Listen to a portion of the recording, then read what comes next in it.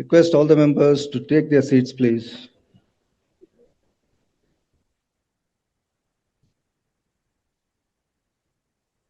Shri Guru Bhyo Namah. Guru Brahma, Guru Vishnu, Guru Devo Maheshwara, Guru Sakshat Parabrahma, Tasmai Shri Guruve Namah. A very warm and respectful welcome to all one present here. I request Chairman, Bangalore Branch, Manjunath Hallu sir, to please welcome all the dignitaries to the dais, as I mentioned. Central Council Member Sanjeev Singhi, Convener GCC, Ajay Chachet, Deputy Convener GCC, Madhukur Hirigange, Program Director GCC, Regional Council Members Pampana, B and Pramod Hegde, and our Chief Guest and Past President C.A.K. Raghu. I request you to kindly welcome them with a floral bouquet and a live plant. Ladies and gentlemen, please join us.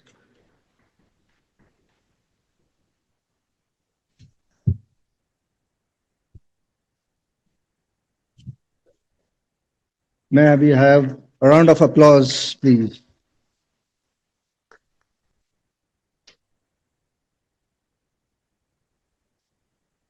Hi everyone. Good afternoon, esteemed member. The applause should not stop.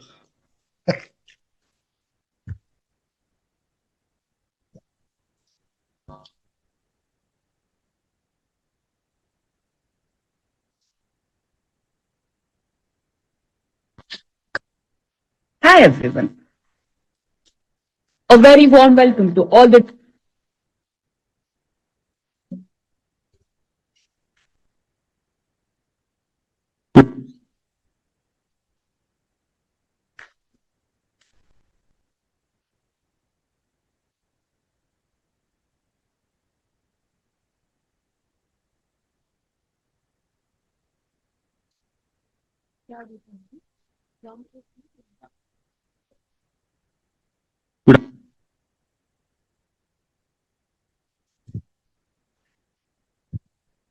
Thank you, Chairman, for that honors. Hello.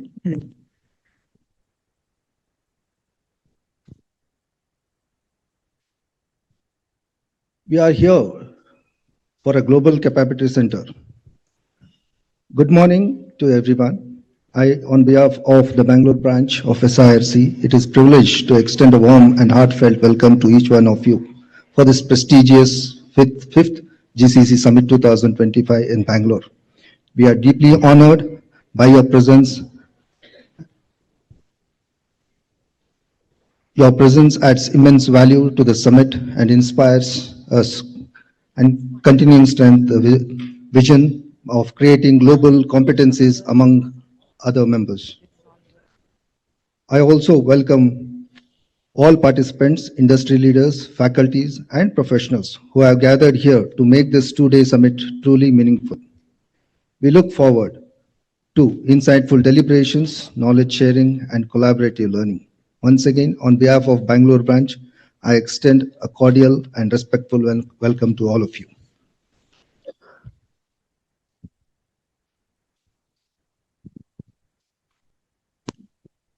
Now the stage is set and our hearts full of anticipation. It's my absolute pleasure in extending a very warm welcome to our chairman, CA Manjunath Hallu sir, and may I request him to deliver the welcome address to the gathering.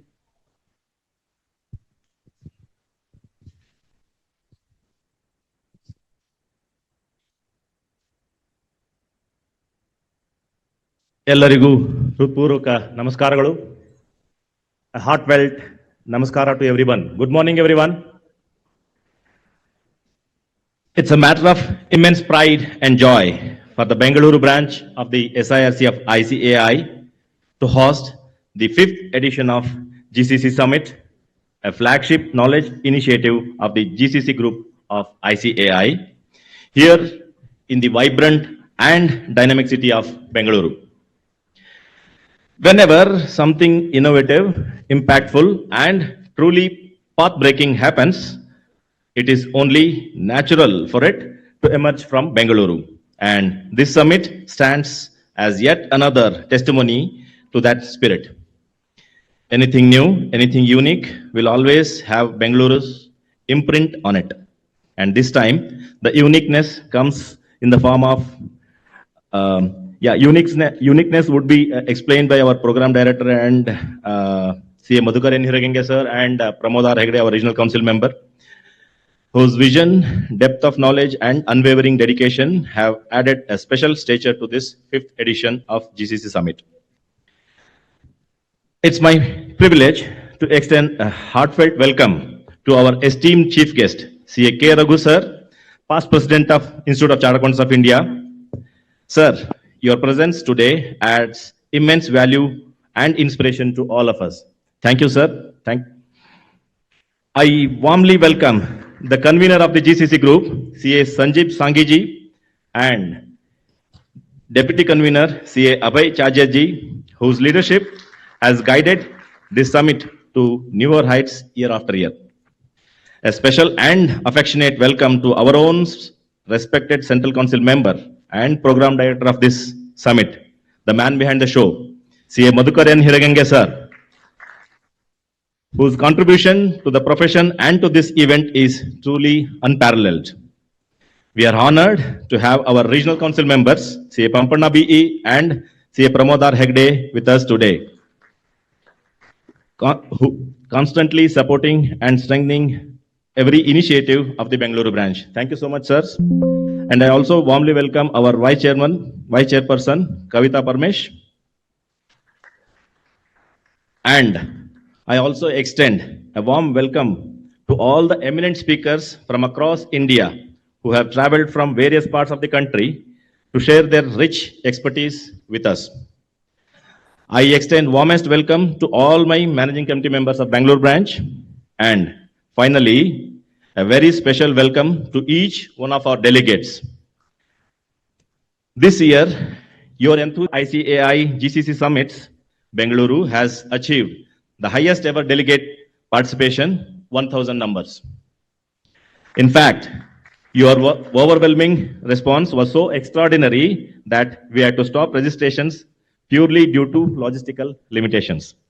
This is a true reflection of your trust, energy, and commitment.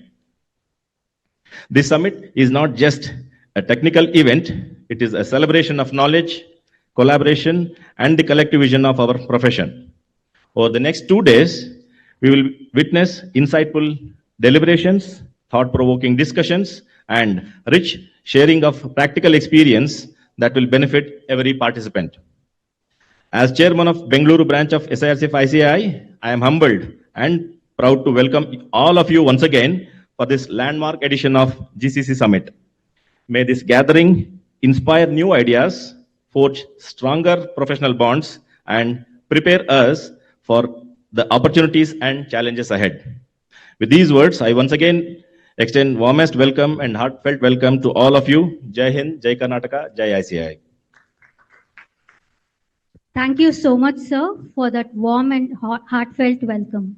We are all motivated by your leadership and are ready to embrace the day's journey.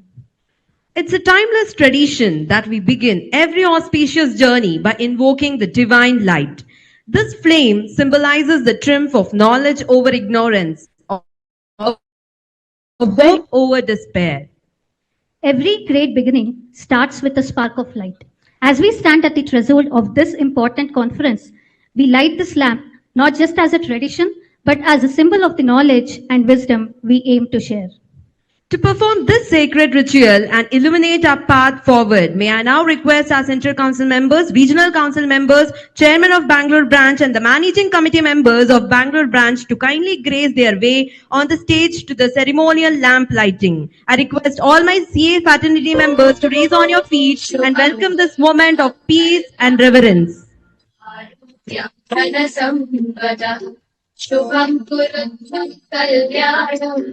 आरोग्यं धनसम्पदः शत्रुबुद्धिविनाशाय दीपज्योतिर्नमोऽस्तु ते दीपज्योतिर्नमोऽस्तु ते दीपज्योतिर्परब्रह्म दीपज्योतिर्जनः दीपज्योतिर्परब्रह्म दीपज्योतिर्जनार्दनः दीपो हरतु मे पापम् सन्ध्यादीपनमोऽस्तु ते ओ दीप ब्रह्मरूपस्तु ज्योतिषां प्रभुरव्ययः ओ दीप ब्रह्मरूपस्तु ज्योतिषां प्रभुरव्ययः योग्यं देहि पुत्रांश पतिं स्वच्छामि मे सदा रवेरस्तं समानभ्यो यावत् सूर्योदयः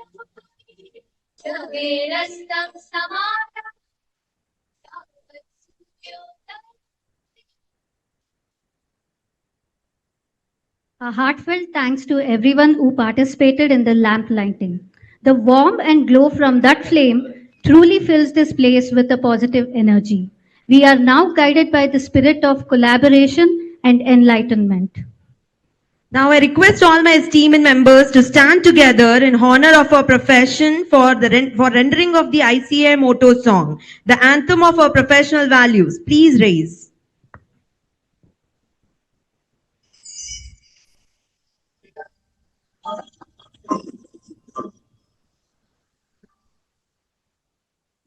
य एष सुप्तेषु जाग्रति य एष सुप्तेषु जाग्रति कामं कामं कामं कामोषो निर्विमाणः निर्विमाणः तदेव शुक्रं तदब्रह्मा तदेवामृतमुच्यते अस्मिन् लोकः अस्मिन् लोकः सर्वे तदूनात्यपि कश्चन एतद्वैता एतद्वैता एतद्वैता एतद्वैता एतद्वैता एतद्वैता.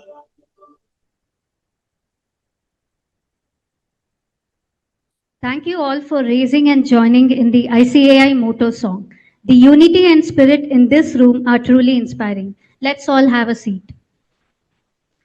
Let's now turn our attention to the agenda. As we embark on this journey through an incredible days ahead, I would like to invite the person who has been an instrumental in shaping this summit, our branch vice chairman, chairperson, CA Kavita Parmesh, to the podium to share the highlights of GCC summit.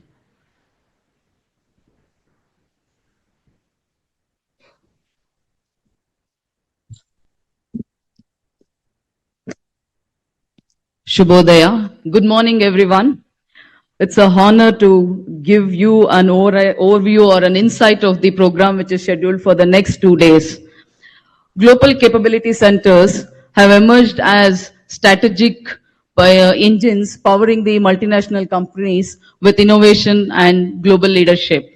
In this rapidly changing environment, CAs are shedding their traditional image of transactional accountants and then taking shape of global leaders with, bringing along with them the exceptional analytical skills and uncompromising ethical values, which is the need of the hour. That's why the theme of this GCC summit, which has been titled by the Institute of Chartered Accountants, is the from ledgers to global leadership, CAs shaping the GCCs. So to bring this theme aptly into this summit which is held in Bangalore, we identified 4 major pillars which shall be the structure for these sessions which have been scheduled in the next 2 days. The 4 pillars which we identified are like this: awareness and understanding of GCCs. Second, the regulatory environment and the institutional collaboration and the GCC ecosystem. Third, people and skills who are with GCC and outside of the GCC promoting GCCs. Fourth one is the knowledge, which is essential for this. So on day one, we start these sessions, technical sessions, focusing on the awareness about the GCCs. So the first two sessions, which are titled as Transition from Cost Centers to Innovation Hubs and the Rise of GCCs, Redefining the Global Business DNA, are focused on awareness pillar. Later, post-lunch, we moved to the institutional collaborations and focusing on gift cities, which are promoting the GCCs, and that is covered under the second pillar, institutional collaboration. And we move on to the third pillar, which is people and skills, where we talk about what GCCs, we explore what GCCs expect from CAs, Chartered Accountants. Since this program is from the Institute of Chartered Accountants, we focus on what is the expectations of GCCs from the Chartered Accountants. The day one ends with the theme and talking about the CA's transformational journeys in GCC leadership. The second day begins with the success stories of the Tier 2 GCCs from Tier 2 cities of Karnataka, which is again a very important and interesting session to know. And then we move on to audit in AI environment. The next sessions, 3 sessions, are around the focused on around the people pillar, which is on crafting global ready talent for GCCs, the GCC people blueprint, and the consulting for GCC demystified. The fourth one, what we are going to address, fourth session in the next day under the people's pillar is GCC the make in India for services? With this, we move on to the success stories. After this, we move on to the success stories of our leadership excellence of women in GCC, where the women leaders in GCC share their experience. While it is showcasing and giving spotlight on women, but I'm sure all of us have a lot to learn. The day 2 and the entire summit ends with the session focused on knowledge structure, knowledge infrastructure, which is not the technical expertise, but the mindset and the attitude which is required to be successful leaders. So with that, we come to the end of the sessions or the summit. So members, each and every session and speakers, moderators have been selected with meticulous evaluation only to bring the best to you and to enable all of you to have a deep insight into the functioning of the GCCs. I'm sure at the end of this summit, you'll all be motivated enough and will be able to confidently step into the global leadership. So just sit back and go through the sessions carefully. Thank you so much for being here. Let's give a round of applause. Thank you so much, ma'am, for walking us through the fantastic lineup for today and tomorrow. Your hard work in shaping this program is evident, and we are all very excited to get started. Now it's time to understand what truly makes GCC program special. To enlighten us on the uniqueness and distinctive vision behind it, may I humbly invite the Regional Council member CA Pramod R. Hegde onto the dais to share his thoughts.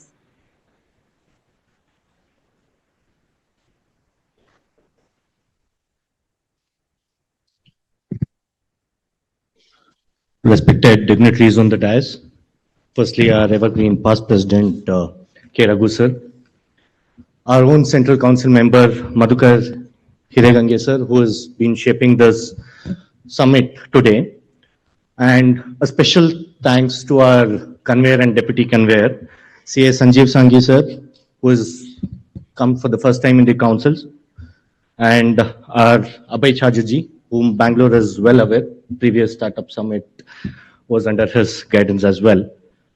My own colleague in the council, CA Pampanna, and of course, the person whose hard work will always reflect as the branch, and the chairman of the branch, Manjunath M. Hallur, and vice chairman Kavita Parmesh, and our secretary, CA Tuppad. They said I had to talk about the uniqueness of this conference. Before that, I just thought I'll just take a backdrop. Exactly a year ago, when I was the chairman of this branch, we had a conference, 2 days conference. And at that point of time, we had this GCC concept in place. That was the light when I decided, no, we have to get this new opportunity to our members. And it was a very short period of time, probably a 2 hours conclave, which we started on the GCC. And immediately when Madhukar sir said that this GCC program first needs to come to Bangalore, I was the first one who said that, yes, because with the selfishness, sir, that had started this light, I wanted to take this summit to the next level. So I immediately said that I'm going to step in and I'll be backbone of this show today. So it's not every day that we get to see 1,000 chartered accountants in under one roof, state government and IFSCA, industry leaders and entire ecosystem under one roof. If this had a market cap, probably Karnataka's GDP would have been raised by 2% today. So, and when it comes an obvious statement, in Bangalore, you don't come to learn GCC, you come to experience and see what GCC looks like and how it is becoming a global force. And also, this is the fifth summit. We had in other cities also. I had members asking me that when is the GCC summit going to happen in Bangalore? Other cities have already done it. And aren't we too late? Yes, of course, other cities discuss GCC, but Bangalore runs GCC. Delhi spoke about policy. Ahmedabad spoke about infrastructure. Hyderabad spoke about the scaling. Pune spoke about the precision recently when we had. But Bangalore speaks transformation. And transformation not in future, in present and continuous is what I would like to convey. And why this edition is pretty unique. As I said, you have seen how the other cities dwelt upon this subject. And as I said, Bangalore looks at the transformation and scaling up. And the Bangalore mindset doesn't talk about the cost centers anymore. We talk about the innovation hub, and that's the Bangalore's way. And when this session was planned, there were 50 unique ideas, brainstorming, people who have contributed to the ideas here. And across the discussion, what we thought was we should be the leaders of the GCC and we should no more talk about the processes. So the entire narratives which you will be probably looking at today is how we scale, how we run. We are talking about leaders. It will be the first CA summit where CA leaders will be taking over, not as a process owners, but as an innovation hub. And most importantly, Tier 2 and Tier 3 Karnataka areas where Mangalore, Hubli, Udupi are producing GCC success stories. And now it's a statewide movement, not Bangalore anymore, it's beyond Bangalore. And the agenda of today is what Kavita just mentioned, mirrors what actually GCCs are looking for, what they hire for, what are the skill set that we have to learn for, be it AI, analytics, cyber, or governance, or leadership. And this being the fifth GCC summit, everyone says that number 5 is unique. You know, we'll call it GCC 5.0, and 5.0 will become a global benchmark. And of course, your tagline, sir, Sanjeev sir, from ledgers to leadership. So I would say from cost to capability, CS are not just adopting GCC, we are advancing them. With this, I would like to thank each one of you and take this fruitful journey for the next 2 days. Thank you, everyone. Let's give him a big round of applause. Every successful initiative carries a spark that makes it stand out. Thank you, sir, for taking us deeper into what sets the GCC program unique from other programs. Dear members, we are honored to have among us an individual whose wisdom and experience have shaped our profession. He is a man of words. With a focus on empowering others, he is dedicated in fostering the growth and development within the chartered accountancy field. In the journey of growth, capability is the real currency. To speak on strengthening the capacity and unlocking the GCC opportunities for the professionals, we are honored to welcome the Visionary Program Director of the Summit and the Central Council member, CA Madhukar N. Hirekange. Let's now hear the introduction of CA Madhukar, sir.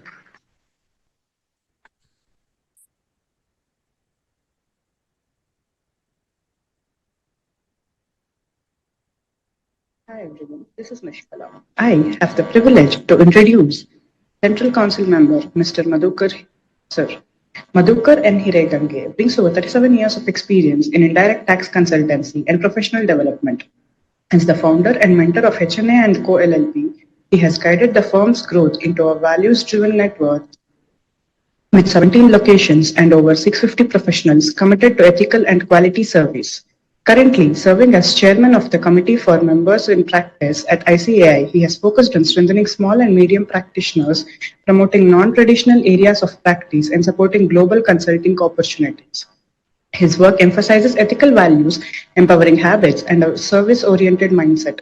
A passionate advocate for a student welfare and professional reform, he is actively involved in initiatives to enhance the experience and his value to the chartered accountancy qualification. His efforts aim to ensure that young professionals are equipped not just with technical skills but with the right attitude and purpose. Madhukar has co-authored 37 books, including 12 on GST, with the goal of simplifying complex laws and enabling ease of compliance. He has mentored over 500 professionals, many of whom now lead with integrity across the profession. He is also the founder of two social impact initiatives, the Empower Education Foundation, supporting over 5,000 economically challenged students, and Hiregange Academy, which promotes employability and ethical practice. Having served on the Central Council of ICAI across 3 terms, 2010 to 13, 16 to 19, and 25 to 28, he continues to contribute to governance reform and capacity building. His journey reflects a lifelong commitment to ethical leadership, professional excellence, and nation building through service. Hi everyone, this is Nishka. Thank you for a brief This is introduction. Nishkala. I have the privilege to introduce. Thank you for a brief introduction. I have May I the now privilege to introduce. hear to our Central Council member CA Madhukar N. Hiregange. Let's give him a big round of applause.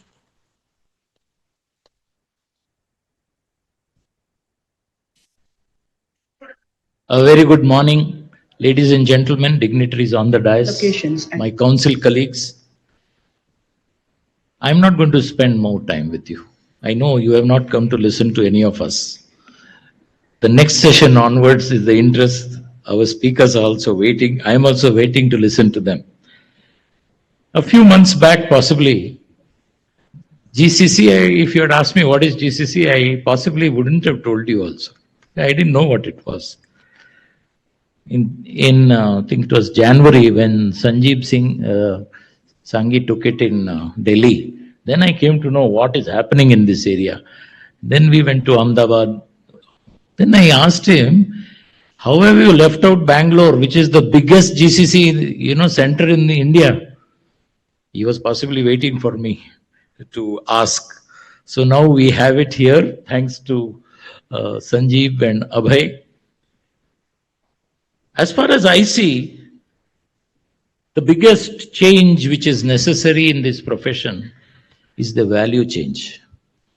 The days of the intermediary are over. The days of chalta hai are over. If you would have observed today's session also, it started 10. 10 means not 10-1. So a big round of applause for the Bangalore team which has done all this and made it possible. They call me program director, but I told them on day one, I am not going to do anything. So you tell me, do you want me to sit or should you want me to go? So they asked me to sit around till some sort of a skeleton was made, and then they have done everything. Even today morning I came, I was thinking, where did I come? I could have come with Chetan at 9:45. Values first. Credibility next. We have to have credibility. All these were there in our CA exams. Many of us think it is only there, but it is not there. You look at all these great guys who are going to come today. Chetan, for example, I know he had a small office in RV Road, if I'm not mistaken. And Gurunath and Chetan, something it was, Guru and Chetan. No? So I knew him as a nice guy, but we never thought he'll come up to this level. Not lost a bit. His humility is astounding. 2,500 people across India. That is his shared service and going to be GCC or already GCC. I'm not really sure. He will tell you. Also, what I have realized in this short growth of our firm is performance beats everything. You don't have to be nice to anybody. You don't have to go and touch the client's feet. You don't have to go and hobnob with any minister. Your success is assured as long as you are providing excellent service. You serve, the world serves you. You serve your employees, they serve you. You serve your clients, they serve you. You don't have to run after clients, they'll run for you. You serve the accountants in the client's office, they become your brand ambassadors. You serve the profession, the profession serves you. You serve the country serves you. We got GST audit without talking to a single politician. Not even one politician I talked to, we got it on a platter. Of course, we spoilt it by tapa maring or whatever you say. The next very important aspect which I think is important is attitude. So many of us think attitude is there, yeah, it's good. No, attitude is also a defining factor. Today, 40% of your success depends on your values and attitudes. Good habits, fantastic habits. Habits can give you the energy to take you through the day, through the night also. You have one small energizing routine in the evening, you are ready for another 4 hours of fantastic work. Everywhere we need to skill ourselves. Today, I am really happy with the type of registration. Because we have not done some, putting up hoardings and newspaper ads and this, that. All of you are here. Why have you come? You have come because you have realized that upskilling is necessary. You have come to know that there is something different happening in this world. We need not sit back and enjoy our Indian per capita income. Bangalore is already around, I think, 9 lakhs or 8.5 lakhs. 8.5 lakhs is the per capita income of Bangalore. I'm sure next year it will be 12. And as far as chartered accountants are concerned, our per capita should be 25, nothing less than 25. That's what you will get in the GCC once you prove yourself. But we need to upskill. Digital, finance, ESG, which is the future, forensics, leadership ensures relevance of ours throughout. Not only in GCCs, we are now becoming advisors to the world. ICAI has taken up several facilitation programs. I'm sure I don't want to take it away from Abhay, who has pioneered so many. I'm only telling him, allow us to, continue your programs. Let's multiply your programs. That's what I'm asking him. And this particular summit is going to be a catalyst for all of you in your careers, in your practice. All the best. Thank you very much. Let's give him a big round of applause. Thank you, sir, for sharing your vision with such clarity and depth. As APJ Abdul Kalam beautifully said, dreams transform into thoughts and thoughts result in action. Your words this morning have certainly sparked new thoughts and new actions within us. A small announcement. Blue Hyundai car number KA05ND6446. I request you to, change the parking. It's creating a problem for the other vehicles to come in. Thank you. Dear members, we have a distinguished professional who has been actively contributing to ICI's global vision and strengthening the voice of Indian chartered accountants on the international platform. He has played a vital role in supporting the strategic initiatives of ICAI's WTO Directorate, which works to enhance the Indian participation in the global trade reforms, strengthening the role of professionals in cross-border services and creating new avenues to CA in the international marketplace. And contributing significantly to these efforts is a dynamic leader, dedicated volunteer, and a pillar of support within the GCC committee, CA Abhay Chajad, the deputy convener of the GCC committee. Let's hear to the introduction of CA Abhay Chajad. Good afternoon, esteemed members and delegates. I'm Tarini, and it is my privilege to introduce the moderator for this session, CA Abhay Chajait sir. CA Abhay sir is a fellow chartered accountant and the managing partner of the Audit and Assurance Division at SL Chajait & Co. LLP, a role he has held with distinction for over 2 decades. His professional expertise spans audit, assurance, financial advisory, and governance, backed by international exposure through professional experience with a New York-based firm. Beyond practice, CA Abhay sir plays an influential role at the institutional level. He currently serves as a Central Council member of Institute of Chartered Accountants of India, contributing to key committees on commercial laws, accounting standards, economic advisory, and sustainability. He also brings strong governance insight as an independent director and audit committee chair for a Government of Madhya Pradesh undertaking, while remaining deeply committed to the mentoring young professionals and nurturing the CA ecosystem. With his depth of experience, global perspective, and balanced leadership approach, CA Abhay Chajait sir is exceptionally well placed to steer today's discussion. Please join me in welcoming CA Abhay Chajait sir, moderator for this session.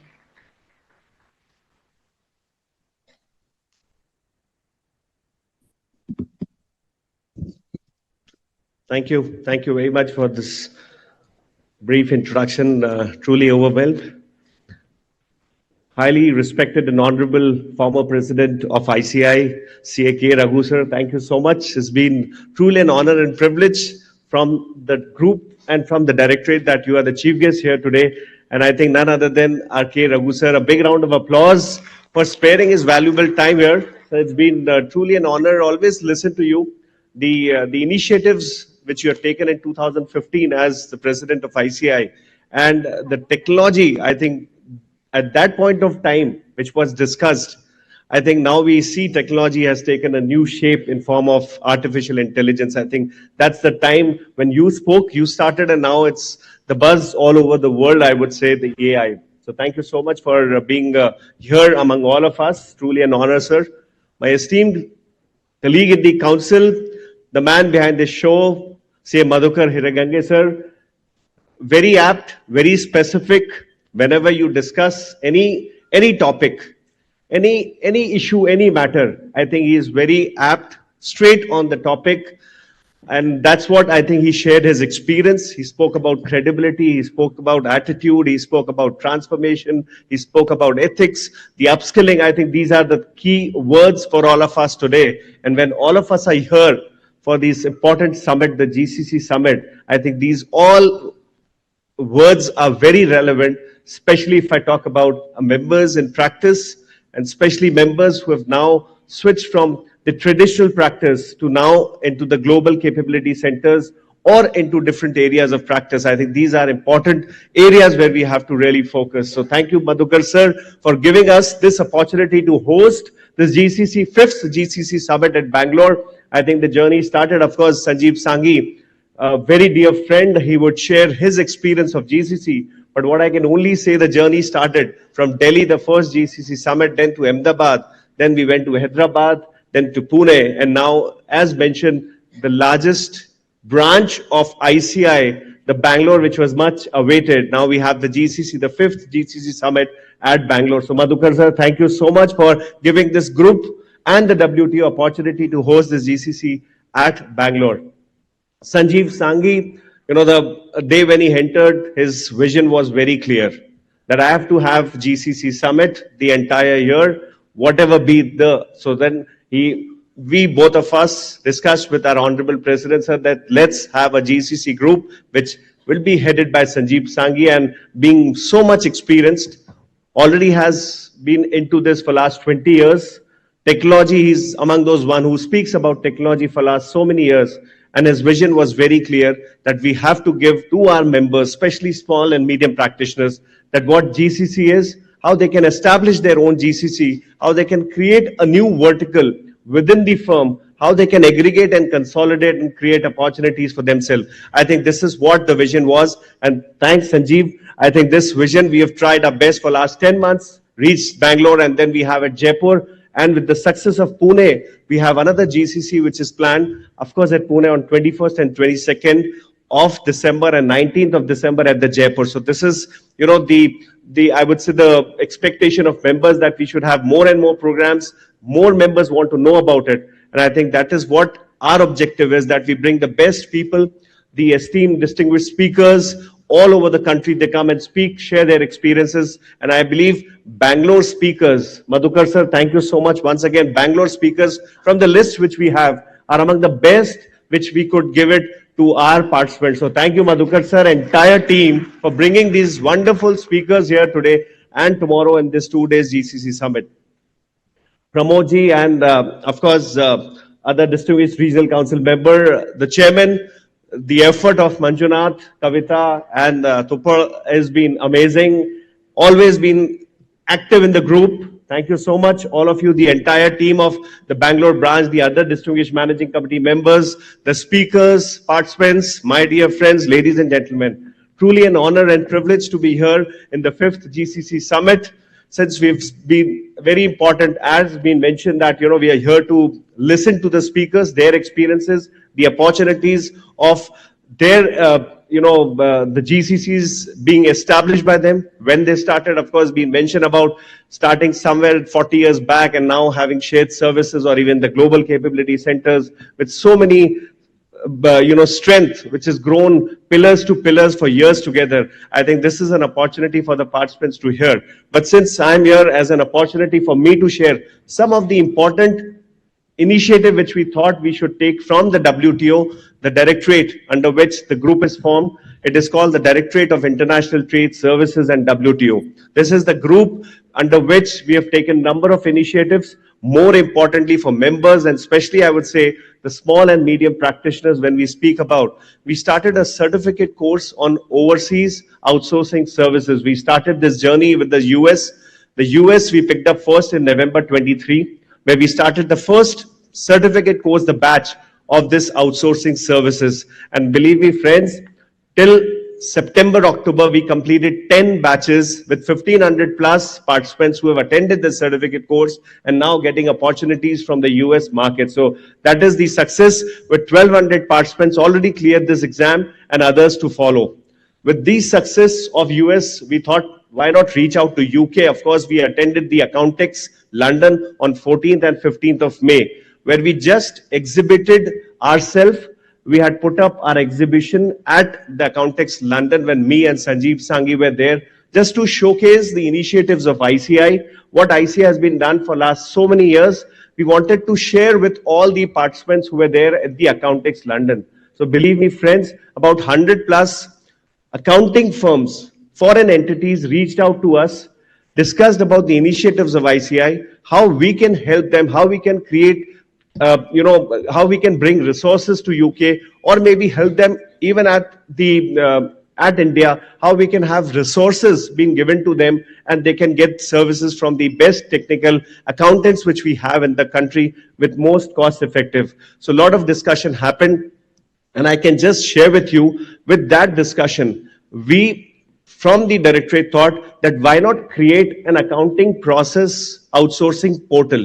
So that was that vision which gave us that we should start our own portal where we can have the Indian firms registered with this portal, and even foreign entities can come to this portal, and we can give a platform to Indian firms to create opportunities among themselves.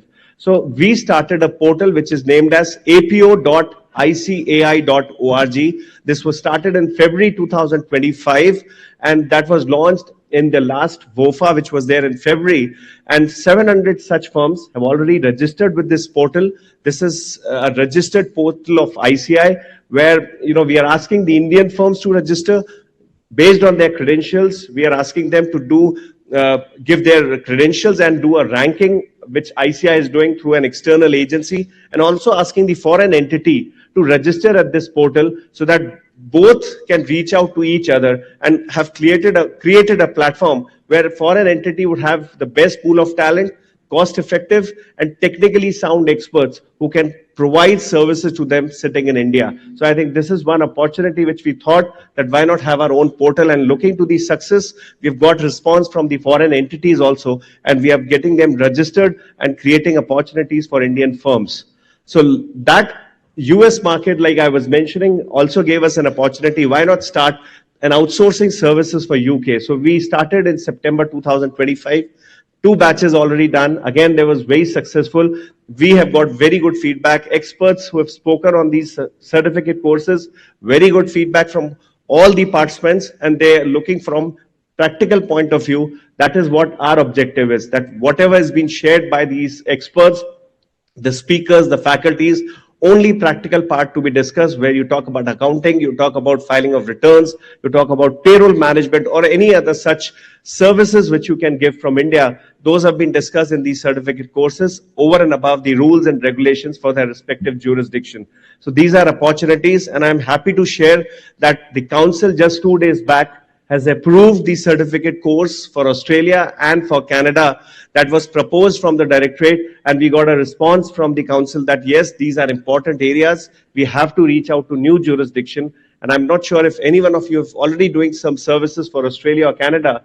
Now we are also launching a very soon first batch of Australia and Canada in the month of January for this certificate course for members to know what are the opportunities available in the jurisdiction, reach out to entities in jurisdiction, create your profile better than the existing one, create your credentials, and also to share with you the networking guidelines, which has also been passed. The overseas networking guidelines, the international networking guidelines also has been approved by the council. So big round of applause for Madhukar sir and Sanjeev sir for this networking guidelines, which was much awaited, especially I would say at firms at large, and also for small and medium practitioners. So definitely this would be a big boost for SMPs, that they can now get into network, get into domestic network, create their own global network, get associated with global networks and become a member of such network. All these guidelines will very soon be hosted on the website of ICI. And of course, over and above, the ethical standard boards also has changed the advertising guidelines, which is also now will be released very soon. You will be open up lot of things now you can put it on our website. Lot of changes which is now happening at the ethical standard board. So I think the advertising guidelines also would help us to reach out to these foreign entities, create your own very good website, and can showcase that you're already doing outsourcing work, you already have a GCC, and now you can reach out to global network, create opportunities, create new vertical within the firm, over and above getting consolidated, getting aggregated with smaller and medium practitioners. So that is the opportunity. And some of the important other initiatives, of course, the publications which we have been releasing. Recently also there was a publication on outsourcing technology and others which were released 2 days back. There were some of the practical aspects. We thought, why not use our Center of Excellence, Hyderabad and Jaipur? So we have had hands-on training. We do regular residential refresher courses. And we have also taken a very a good number of delegates to the IFSCA, which is Bangalore. I'm sure there is a session also on the IFSCA this in 2 days summit. We had taken 63 delegates and we took a complete walkthrough at Ahmedabad GIFT IFSC. That also was an opportunity for members to know how they can have the best available taxation benefits, how can have their own GCC. At the GIFT IFSC, they did a complete walkthrough at certain of the locations at the GCC and got the advantage, also got the understanding of what are the opportunities which are available. So these are some of the important initiatives which we have taken. And of course, I can only say the time is for upskilling. We have to upskill each day. Number of certificate courses, as Madhukar sir was mentioning, that there are number of initiatives which already been taken. Please think from the conventional practice to these certificate courses where you can value add to certain of your clients, the existing setup which you already have. Please upskill yourself, create your own expertise by doing certain specific certificate courses, which will be an opportunity going forward. Time is for specialization. Time is not for doing everything by one person under the umbrella. So this is not the time. I can only say that you have to upskill. You have to be an expert in one specific subject, give those services to best of your competence and ability to the client. And of course, over and above, everything is the ethics which we'll have to always follow in our professional or any opportunity or any career opportunities which we get. So once again, thank you very much, Bangalore branch, everybody, Madhukar sir and entire team of Bangalore branch who've taken this opportunity to host this GCC summit. Very important. I'm sure we'll have a lot of interaction. The expert would come and speak about the importance of GCC and how we can create our own GCC and learn how we can create our own opportunities. This is what we'll have 2 days of learning. Once again, I compliment and congratulate the entire team, and I wish this 2 days of summit would be a grand success, and we'll have a lot of takeaways from this 2 days. Thank you very much. Let's give him a big round, resounding applause. Yeah.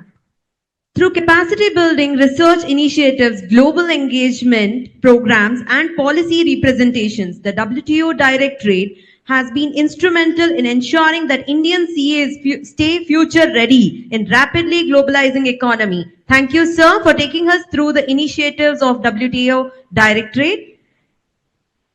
Moving on further, dear members, the person we are about to invite is a visionary leader who has played a pivotal role in shaping ICAI's engagement with global capability centers. Under his guidance, the committee has made remarkable strides in capacity building, industry alignment, policy, and professional development, ensuring that CAs are future ready for high value roles in the GCC landscape.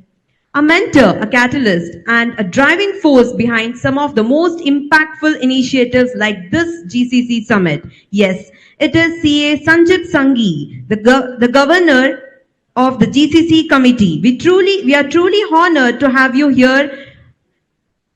And let's hear to the introduction of CA Sanjib Sanghi. Hi everyone, this is Nishkala. I have the privilege to introduce convener of GCC, Mr. Sanjeev Sanghi. Sanjeev Sanghi is a seasoned chartered accountant with over 27 years of professional experience in practice, digital transformation and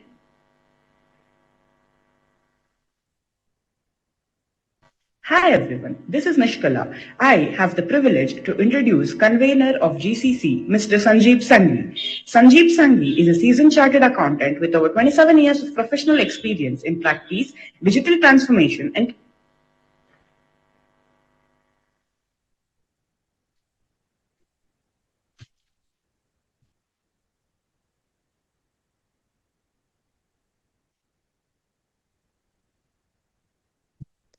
A very warm good morning to all of you. A very respectful past president of ICI, CA Raghu, which I've been trying for last couple of summits, finally got hold of. I never thought that you'd be more closer to Bangalore because we tried to catch him up in Hyderabad. We are not able to do that because of his busy schedule. Thank you so much, sir, for being with us. Madhukar sir always says that I have not done anything. But everyone knows you are the backbone behind this entire thing. See, that is called true leadership. When you are there, but you are not there. And I think Madhukar sir deserves a big round of applause because let me tell you the inside story behind it. We were having this meeting of the group, and he is one of the member of the group. We decided on 4 places, and Bangalore was not in that. And then he called and said, why not Bangalore? I want to do it in Bangalore because we got a grant only for 4 summits. And let me tell you, this summit has got of speciality compared to other 4 summits, though all the summits are very close and dear to me. But he had made it something very differently, already discussed by many others.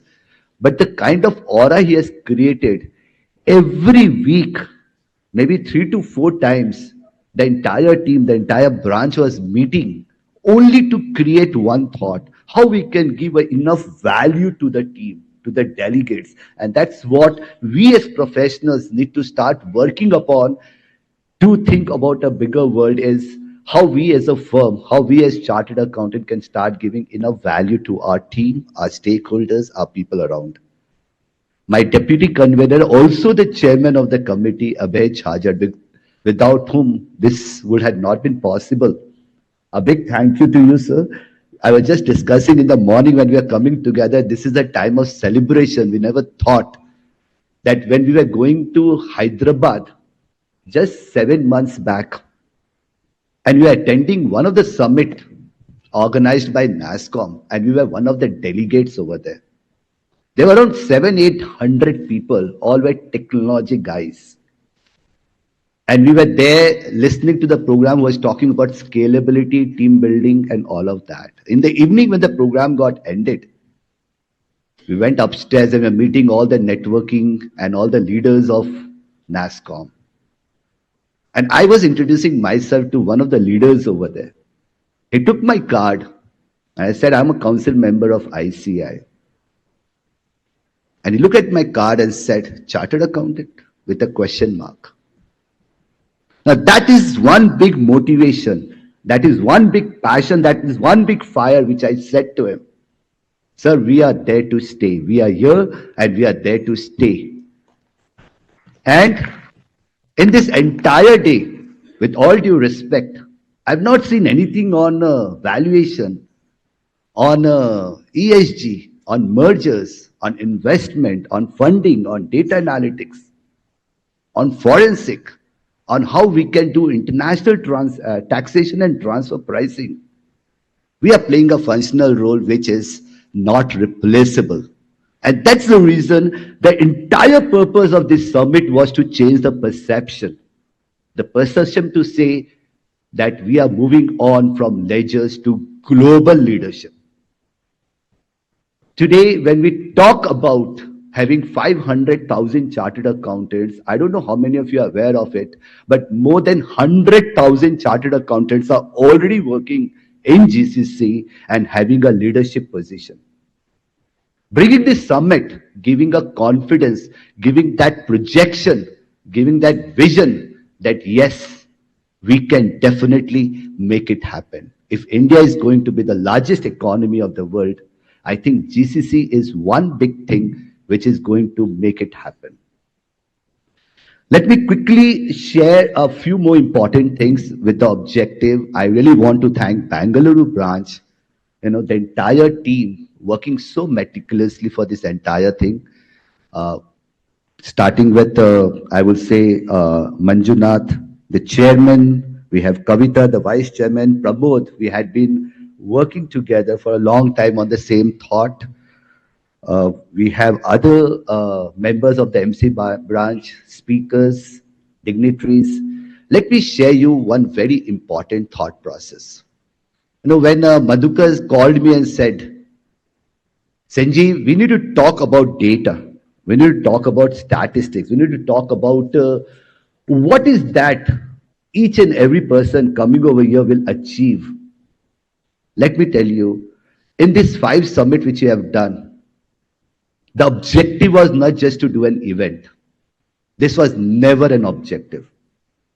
The objective was how we can work together, how we can collaborate together, network together, and create a noise. I'm using this word noise, a louder voice to the country and the world at large, that Institute of Chartered Accountants is going progressive, is fast forward, and the Chartered Accountants of this very, very premium institute is working together hand in hand in nation building. And today we have many state governments coming back to us. Now we are in line to talk with Bhubaneswar, Odisha. We are in talk with Miti. We have 17 ecosystem partners who have already joined hand with us. Talk about Ministry of External Affairs, talk about IFCA, Ministry of Engineering, IM Sambalpur. You have this big, so all these 16 organizations came forward, government organizations, that we are so excited that Institute is working with us. And now we are working with them in framing policies. We have just drafted a very important policy for West Bengal. And we have already submitted to the Secretary of West Bengal to say, if you want to have a GCC, you can involve us, you can involve our members, and you can get this entire structuring done. So this is a real support service where we can go back, all of us can go back to the government, to the ministers, and talk to them that we can help you structure, set up, and frame policies. When we talk about how we as chartered accountant can be taking some advantage of these summits, Let me give you a very short, simple answer to this. Coming over here is that first step. 1,000 people getting registered, the highest number ever we got in any summit. It's the first step that you have come out of that comfort zone. Come out of that mindset to say traditional practice. Even if I've seen so many chartered accountants who are working in industry, when they want to come back into practice, they talk about these 4 or 5 services. Well, I'm good in GST, I'm good in audit, income tax, and they think that practice is all about these 5 different services, which is not true. Today, we are talking about becoming an entrepreneur. Today, we are talking about how we can work together and collaborate. So this is that first step which you are going to see. You are going to meet all the industry leaders. If you see this speaker list which has been given to all of you, you can network with them, you can work together, and they're happy to come back, because if they are coming over here, they are here to serve the profession. They are here to make ICI and the members grow. To give that thought process that yes, we can get into data analytics, we can get into triple entry system of accounting, we can get into forensic audit, we can get into hundreds of services and can specialize on that. It's not about scaling only. When we talk about GCC, we say it's about 2,000 people, 5,000 people, 10,000 people. That is not true. We are talking about nano GCC. And when we talk about nano GCC, we are talking about one single chartered accountant who is working on patent, one talking only on the intellectual property, one is only into how we can do cross-border transaction. And if all of them combine together, get together, integrate, they are a nano GCC, and they go back to the world and say, we have a one-stop solution on these 20 different services, which is non-conventional, and we have specialists into this arena. That is the objective, and this is that spark, that little idea which you get is going to change the entire thought process.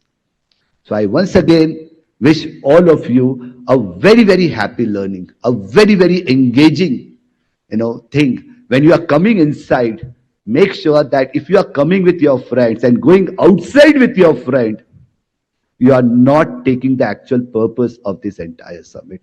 If you are coming with 20 new people and going out with 100 new people, and then having a coffee with another 50 people, and then having a dinner and networking with every person around here, and trying to take that one special thing which they are doing, that is what GCC is all about. That is how we are creating capabilities, we are creating capacities, we are giving vision, and we all want your support going forward, because we may not be doing these summits more and more. But what we are going to do is that we are going to identify each and every professionals amongst you and try to make them a part of the ecosystem. Let me tell you the next year goal what we are going to have, which Madhukar sir will be loving to hear it. Always he wanted me to say, Sanjeev, why we are only focusing on events? And I said to him, I said, you have a great idea. Next year, summits will be reduced. What will be increased? We are going to identify 100 GCCs from each and every cities and state, and we are going to work with them. And we are going to take you not into these conferences, but into their setup. We are going to showcase to you that what they are doing, how these things are getting automated, how robotic process automation is working, how you can really create a secured environment. We are going to take this thing to a level where we are going to have only 50 delegates going to an organization and seeing that. Next 50 is going into this. So we are really working on an actual plan of scaling up and scaling up. Looking forward for more interactions. Thank you once again to all of you who has come in large numbers, and we look forward for your support and blessings. Thank you. Thank you so much, sir, for that clear, structured, and visionary explanation. Your leadership has truly shaped the foundation of this GCC, and your guidance continues to inspire us. We now move on. We have the privilege of hearing from a leader who has represented ICAI nationally and globally, strengthening the reputation of our profession at every step.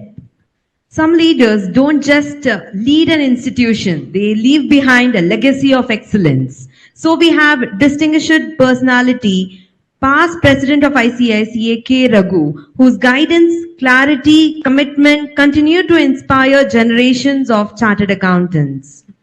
Can we hear to the introduction of A very warm welcome to all the dignitaries and esteemed guests present here. I'm Savitri Sridhar Hegde, and it's a privilege to welcome you all here today.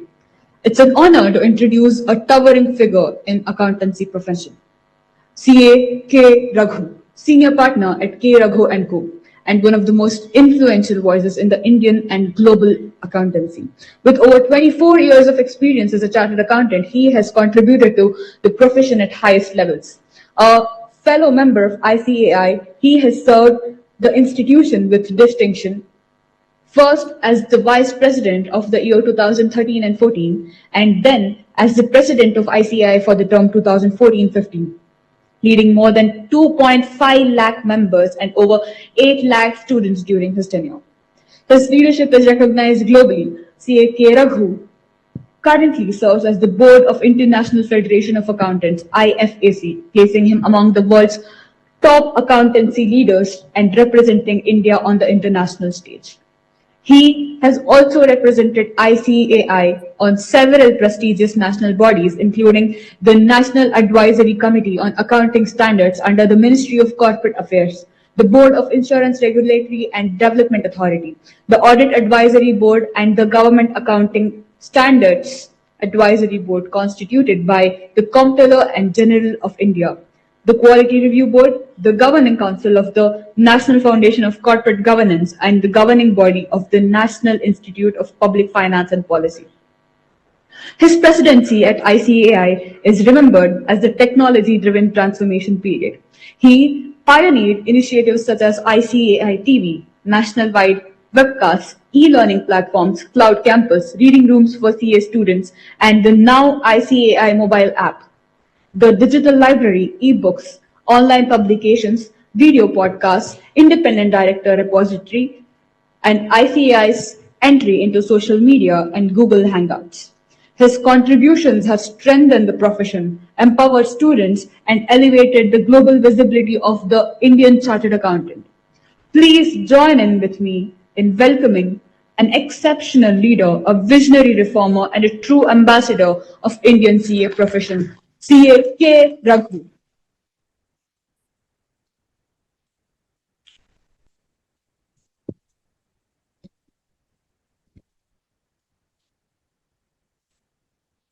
Good morning, friends. It gives me immense pleasure and delight to be amongst you this morning on the occasion of the 5th GCC Summit being organized by the Institute of Chartered Accountants of India. My compliments to Madhukar Hiragange, our council member from Bangalore, for having taken the initiative to organize this event, because as you all know, Bangalore is the happening city. We have two good friends coming from Kolkata, Mr. Sanjeev Sanghi, who is a convener, Abhay Chajjit, the deputy convener, both of them leaders from the respective regions.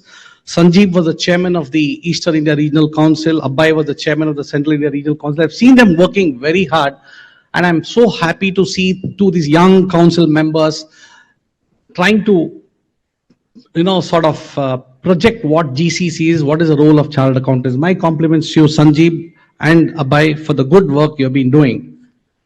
Considering the fact that Bangalore has been in the forefront, all of you are aware that 1990, when we saw the liberalization coming to India and the way the Bangalore city grew, the IT sector grew, then we had the boom in the startups, and today we have the maximum number of GCCs in the city of Bangalore. I think we should be proud that a city like Bangalore is housing many, GCCs. To name some of them, the top 10 GCCs are housed in Bangalore: Microsoft, Amazon, JP Morgan, Goldman Sachs, IBM, Intel, SAP, Cisco. I think there's so many. Friends, before I just talk about what is our role, what we could do, I think we need to understand what are the key developments taking place in the profession. Very rightly, as Madhukar said, we all have to transform. Today, what is happening is we are witnessing a digital transformation taking place around us that has impacted the accounting profession. And all of us have been a part of this transformation that has taken place. A lot of routine accounting tasks are getting automated thanks to robotic process automation. We have seen many tasks which we were doing manually is now completely computerized. Thanks to COVID, remote working flexibility has become very, very common, and these are all required for you to operate in a GCC environment. Real-time reporting, no longer corporates are interested in your quarterly reports, your year-end reports, they want an online real-time reporting. So we have seen how our profession has geared up to the requirements of the current industry. Cloud-based collaborations, today most of the softwares are all cloud-based. Our staff are all comfortable working on a cloud-based scenario, and a lot of tools, cloud-based tools are available. And new digital payment mechanism, the ease in which you are able to make payments using your mobile phones, wherein the accounting happens back-end instantaneously. Then we're also seeing a concept known as online real-time audit, where an audit happens not once a year, it happens 24/7. And today we have so many audit tools available that help you to perform this online real-time audit. Virtual CFO services are gaining ground, and today chartered accountants are no longer servicing clients sitting here at Bangalore. They are offering services to clients around the world. So this is the scenario in which we are operating today. Very rightly, I can say that our profession is doing extremely well in facing all the challenges. I would also like to compliment the chairman of the Bangalore branch, Mr. Manjunath, for the good work they're doing, the entire team. Pampanna, Pramod Hegde, the regional council members, Kavita, and Tuppad, the vice chairman, secretary of the Bangalore branch. I've served as the chairman of the Bangalore branch maybe 35 years back, and I know how difficult it is to organize events. But today we find more than 1,000 chartered accountants attending a program like this. I'm sure all of you would be immensely benefited by the deliberations that would take place. Friends, all the speakers before me have talked about what GCC is, how GCC is gaining ground around the world, around the country, and then specifically in Karnataka, that's in Bangalore. And today, the GCCs not only have specialization in finance, analytics, risk, compliance, tax, digital finance, and shared services, but we find specialized GCCs also evolving. So the entire GCC is evolving in our country. And today we find that Karnataka is a preferred destination. That is because of the fact that more than 50% of the GCCs are located in Karnataka. We have plenty of tech talent, finance talent, and all of us have seen the kind of salaries what the tech professionals are earning today. I think this is what would happen to the accounting profession also. Chartered accountants who are working in the GCC ecosystem will have the opportunity to get very attractive salaries, great careers for them to shape up. And the state also has been supporting the creation of these innovation hubs. So I think everything is good for Karnataka, good for Bangalore, and good for the practicing professionals here in Bangalore, and also the chartered accountants who want to get into industry. Friends, what is important for us to keep in mind is that what is it we need to do? I think the first thing which I feel is that we need to build digital capabilities. It's absolutely essential for us to embrace technology.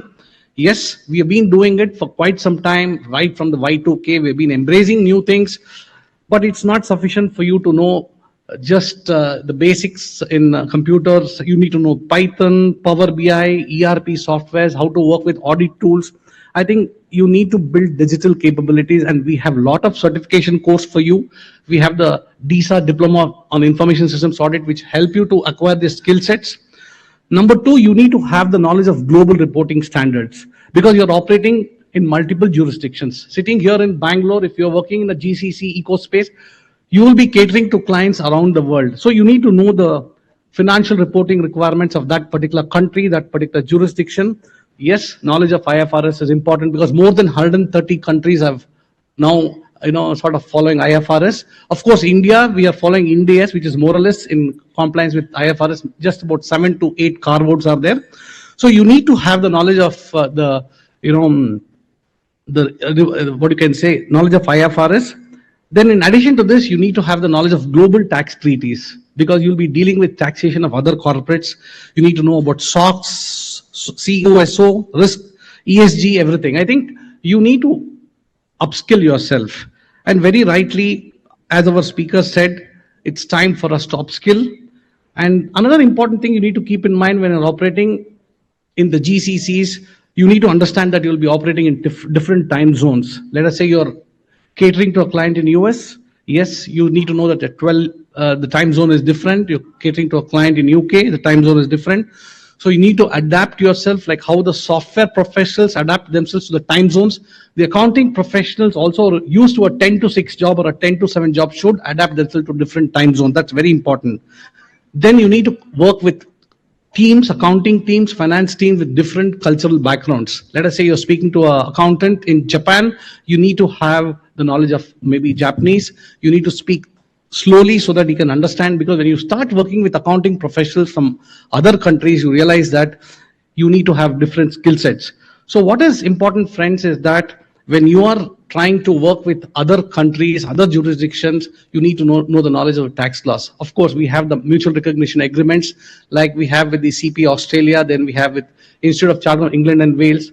Then we also have arrangements with Ireland. All these degrees, all the professional qualifications will help you to handle real-time scenarios on tax matters with your clients when you're dealing with other clients from other countries. Continuous learning, plenty of certification courses are available. I would urge and request all of you, whether it could be forensic, IFRS, cyber security. I think there's absolutely no way we can get away from continuous learning. You need to empower yourself, you need to upskill yourself, and that is the best way to go about. Finally, friends, what is important is that we need to understand that as chartered accountants, we need to move forward, try to take the lead, be true business partners, try to help corporates in decision making. And that is when we can see a bigger opportunity for all of us, because no longer CAs are good at number crunching. We're also good at analytics. We're good at blockchain. We're good at artificial intelligence. 5 years back, not many of us knew what AI was. Today, each one of us use AI extensively. Thanks to ChatGPT, Gemini, we're able to design and use it so effectively in our day-to-day life. So similarly, analytics also would play a very big role, and CAs are the ideal people to do, specialize in analytics. Blockchain would come, banking industry would be impacted in a big way. So a lot of new things are happening, and I think it's a very big opportunity for each one of us. I compliment all of you for having taken the lead to attend this program, because both for the practicing chartered accountants are present here, I see a lot of opportunities. You could get associated with the GCCs coming up in Bangalore. For the chartered accountants, young CAs who are looking at career options, yes, you are looking at IT industry, you're looking at startups. Now you can look at the role for you in the GCC, because as I told you, the pay packages in the GCC would be definitely much higher. Challenges also would be much higher, and you'll be able to work in a global environment. That is, since now we're working in a borderless world, you'll be able to offer your services to people around the world.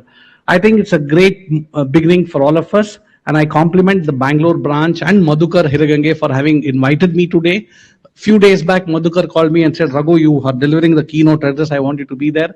Madhukar, I've worked with him for one term in the council, the no-nonsense council member, I could say. Always very, very, has a different viewpoints. Even in the council, we have seen him having something new ways in doing things. I wish to compliment him and all the managing committee members for having organized this event. Thanks to Abhay and Sanjeev for having joined us, and welcome to Bangalore once again.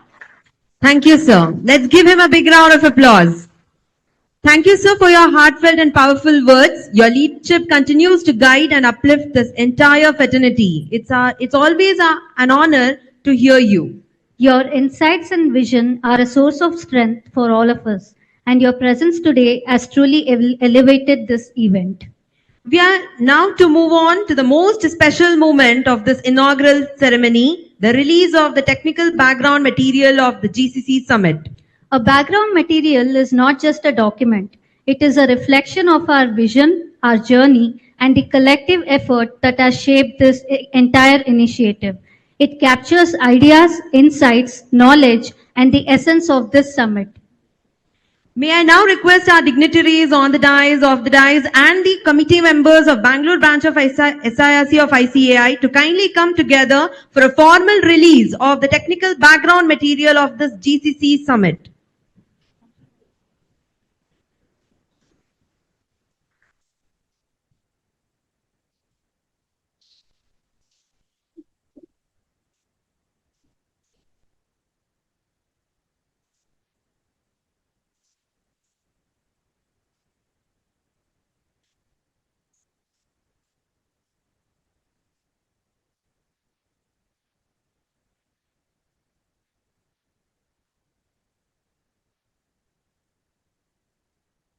We request everyone to scan the code displayed.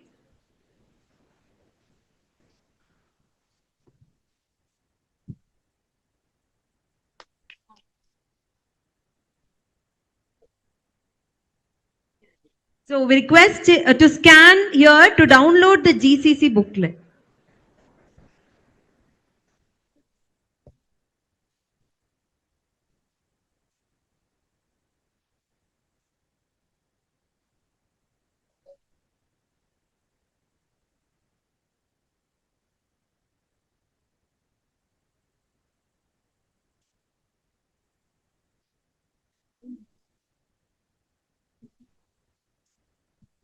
Thank you, dignitaries. Every beautiful beginning deserves a graceful closure, and in every program, the vote of thanks is that moment where words of gratitude tie together the entire ceremony. True indeed. To deliver the vote of thanks and acknowledge all those who made this inaugural session a memorable one, may I now request our branch secretary, CA Tuppat Virupakshappa, to kindly come forward and propose the vote of thanks.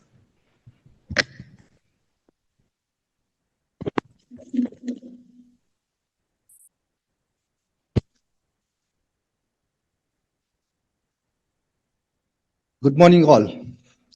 With immense gratitude, I, the Secretary, Bangalore branch of ICAI, have honor in proposing this vote of thanks on the special occasion of marking the successful inauguration of this GCC Summit 2025. First and foremost, I express my heartfelt appreciation to the chief guest, esteemed dignitaries and leaders of our institute for gracing the summit with their presence and inspiring thoughts. A special thanks to the past President K. Raghu sir for his insightful address.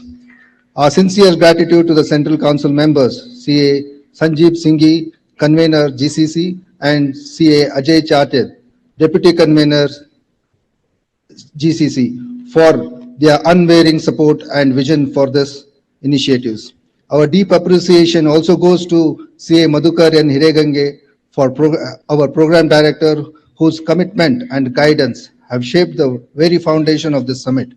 We also thank our regional council members, CA Pampanna B and CA Pramod Hegade, for their presence and constant encouragement. I extend my warm welcome to warm thanks to CA M. Manjunath Hallur, Chairman, CA Bangalore Branch, CA Kavita Parmesh, Vice Chairman, for steering this inaugural proceedings with grace and energy. My thanks goes to all the past chairmen of the Bangalore branch, past chairman of regional council from Karnataka. Our gratitude to all the members of the managing committee, volunteers, staff, and every individual who worked behind the scenes to make the inaugural sessions seamless and memorable. And finally, a heartfelt thanks to all the participants, industry leaders, speakers, and delegates who have joined us today. Your involvement strengthens our collective mission of CA shaping global capability centers. With the inauguration now successfully concluded, it gives me great pleasure to announce that we will now begin with our technical sessions. We encourage all participants to make the most of the enriching knowledge and interactions awaiting you. Thank you once again. We look forward to an inspiring and insightful day ahead. Jai Karnandambe, Jai Bharat Mata, Jai ICI. Vande Mataram. Thank you very much, sir, for delivering the vote of thanks with such a warmth and clarity. We appreciate your thoughts, thoughtful words, and your graceful acknowledgement of everyone who contributed to this event. Now, we would like to gather back by 11:30 after a small tea break by having the first session.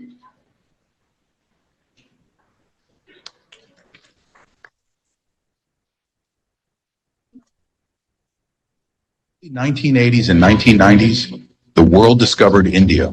Multinational companies from the United States and Europe began outsourcing information technology and back office work here. Call centers, help desks, data processing. India became the natural choice. Why? Low cost, skilled English-speaking talent, and the magic of time zone advantage. By the late 1990s and 2000s, outsourcing wasn't enough. Companies wanted more control, Request all the better dignitaries, protection of intellectual all the property, committee and less members to join for a group photo. Just like China has emerged as the factory to the world, India is now emerging as the office to the world.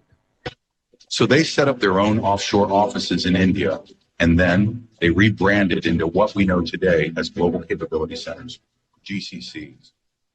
Global capability centers are actually deeper functions. No longer just about saving costs.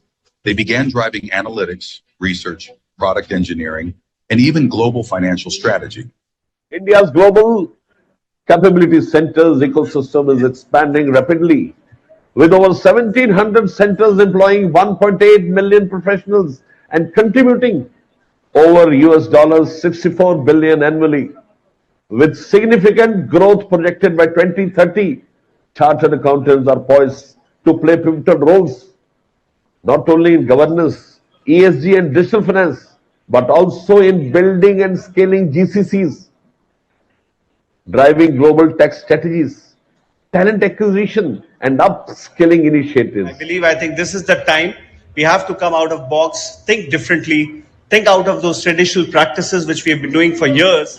By the 2010s, India had become the GCC capital of the world.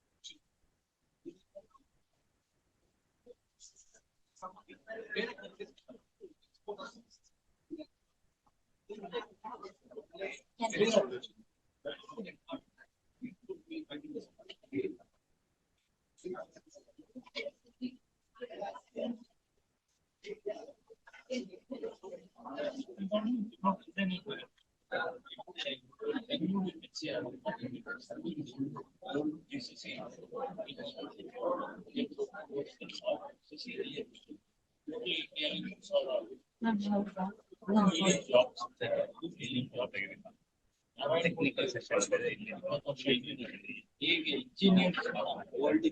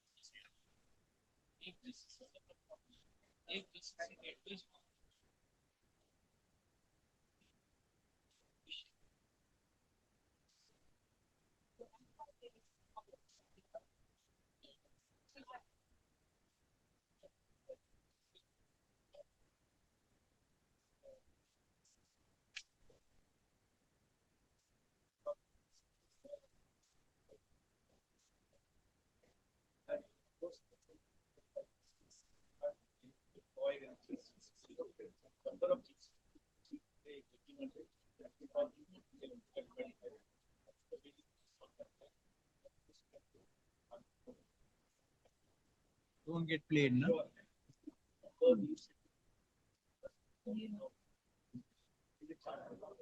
PPT इसमें होगा। चेतन sir वाली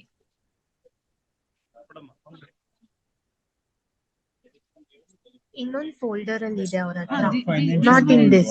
No, this is a folder one, PPT is not. I have renamed as their names and given it to him. He will come and play. Okay. He has. Just ask him.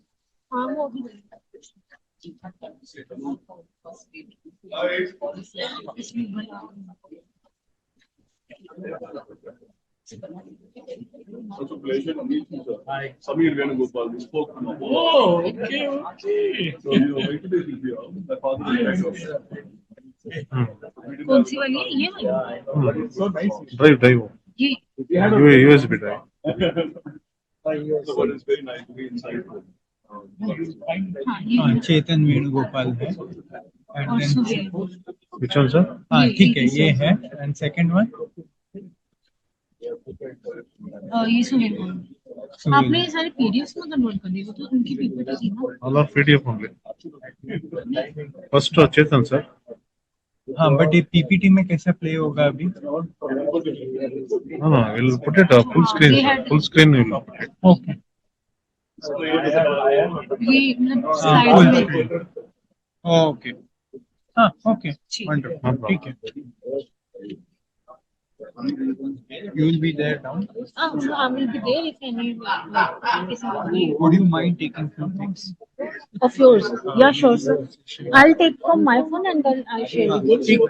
Okay. So I have your number, like Tarun. I'll share on this number. This would be your number. 990046. हाँ. Okay. So I'll share on this. Okay. Will also get people like him who can be speakers. We just mentioned he can be a speaker. Sometimes I can moderate his meetings.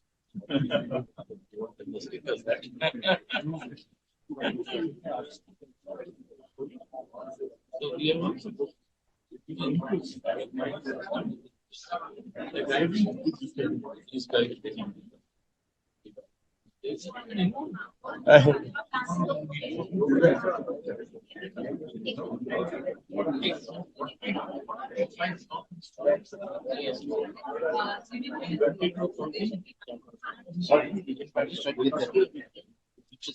these guys.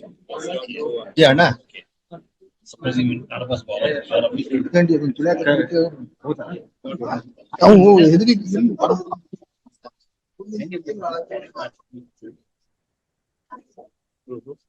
That's they're not global management. So if you start pitching yourself to we don't start transfer, even though they want local management wants to, you don't have a choice. See, but I can what goes to Big Four is not to high cost. Yeah, we are some of yes, definitely. There's no difference. Being a but their accounting is much more simpler, easier, easy to adapt. You can always gel with them. We'll have to reach. Yeah, then the problem is when there's a global mandate, then of course. Every Mowgli would have their needs. What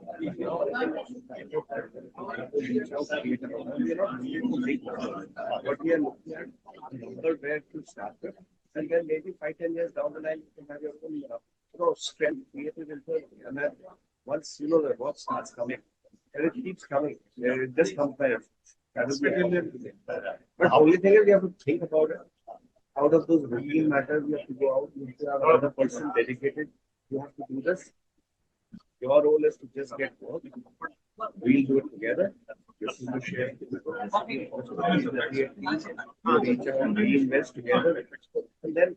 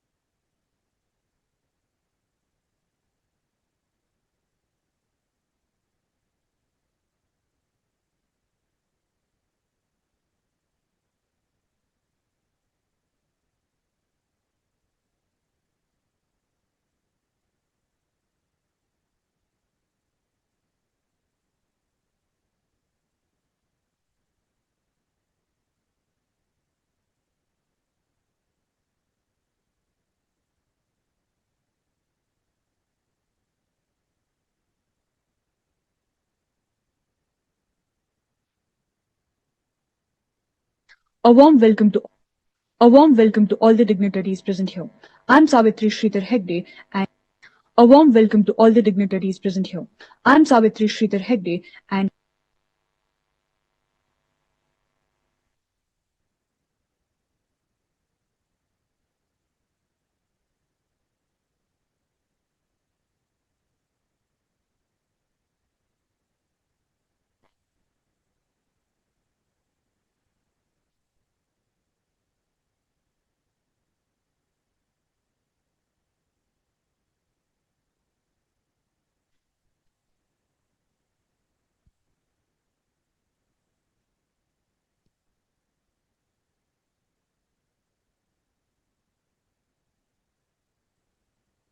I request all the members to kindly have your seat for the very first session.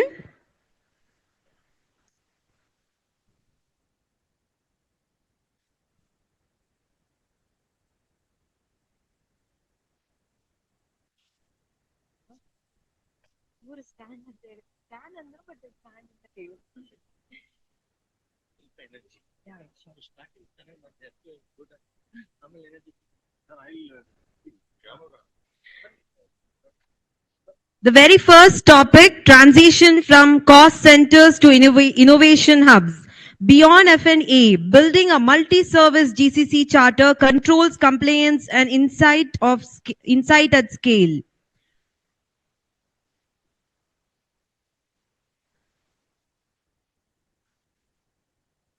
Speakers are ready.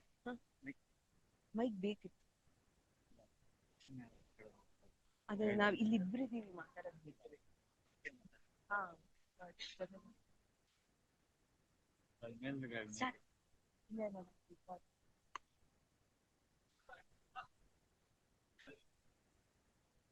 Waiting for opening.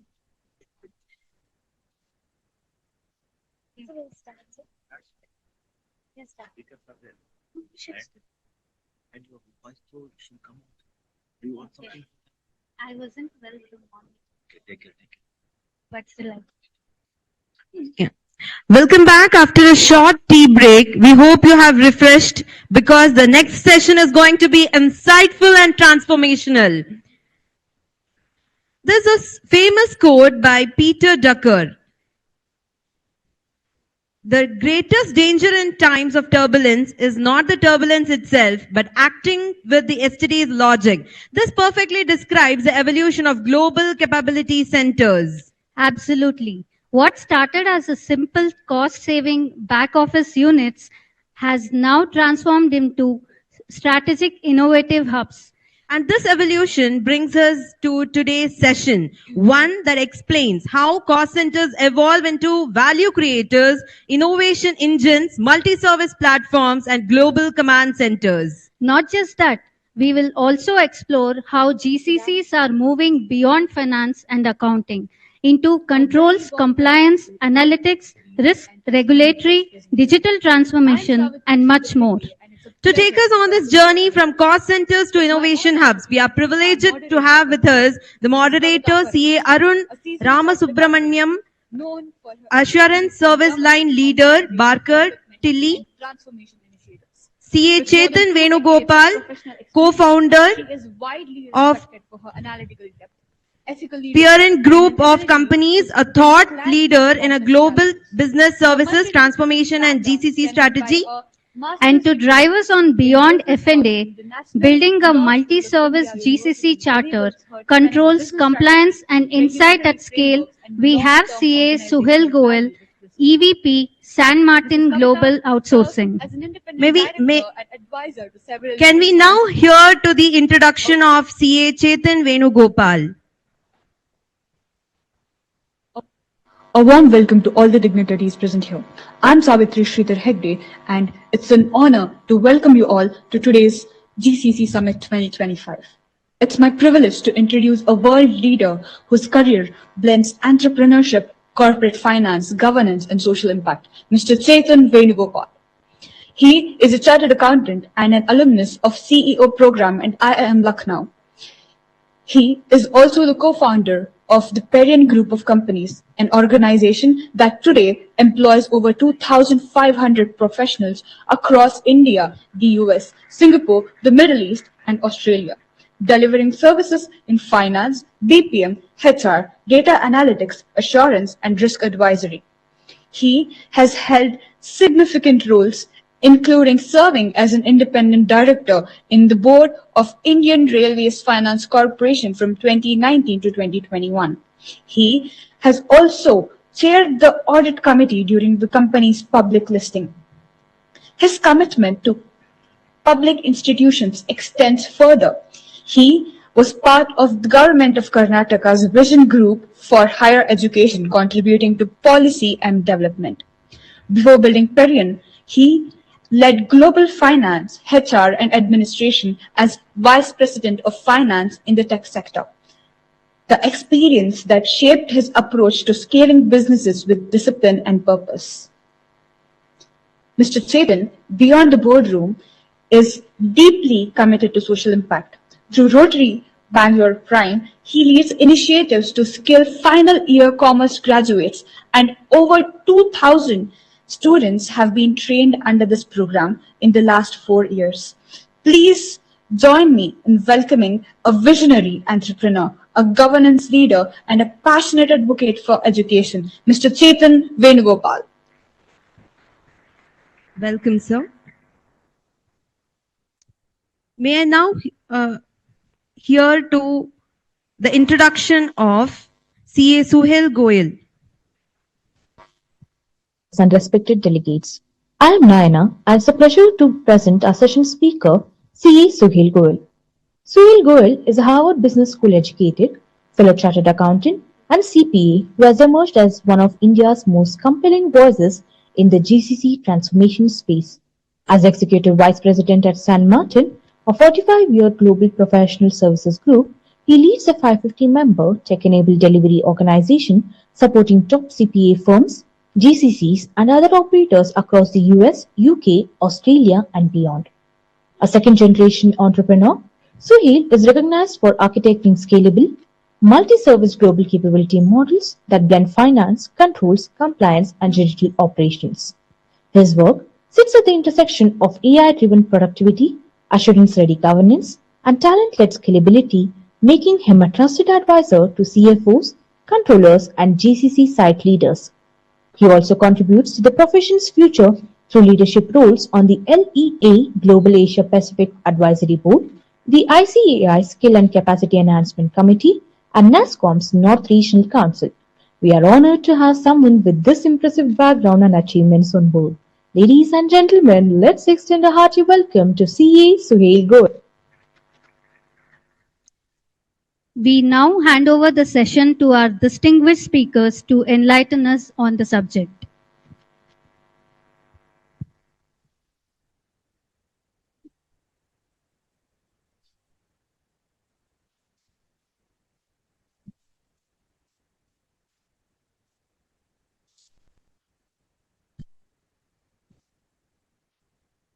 Good morning, everybody.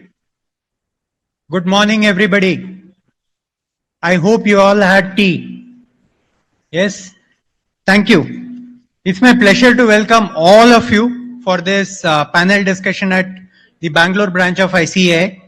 Our topic today is extremely relevant, not just for the finance professionals, but for the future of India as a global capability powerhouse. And it's my pleasure to moderate the session with two industry veterans here, Chetan Venugopal and Sunil Goyal. Our topic for session today is transition from cost centers to innovation hubs and building a multi-service GCC. Just to set context, India today hosts over 1600 GCs and we are adding nearly one new GCC every week.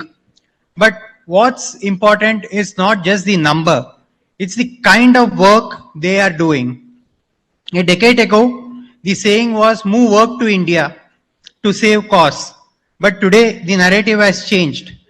It's, if you ask any CEO of a global enterprise, they would say, we had come to India for costs and we stayed for talent, but today we are investing for innovation. Our GCCs are no longer back offices. They are innovation engines, risk guardians, and insight factories. Within the four walls of GCCs today, we have data scientists working along with chartered accountants. We have engineers, cybersecurity teams, risk and compliance experts, and finance and accounting teams delivering predictive insights, not just reports. This shift from delivery to strategic partnership is the heart of our discussion today. And today's panel will help us decode three big questions according to me. How do GCCs transcend the traditional F&A and transactional core and become multi-service innovation hubs? How do we scale the controls, compliance, and risk governance while still enabling innovation at high speed? And last but not the least, how do we build talent and culture that supports this transition? We have with us today Chetan and Suhail, leaders who have built, scaled GCCs and are veterans in this space. Their insights will help us understand not just the what, but how. With that, let me invite our speakers to begin exploring this exciting journey from cost to capability and ultimately from innovation to enterprise transformation. With that, may I now request Chetan to share his thoughts. Thank you.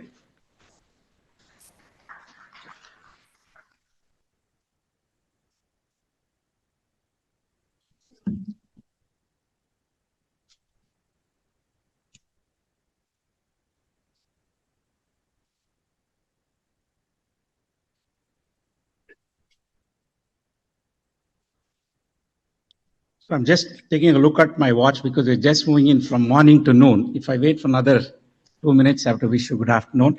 Anyway, good morning, everybody. It's great to be here. And this is my second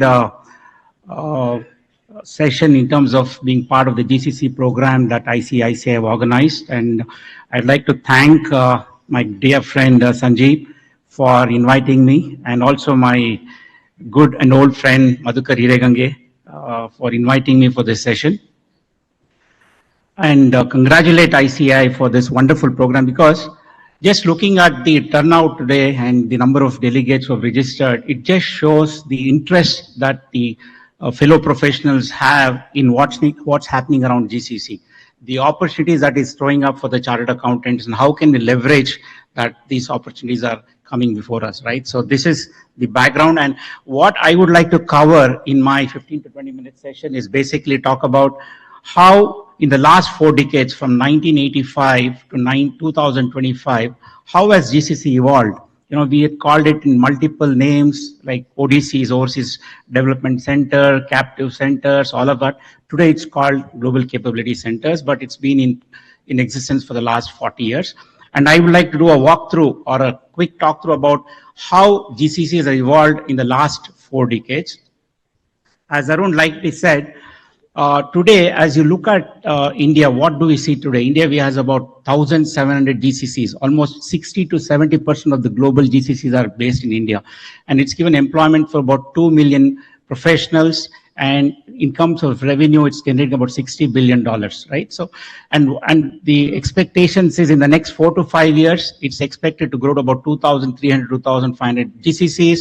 It's expected to give employment for an additional million or two. And then also it's able to generate a revenue of about 100 billion. This is the potential that we are seeing in the GCC world, right? So when this is a quick snapshot of the way GCC has evolved in the last 4 decades. The first of the captive centers or development centers, offshore development centers, came into being in 1985, and the pioneers of this particular initiative was Texas Instruments. I'm sure a lot of people are aware of it. In 1985, TI came into India to set up R&D. I'll just talk about it. See, I have got about a few use cases as well as I get to the end of my presentation, which I would like to share with you, and I'm going to talk about TI as well. So TI and Citicorp set up their first software development center in Pune, and TI set up in Bangalore. So these were the pioneers. Between 85 and up to 2000, you had a number of multinational companies who came into India. Talk about Intel, GE, Philips, Bosch, Microsoft, all of the big companies saw India as an opportunity for what? Because of cost. So initially when the GCCs came into India, what attracted them to India was the cost arbitrage that they saw in India. They saw tech-savvy skilled people. They also, at the same time, the government seized this opportunity by giving a lot of tax incentive. All of us chartered accountants are aware of the STPI schemes, SEZ. All of this kind of attracted and motivated foreign companies to come and set up GCC in India, right? So the initial focus was just the cost. Lift and shift was the focus, where companies running their processes, it could be finance, it could be simple business processes, were lifted and shifted into India to do the same process using the same tools, but at much lower cost. This was the beginning in which the GCC started, and they were, as I told you earlier, they were called ODCs, Offshore Development Centers, or they were called the captive centers. But today, they are the brains and actually the strategic nerve center of all these GCCs. And why they have become that, I'm going to cover in the next part of my session. So you see that 2000, 2000 late onwards, right? Around 2010 to 2020, we all know about AI, ML, and the digital transformation that took place, right? This was a defining moment in how GCCs evolved from just being a cost center to be value drivers for these organizations. Once this disruption, the digital transformation started to take place and the ML and RPA started to come, they saw captive centers as more than just a cost center. They realized that these centers, having built the trust, the good part of the GCC is, as Madhukar rightly said in the thing, it's about performance. What gets you more business is the performance. The initial performance of the GCC in terms of the way they delivered to the parent company, whether it was simple process, be it transaction processing, be it call center, be it application maintenance, testing, simple coding, they did this well. They did it well, and this gave the trust to the parent companies into what they wanted to do next. From simple processes, then came in the 2005 to 2015, a little bit more advanced kind of work that moved into India, right? Now, this was the 1985 to 2010, where I said it was more cost-driven, repetitive, rule-based, basic IT support, volume and efficiency. Technology played very minimum role. It's just supporting. So there was not much of technology being used then. It was more of a manual that was getting used. It was very process-driven, and success metrics were basically what is the cost per FTE? How is my turnaround time for this process? So these were the metrics that was driven by the GCCs or the headquarters as far as GCC is concerned. But as we move to the GCC 2.0, which is between 2010 and 2024, this is where the major transformation in how GCC started to get used. And as I told you earlier, what was the reason for this? The reason being digital transformation. Things like RPA, things like data analytics and cloud started to make a huge difference, right? So the company started to realize that they just not move only one process, but they wanted to move multi-functions. So in this space of 2005 to 2014, 15, you saw companies moving multi-function. It could be IT, procurement, finance and accounting, HR, and technology development. Each of these areas was looked as a potential opportunities to move into GCCs, right? And also, over the last, by 2005, 2015, the GCCs had enhanced the capabilities. There was a lot of learning that had happened. The talent that was in the Indian GCCs had learned how to manage offshore deliveries, and the skills also enhanced over a period of time. So those things contributed to GCCs in terms of how they wanted to use the Indian centers.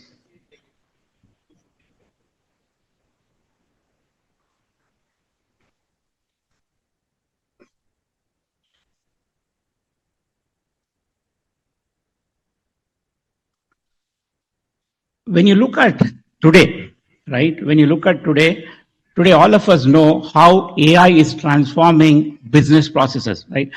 AI is now shaping the GCC, the way they operate. Now they are the heart of digital transformation.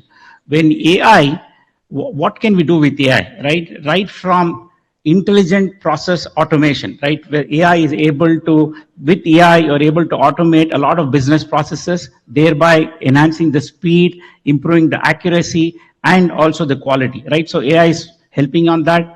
From a technology and software development, AI is helping to speed up the product development. So today, as you're all aware, coding is done using AI. So what used to take months together to code, today the same thing can be done in weeks. So people, I mean, the companies used to, outsource it to third-party service providers, and a lot of work was being done.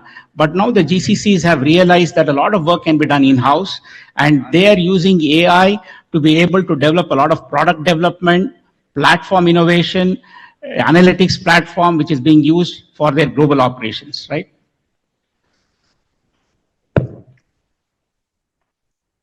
And what is also important is, in the GCC world, the startup ecosystem has been a huge driver for GCC's growth. GCCs are usually very large organizations. They have rigidity and flexibility is very minimum. However, what they have done very smartly is they have leveraged and worked with startups. See, GCC bring the resources and the capability, but the startups bring the agility and innovation. So a lot of these GCCs have partnered with the startups to be able to develop products and platforms and go to market, right? And also, they have also leveraged the intellectual knowledge in various Indian education institutions like IITs. So GCs have leveraged startups as well as, the education institutions.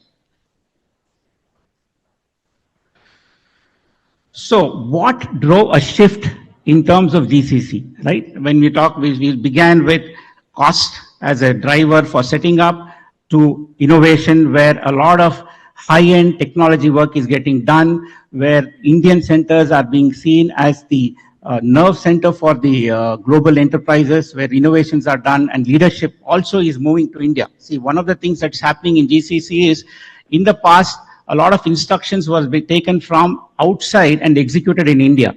But today, the global leadership of these GCC companies are based in India. For example, the global head of engineering, global head of product, global head of data, all of them are being moved into India because the talent is here, right?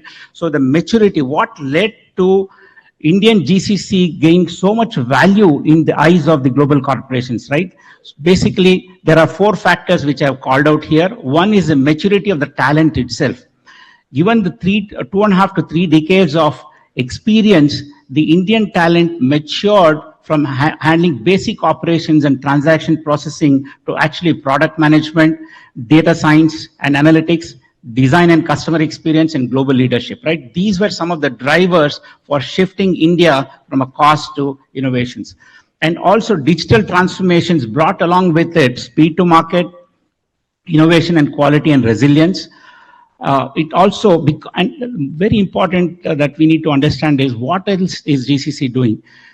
Because of its scale in which it is operating, any product these global companies want to bring into the market, GCCs are being used as a test bed.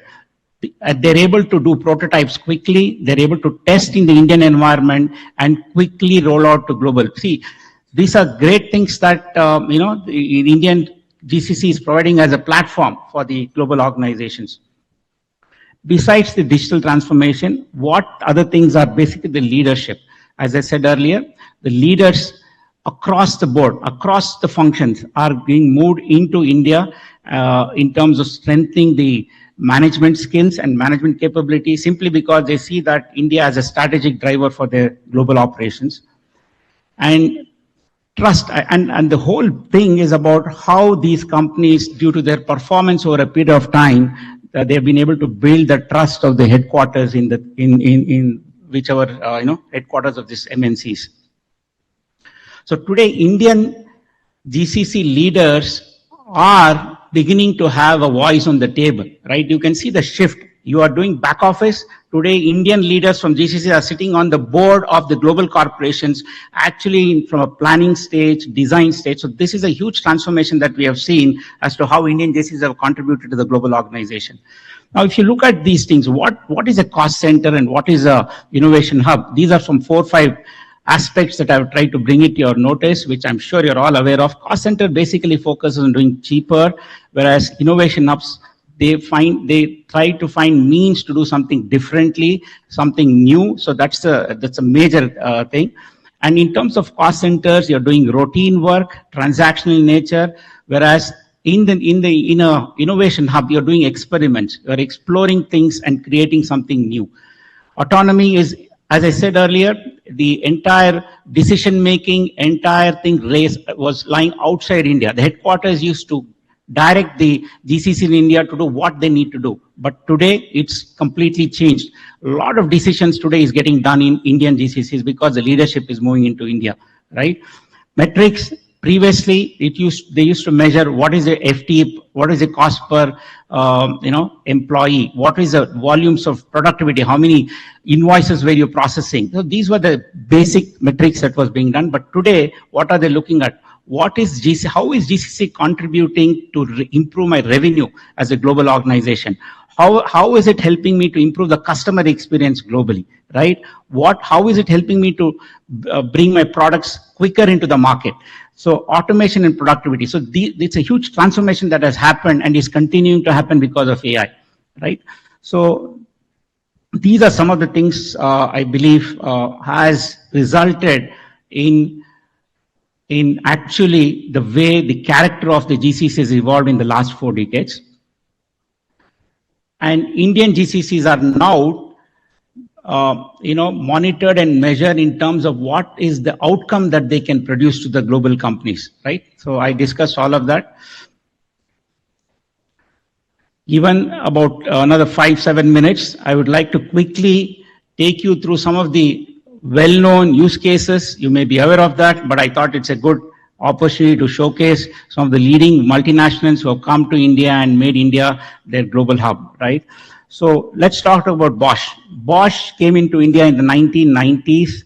They are located in Bangalore. And what do they do in India? They have R&D facility. We're all aware Bosch has a huge facility in Bidadi and some of the other places. And they do R&D here, right? So they moved, look at the way, it's not just cost, they're doing R&D, they're doing engineering services, AI-driven automotive solutions. They have about 31,500 employees with almost 18,000 of them coming in from engineering background. And they've already invested about 2 billion euros, right? And they have developed capabilities around R&D. And from the cost perspective, they've saved about 40 to 50%. See, given the Indian cost arbitrage, generally it is believed that the foreign companies from a labor standpoint or a cost standpoint, they can easily achieve a 30 to 40% gains. And also they've utilized the Indian STEM category, the engineering graduates and they've leveraged the talent pool in tech and they've done. And also very important, as you can see, the lessons learned is Bosch, though it's such a large organization, they have not ceased from engaging with startups in India because the startups in India bring a lot of agility and innovation to the table, and they've entered into partnerships with many of the startups by funding them and working with them and being able to create products within India, right? SAP Lab is another German company. They are present in Bangalore, Pune, and Gurgaon, and they are using Indian GCCs for software development, AI, ML, ERP solutions, and a team of about 14,000 employees. And like every other GCC, cost optimization has been a huge driver, and they've used cloud-first strategy and local R&D.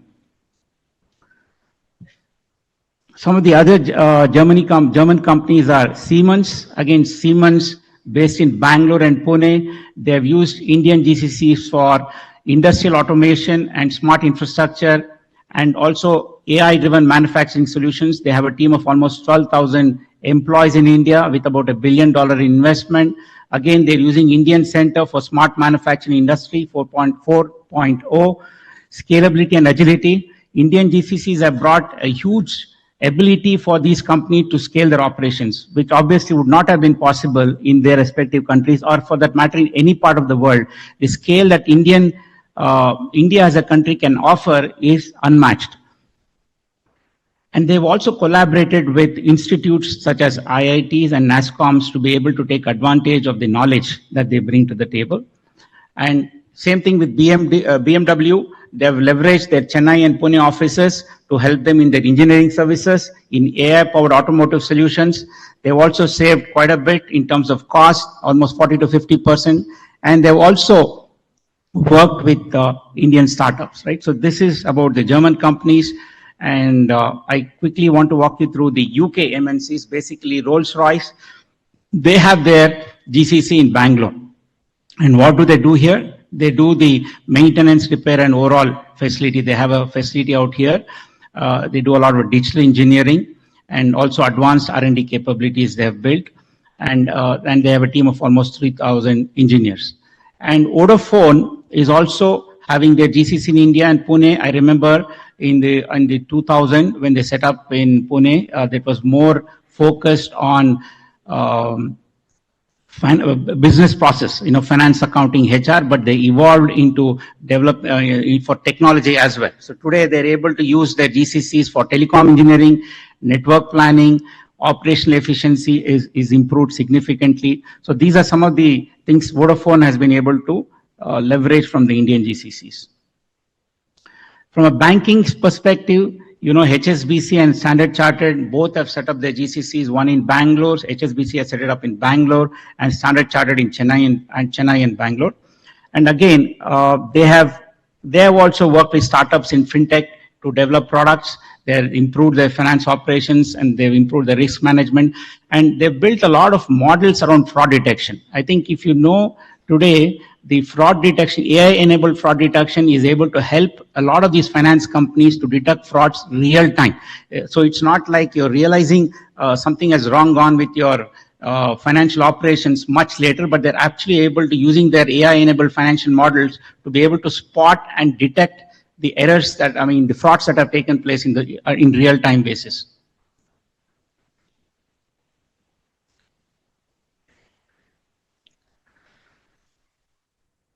So, if you look at, when you look at the core essence of it, most companies have leveraged the talent, tech talent, they've leveraged the financial resources, so I'm not going to go in depth, but this is what they have come to India now, and this is what they're looking at. And this augurs well for India simply because as the time passes, which we are expecting in the next 10 years, the GCCs in India will be the backbone for global operations, right? So when the leadership is here, when your key processes are being done, when your products are being delivered from here, when your marketing strategy is being done from here, it just shows the importance of GCCs in the world context.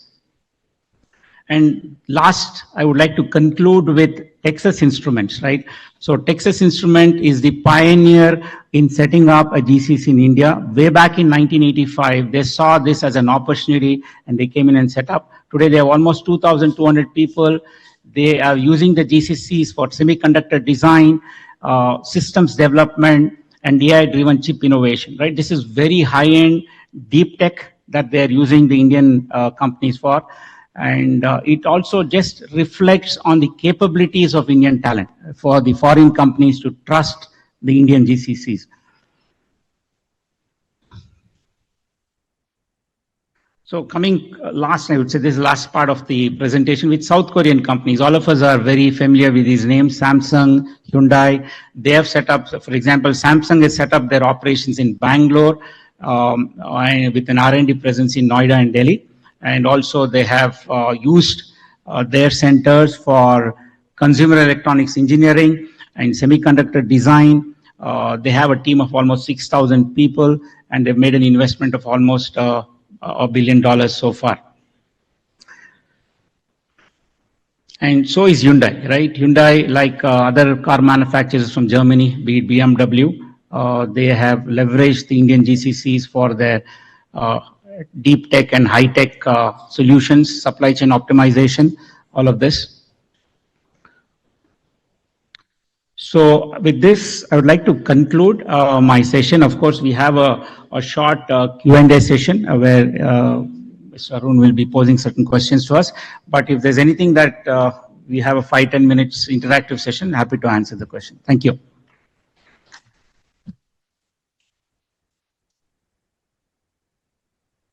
Thank you, Chetan. May I now request CA Sunil Goel to... Thank you.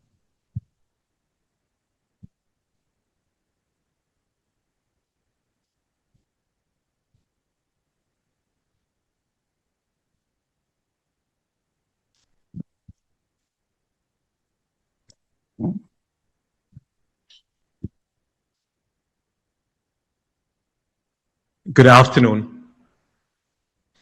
Can I first begin by asking two questions to my fellow friends anywhere from here? Can you help me in answering what is the full form of AI? Anyone from here? I'm trying to hear artificial intelligence, if that's what you're saying. Okay. Does anyone else have a different thought to perhaps what AI could mean? Anyone in the room who has a different perspective, different full form to artificial intelligence as AI? Okay, that's another interesting term, accounting intelligence. Anyone else who has a different perspective?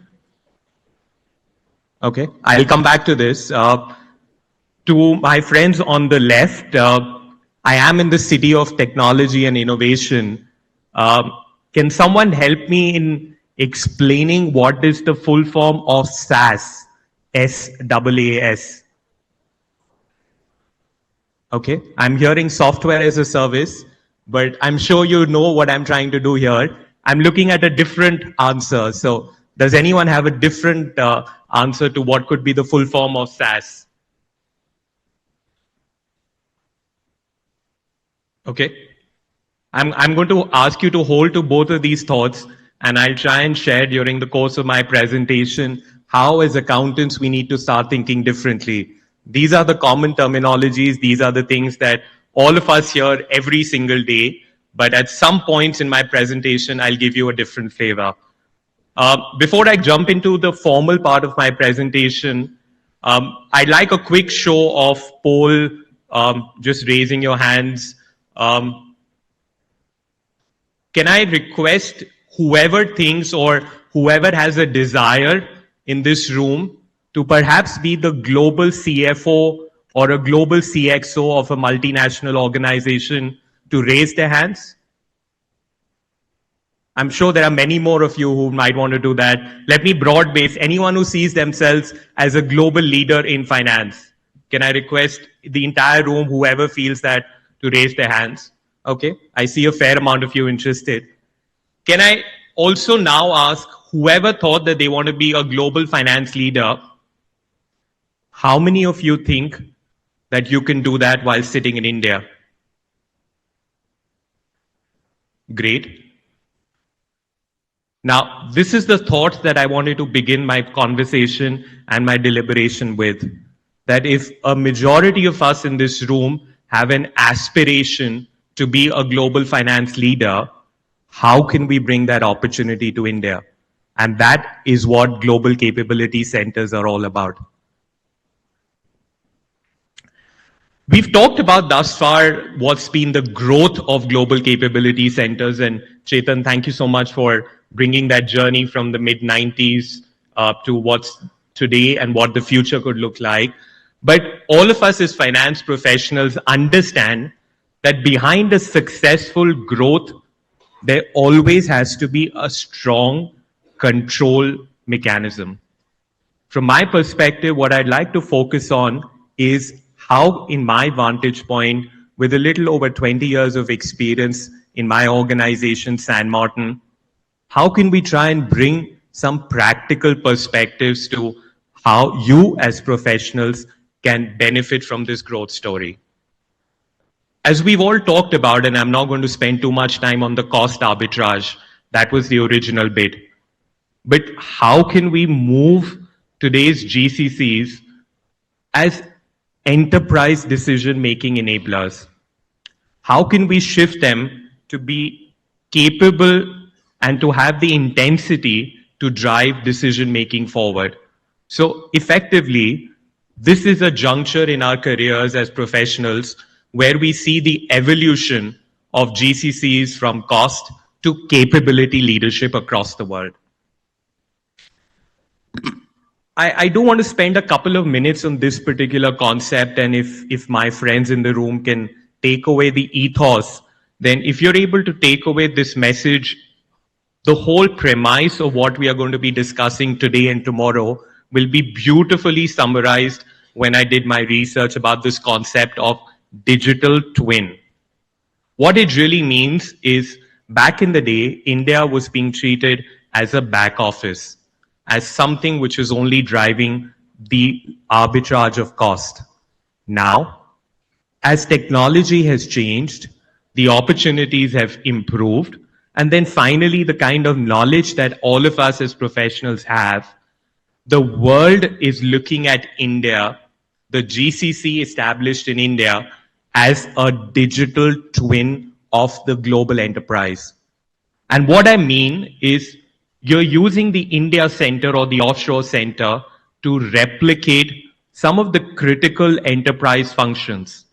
What kind of controls that are being set up in India mirror exactly what is being set up at the global headquarters levels and global enterprises levels. You're making sure that the India Center is getting you ahead from an audit readiness perspective, is helping you coordinate from any tax, any regulatory perspective.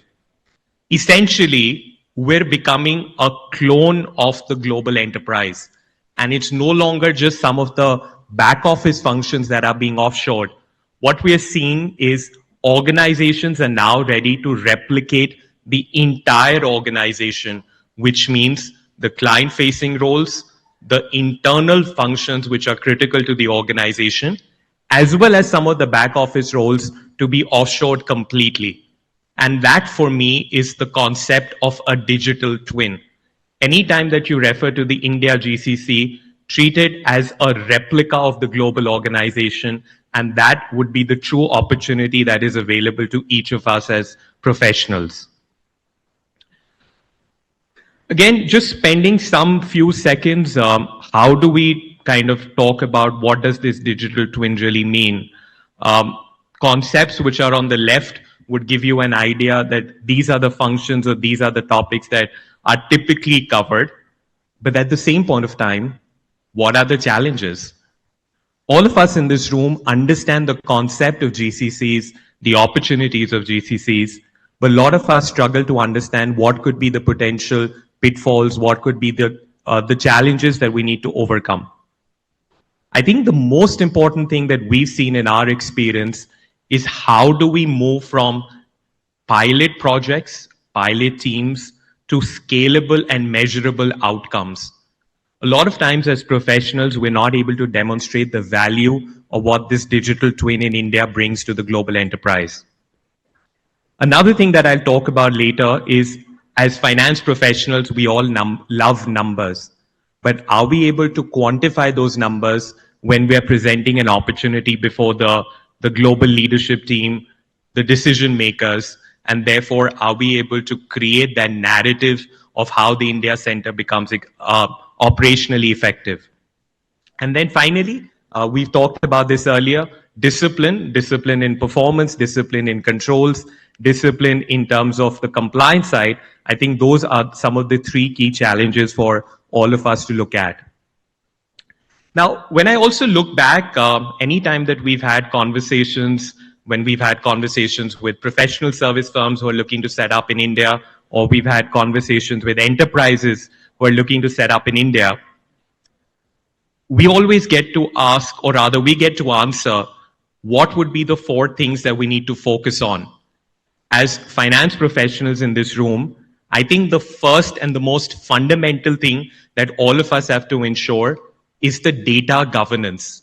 By that, it just simply means that anything that you're processing, is that data validated? Is that data complete?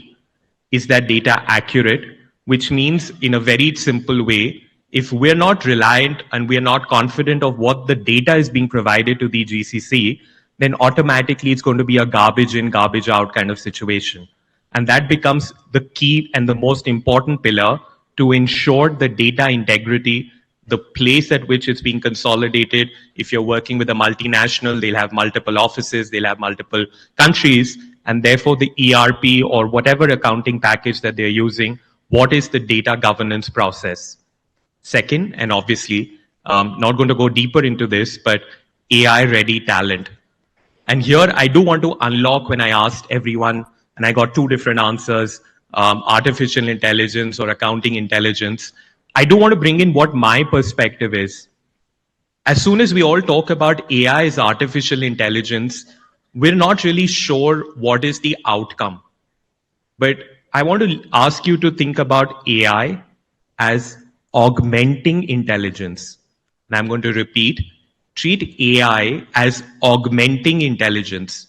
As soon as you as finance professionals start thinking about AI as helping fellow finance professionals, decision makers, CXOs, or anyone who's looking at the finance or any of the other roles, and you're able to take a better, faster, and a more reliable decision, then the role of the GCC in India has already been accomplished. It's helping you augment the decision making, augment the intelligence that you already have. The third pillar is obviously governance maturity. And by governance, as we've discussed already in a little bit, what are the strong controls? What are the compliance frameworks? Is that GCC able to demonstrate on a dashboard, call out, slice, dice, call out the complete reporting structure of what's happening in, let's say, a direct tax across the different entities, what's happening from a company law perspective, what's happening from an indirect perspective, what's happening from a framework of the reporting that needs to be filed with, let's say, an SEC, if it's a US-based entity or any of the other global bits. Essentially, what I'm trying to say is that the success of the GCC would depend on an extremely strong governance process that you would have. The last, again, very important, but it gets kind of lost, is the workflow adoption, which means, have you spent time in mapping out your processes? Have you spent time in understanding where does the data start? Where is it collated? Where could there be bottlenecks? And then finally, if that's supposed to be offshored, what would be the process that it will be used to offshore? Again, very simple example. If there are new invoices that have come into the global AP package, how will the India team get to know that there is a new amount of work that they need to process? Is there a clear workflow? Once the work has been finished, what would be the review mechanism? Whether it will go through a level 1 review, whether it will go through a level 2 review, and then finally, when the global team looks at it, what would be their confidence in the outcome of the data? So from my perspective, these would be the 4 important pillars of enabling and what could be the success of any GCC as we move forward. Now, let's imagine a scenario where you've created the strong pillars, you've got all the basics in place. Now, you have a conversation with the team overseas, and you try and identify where do we start? And that becomes a very important question. All of us in this room understand what is it that we need to do, but a lot of us don't understand where we need to start. And from our experience, what we've seen, and based on several research areas, adjacent F&A functions immediately bring quick wins. And by adjacent F&A functions, what I'm trying to say is, don't aim for the stars from the beginning. Don't look at the most complex areas of the enterprise to be offshore from day zero.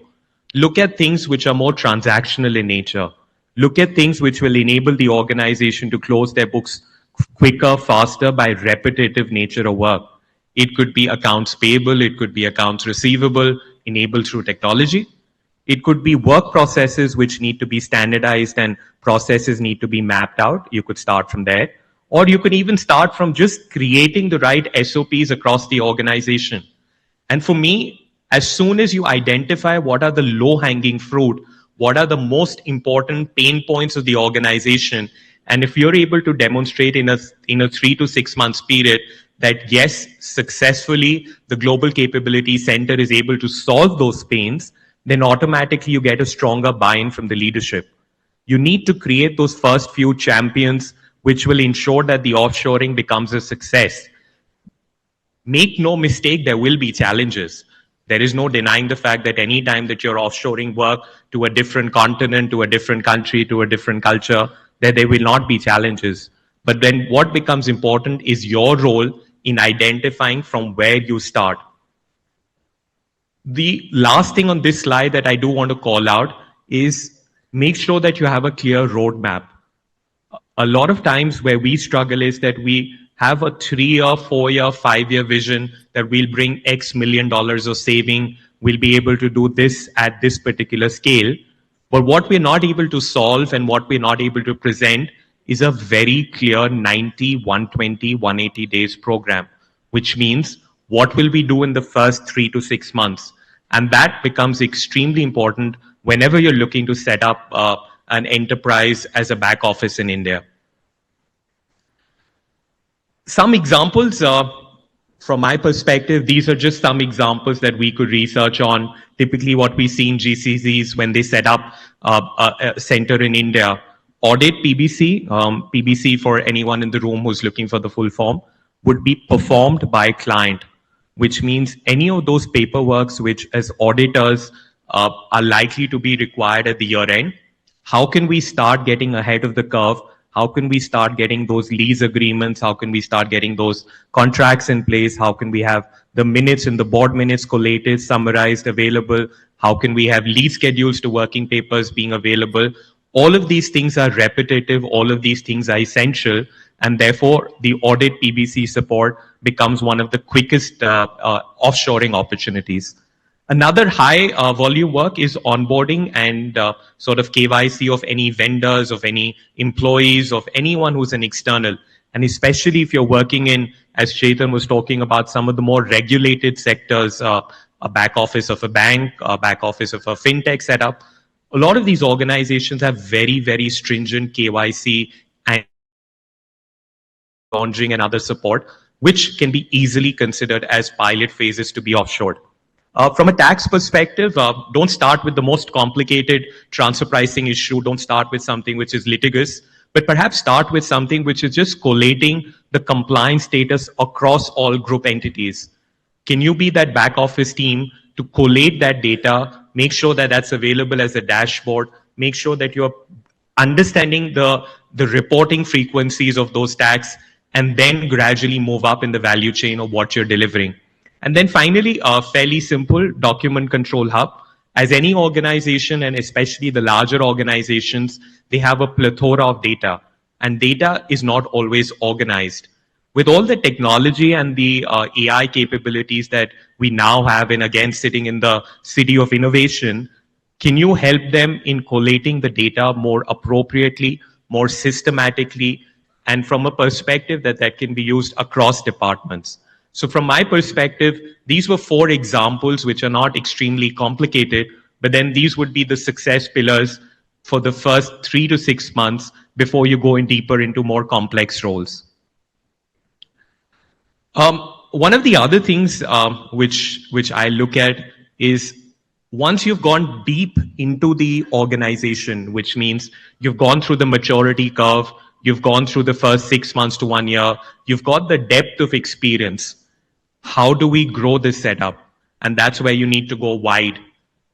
And as soon as you start thinking about going wide in an organization, you need to convert the GCC to a platform which is integrating different functions of the organizations, which is enabling the discipline that is required when data comes in, a platform which evidences and artifacts the controls, which means clearly that every facet of what the GCC is delivering is measurable, can be audited, can be tracked, and can be kept for posterity for review purposes.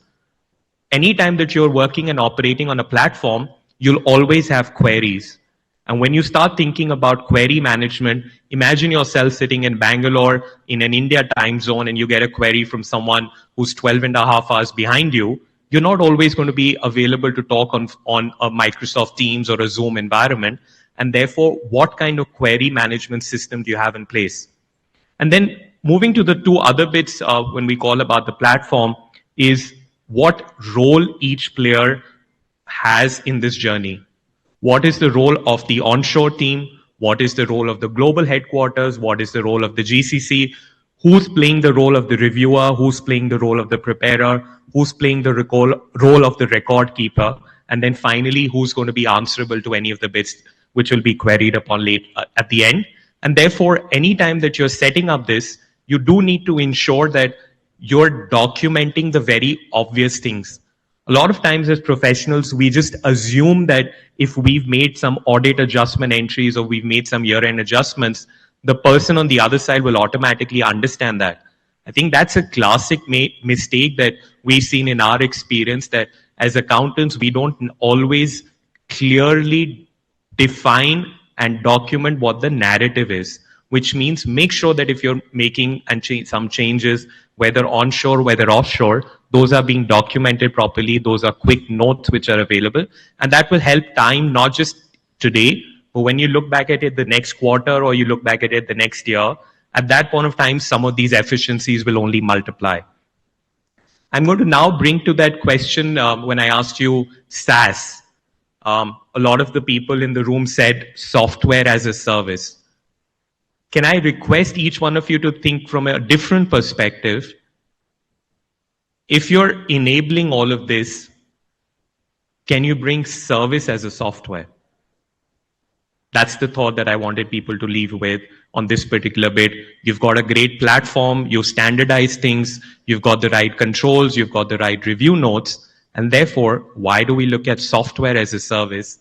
Why can't we look at service as a software, which is a more innovative way of looking about the future in these GCCs? Moving forward, again, we might create the most beautiful structure. We might have the most beautiful pilot phase, success phase. We've cleared, as we're talking in the cricket terminologies, we've had the greatest power play. But now, how do we ensure that we continue? Some of these controls, and a lot of times when we speak with CFOs, when we speak with people on the other side, they want to understand controls. And again, I'm equally responsible. We try and come up with the most complex controls at the time. We try and look at the most complicated ways of looking at the simple solution. And therefore, why I've called these as the MVCs, the minimal viable controls.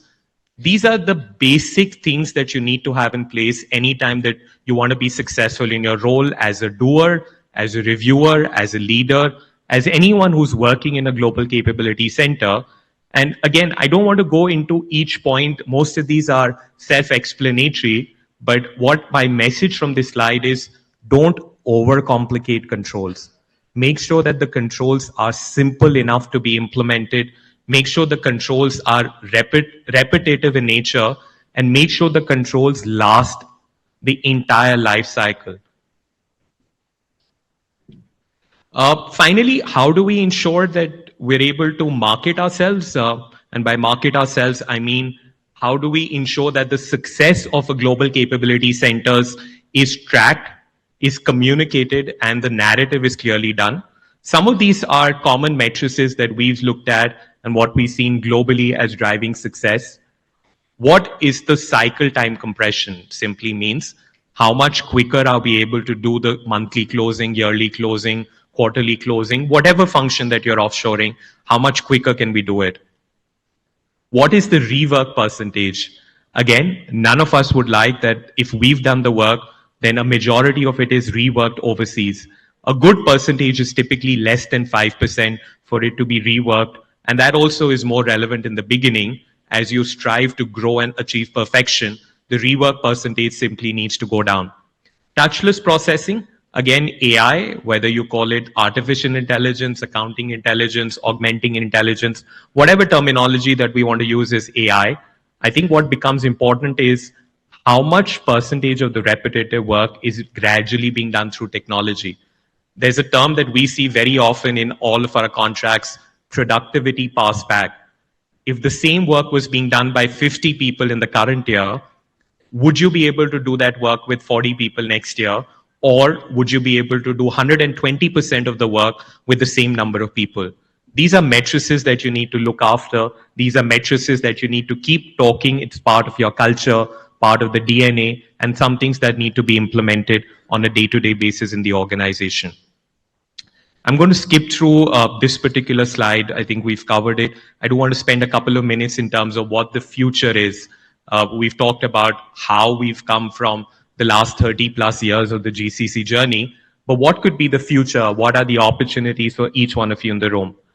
From my perspective, GCCs are already evolving to multi-service operating models. It's not just about having a finance team in India. It's not just about having a technology team in India. It's not just about having one particular function. The way I called it, the The platform is only going to be successful if you're able to bring multiple services to the table, and therefore the future will definitely be around multi-service operating models.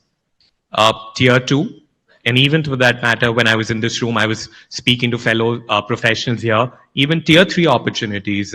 We all know as entrepreneurs, as business leaders, as managers, cost of operating a GCC from a Tier 1 city is prohibitively expensive. And therefore, are some of you thinking about diversifying and looking at providing solutions from a Tier 2 or a Tier 3 city? Third, AI first delivery. Again, just the fact that you do need to ensure that as accountants, we're not being replaced by technology, but we do have a challenge that if we are closing our eyes and if we're not adopting technology, there is a very strong likelihood of us being replaced by accountants who use technology. And therefore, it would be one of my most humble advices to each one of you in the room. Start picking up some technology tools. You don't have to be a master of all, but at least you can make an effort to have at least 3 to 5 different automation RPA tools that are part of your day-to-day working. Finally, the last 2 things, compliance by design. As this concept of GCC becomes more strongly embedded in organizations, GCCs are going to be subject to more regulatory oversight. We work with a lot of professional service firms, and we've seen in our experience the global bodies, the ICAW from the UK, the AICPA from the US, various other authorities are very, very keen to understand what kind of regulatory and compliance mechanisms the GCCs in India are operating under, and therefore that becomes both an opportunity as well as a focus area as you're looking to get into this field. Finally, insight and velocity. I'm extremely glad and I'm extremely thankful to the Institute for holding all of these sessions, holding awareness, but beyond that, I think what becomes important is what are we doing with the opportunity? The opportunities before us today, all of us who feel that they can wait a few more years, few more months, then at least personally, I feel that's not the way that you need to look at the future. The future is already before us. The future is something that you need to focus on already. Finally, I'm just going to conclude by saying that we moved from a cost to a confidence initiative. A GCC, which started with a cost arbitrage, is gradually moving into the domain of providing confidence. I want to leave you with this anecdote. Imagine a situation where there is a global CEO of an organization who's on an earnings call with any of the investors, and he suddenly realizes that there could potentially be mismatch in numbers. His thought should not be that this is because of the GCC in India. His thought should be, how can I improve that error by offshoring that work to the GCC in India? And that's the confidence that we as fellow professionals need to bring. That's the confidence that we believe that we already have. Now it's a question of implementing it. Again, thank you to everyone in the room and look forward to questions later.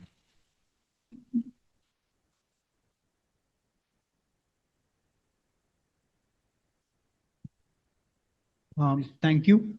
Thank you, Chetan. Thank you, Suhail. Probably I can, we'll just ask one question and then open up to the audience if we have any questions. This to both of you, Chetan, Suhail. Both of you have been veterans in this space and have successfully set up, scaled, managed GCCs.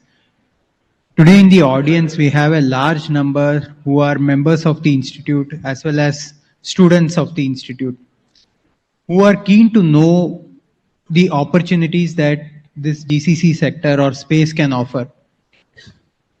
How and where can they start their journeys? And what has been your experience in successfully setting up, scaling up ventures here? So probably each of you can talk about it. Vijay. Yeah, thank you, Arun. I would say in terms of opportunities for us, I'd like to take a couple of use cases from our own scenario. And I'd like to take the first case, your own company, like Baker Tilly. So Pyrian today has built a capability, just not handling a particular transaction or a particular process, but an end-to-end. For example, your Baker Tilly, which Moss Adams and Baker Tilly merged. So 4 years ago, Baker Tilly reached out to Pyrian. They said, we want to set up a capability in Bangalore, right? So we partnered with them on a build, operate, transfer mode. The mandate was to build capabilities around client accounting services, US tax processing, and risk and assurance.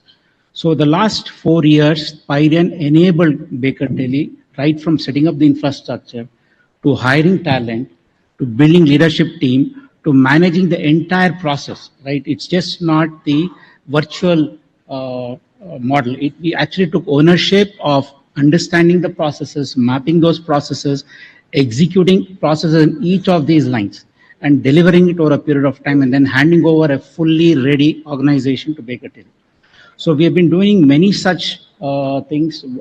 The one we are doing for a very large e-commerce with a top line of about 3 to 4 billion, where entire procure to pay, order to cash, record to report, FP&A, and compliance is all handled. So this is the full spectrum. As a chartered accountant, you are able to build the competencies and capabilities and deliver. But to start with, there are a lot of youngsters who would like to understand what are their opportunities, right? I would say that you should look at it like any other client, right? What is GCC? They're basically companies which are captive centers for the multinational companies. And over a period of time, because of the capability and capacity, they could also provide services to third party. But essentially, it's a captive. So like every company, they will need a need for internal audits. They will have a need for risk assessment. They will have a need for fixed asset management. They will need help on month close process.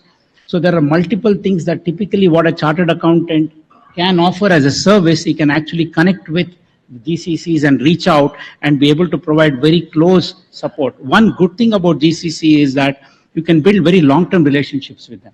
Once they're happy with your performance, once they are and they're also much better paymasters than you typically find Indian companies, right? So this is broadly, I would say that what GCCs as a client can offer young chartered accountants.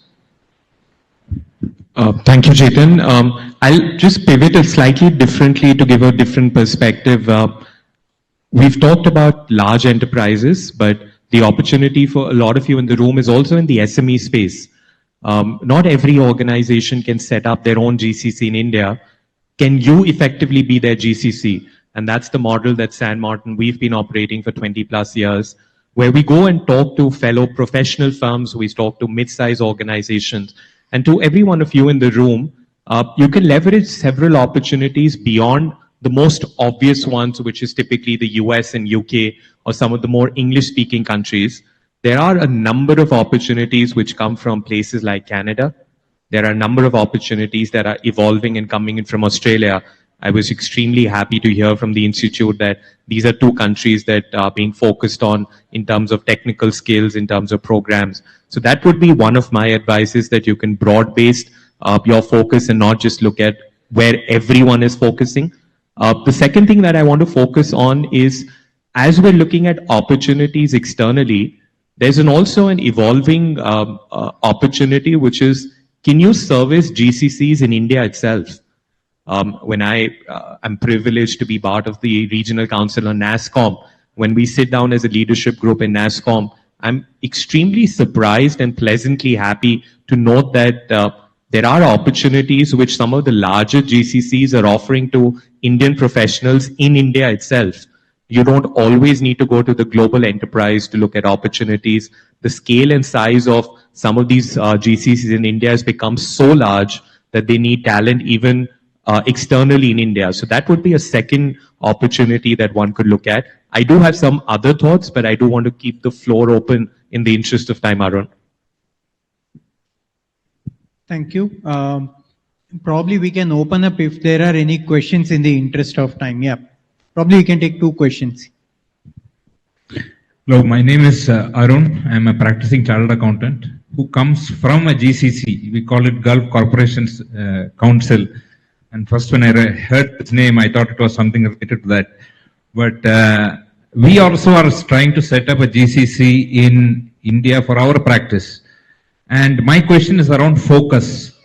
Is that when we set up these global capability centers, is the focus only to serve the parent entity, or can it also be for it to serve the local market where the GCC is set up? And will this cause hindrances or problems to the entities that are set up here as a GCC? How does this GCC work? Are they razor focused on only serving the parent entity, or do they diversify and get into other areas? Thank you. See, I can take the example of Genpact, right? It's a perfect example of a GCC, which started off about 25 years ago, which was set up primarily for G as a group. You know, they moved their finance, accounting, and all their business processes to India.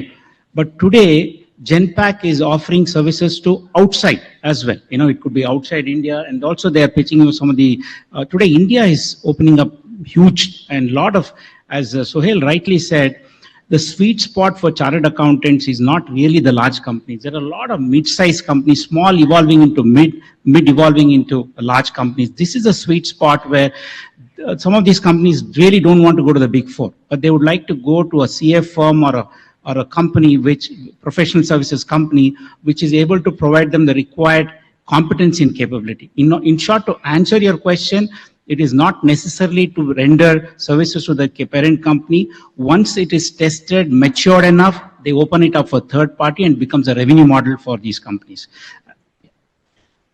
I can probably take a dig on your question with my previous experience with EY, Ernst & Young, right? And if you look back, and this might be true with all the big fours, especially in the accounting space, you have, you know, some of their Indian firms as well. Like, you know, you have the India firm of it. So when a GCC is set up, it's generally set up exclusive to serve the global practice.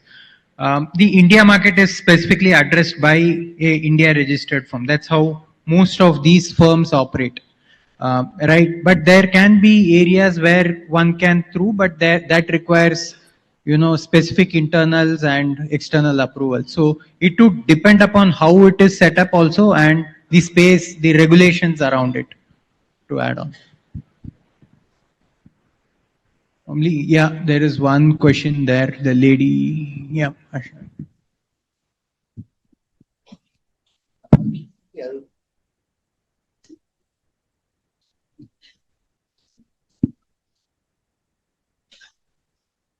Thank you. Arun, it's an excellent moderation. Thank you for it. I know you mentioned about Big Four, so I don't want to introduce that I'm from Big Four, but one question, right, for more benefit of everyone here.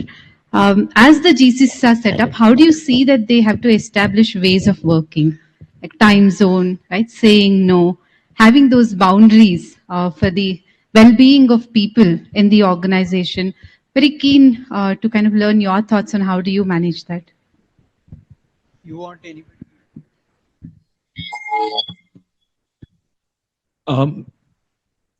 I think there's no perfect answer to this. At the end of the day, we do need to appreciate that the client is in a different time zone.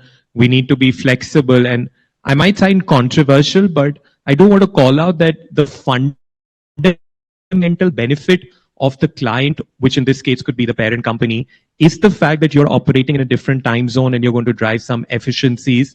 And if that is what the benefit that they're striving for, they are obviously going to be accommodative of these challenges. Second, which goes to the root of any successful organization, is what culture have you established? Which means some of our clients don't refer to their team in my office as India team or an offshore team. They just simply refer to it as our team sitting in your office. So if the culture is that you're treating the offshore team as an extension, then you're going to be respectful of the boundaries. You're going to be respectful of what time zone challenges are. You're going to be respectful about festivals and what could be sensitive to the other side. And that goes very, very essential. And I was talking about right in the beginning, how do you set up the GCC? What are some of the success criteria that you looked at? If you're only looking at cost as the success criteria, then yes, what you said is absolutely correct. There will be challenges, but if you're looking at a more long-term benefit, then every person in that organization will respect, and therefore culture is essentially what I would answer that question with.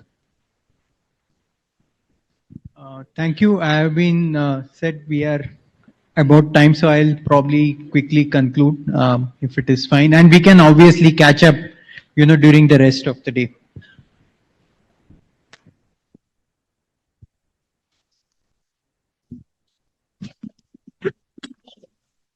Thank you all.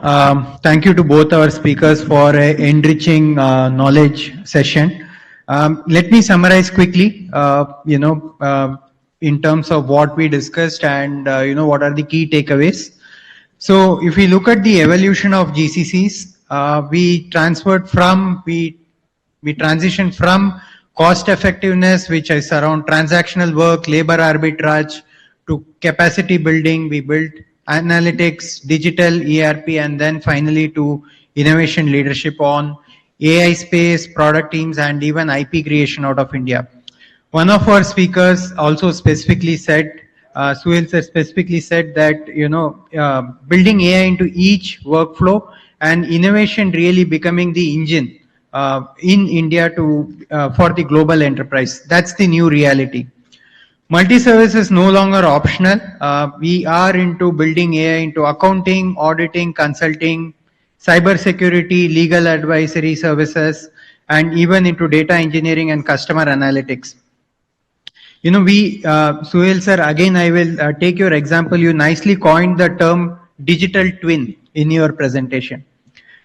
In terms of controls, compliance, risk maturity, I think this is where I want to emphasize a very critical message, that this often behind the scenes, but actually it holds the entire ecosystem together, and it gels well with our core value of ethics as chartered accountants. The next decade of GCC leadership will not just be defined by innovation, but it will be by trust. As we move into talent and culture, I think we spoke about talent specialization. Today is a multidisciplinary collaboration across different attributes of talent on data literacy, AI influence, digital audit, and partnering businesses. If I can put a beautiful anecdote, I would say finance professional is a mix of accountant, data scientist, technologist, storyteller, as well as a strategist. Chetan sir, you spoke about talent, maturity of talent and leadership closer to talent. I think we also spoke about a lot of opportunities to work within the GCCs in India. Just to give an example, most of the GCCs, specifically if you take an example of accounting space, you will see people really busy at closing. This is the same even in India, right? You have your busy season after, when you have to sign off. It's the same for global entities, GCCs, which have to sign off audits or, file returns. There is a lot of space for us to work, collaborate with these established GCCs to support that during that season. That will give us a good understanding of what the clients are expecting, how they work, and also give us first-hand experience to start with. With this, I would say the biggest message which I could summarize from the panel was that GCCs are no longer back offices, but are actually business partners. To conclude, I would say, on the cost side, I think we actually said that cost is not the last metric. Cost is the last metric, actually, not the first. It's the impact that we create that gets measured today and not the cost. With that, I think, we also spoke about, what happens. If you ask a CEO today, when he walks into these GCCs, he should actually think that he's walking into the future of his company and not just an outsourcing location. With that, I think I thank all the esteemed panelists, Chetan and Suhail here, for their insights, the entire esteemed delegates from ICAI and the Bangalore branch of ICAI for hosting this very important and interesting conversation, which is relevant in times today. Let's continue to build GCCs, which are not just cost efficient, but truly innovative, trusted, and future ready. Thank you all. Thank you for being such a wonderful audience. Thank you. Thank you, sir. We now request Managing Committee member CA Chandra Prakash Jain to thank our distinguished speakers and moderators with a memento as a token of appreciation.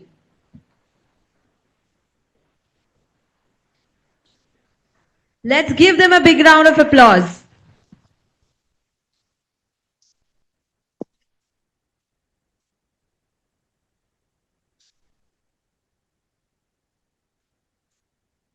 Today's session reminded us that GCC grow when we learn, and careers grow when we unlearn and relearn. On behalf of Bangalore branch of ICI, we express our heartfelt gratitude to our session speakers for sharing the insightful perspectives and also to our session moderators. Thank you, sirs.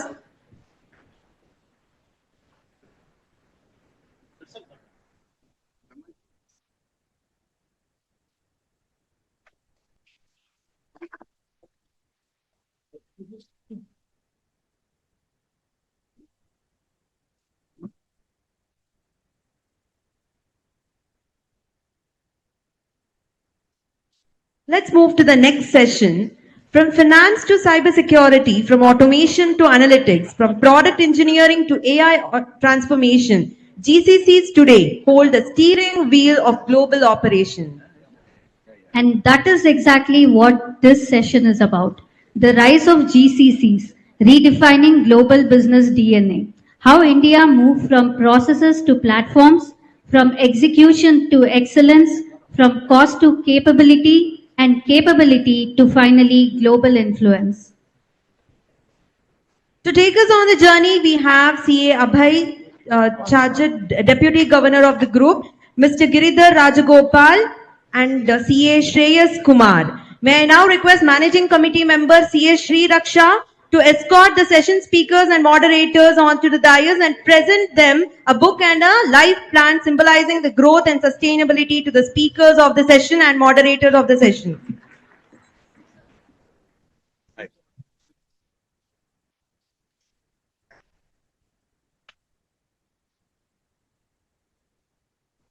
Can we hear to the introduction of the session speakers?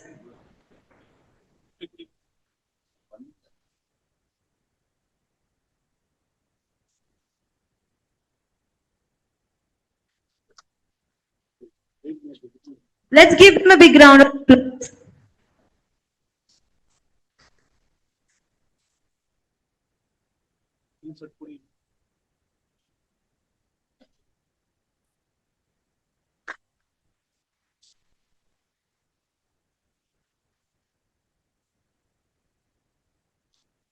Yes, members, please give them applause.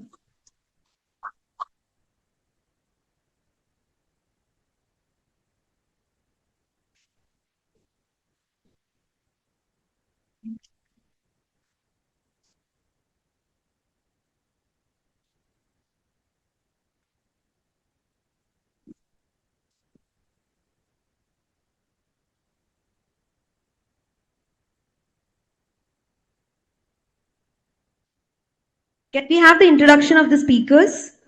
And I'm honored to introduce Mr. C.A. Giridhar. C.A. Giridhar has over 25 years of experience in the offshore GCC business across US, UK, Canada, and Australia-based businesses. Managed a 6,000 FTE GCC as country head for over 8 years. Currently president and country head of Sentient as Ascent company on the fastest growing public accounting platform firms in US.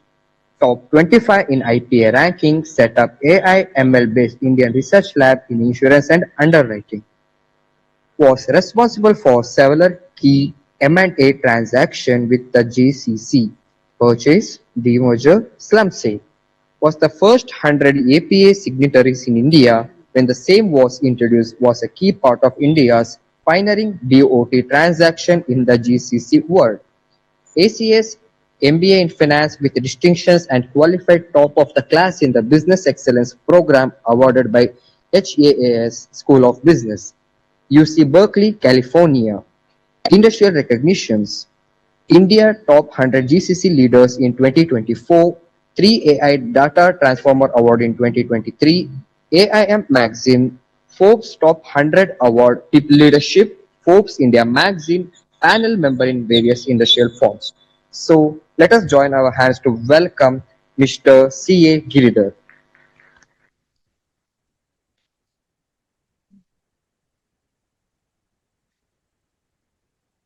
I'm Pratik Rao, and it is my privilege to introduce C.A. Shreyas Kumar, one of the speakers for this session. C.A. Shreyas is a chartered accountant with degrees in commerce and law, a master's in business law from National Law School, a diploma in information systems audit, an executive management qualification from Stuttgart, and an MBA from Chitkara University. He has over 25 years of experience and currently leads multiple roles. Founder and CEO of Atharvaveda Fintech, Group CFO and Digital Transformation Officer at Narayana Nethralaya, and CEO of IVA. His previous leadership positions include serving as CFO of Carl Zeiss India and SARC, Stanley Black and Decker, Karshare India and Japan, and as a global head of internal audit at Karshare in Germany. He is also an internationally recognized photographer and a dedicated endurance athlete, among the first 3 Indians to compete the Paris-Brest-Paris 1,230-kilometer cycling challenge. Please join me in welcoming C.A. Shreyas Kumar. We now hand over the session to our distinguished speakers to enlighten on the topic.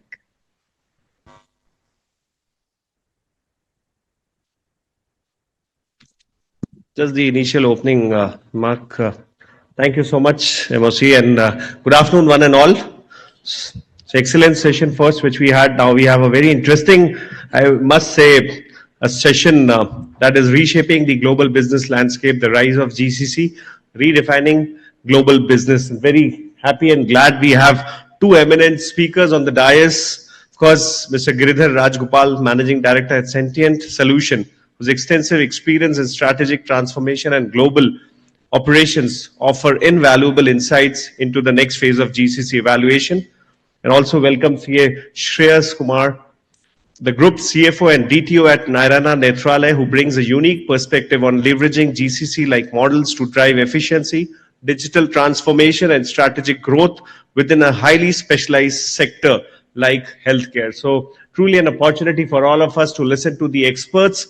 I'm sure we have a lot to take away, especially in this session. I once again welcome, without taking much time, I think it's time to hear these speakers and get the insight from them. So thank you very much for all of you for joining, and welcome for this technical session too. Thank you.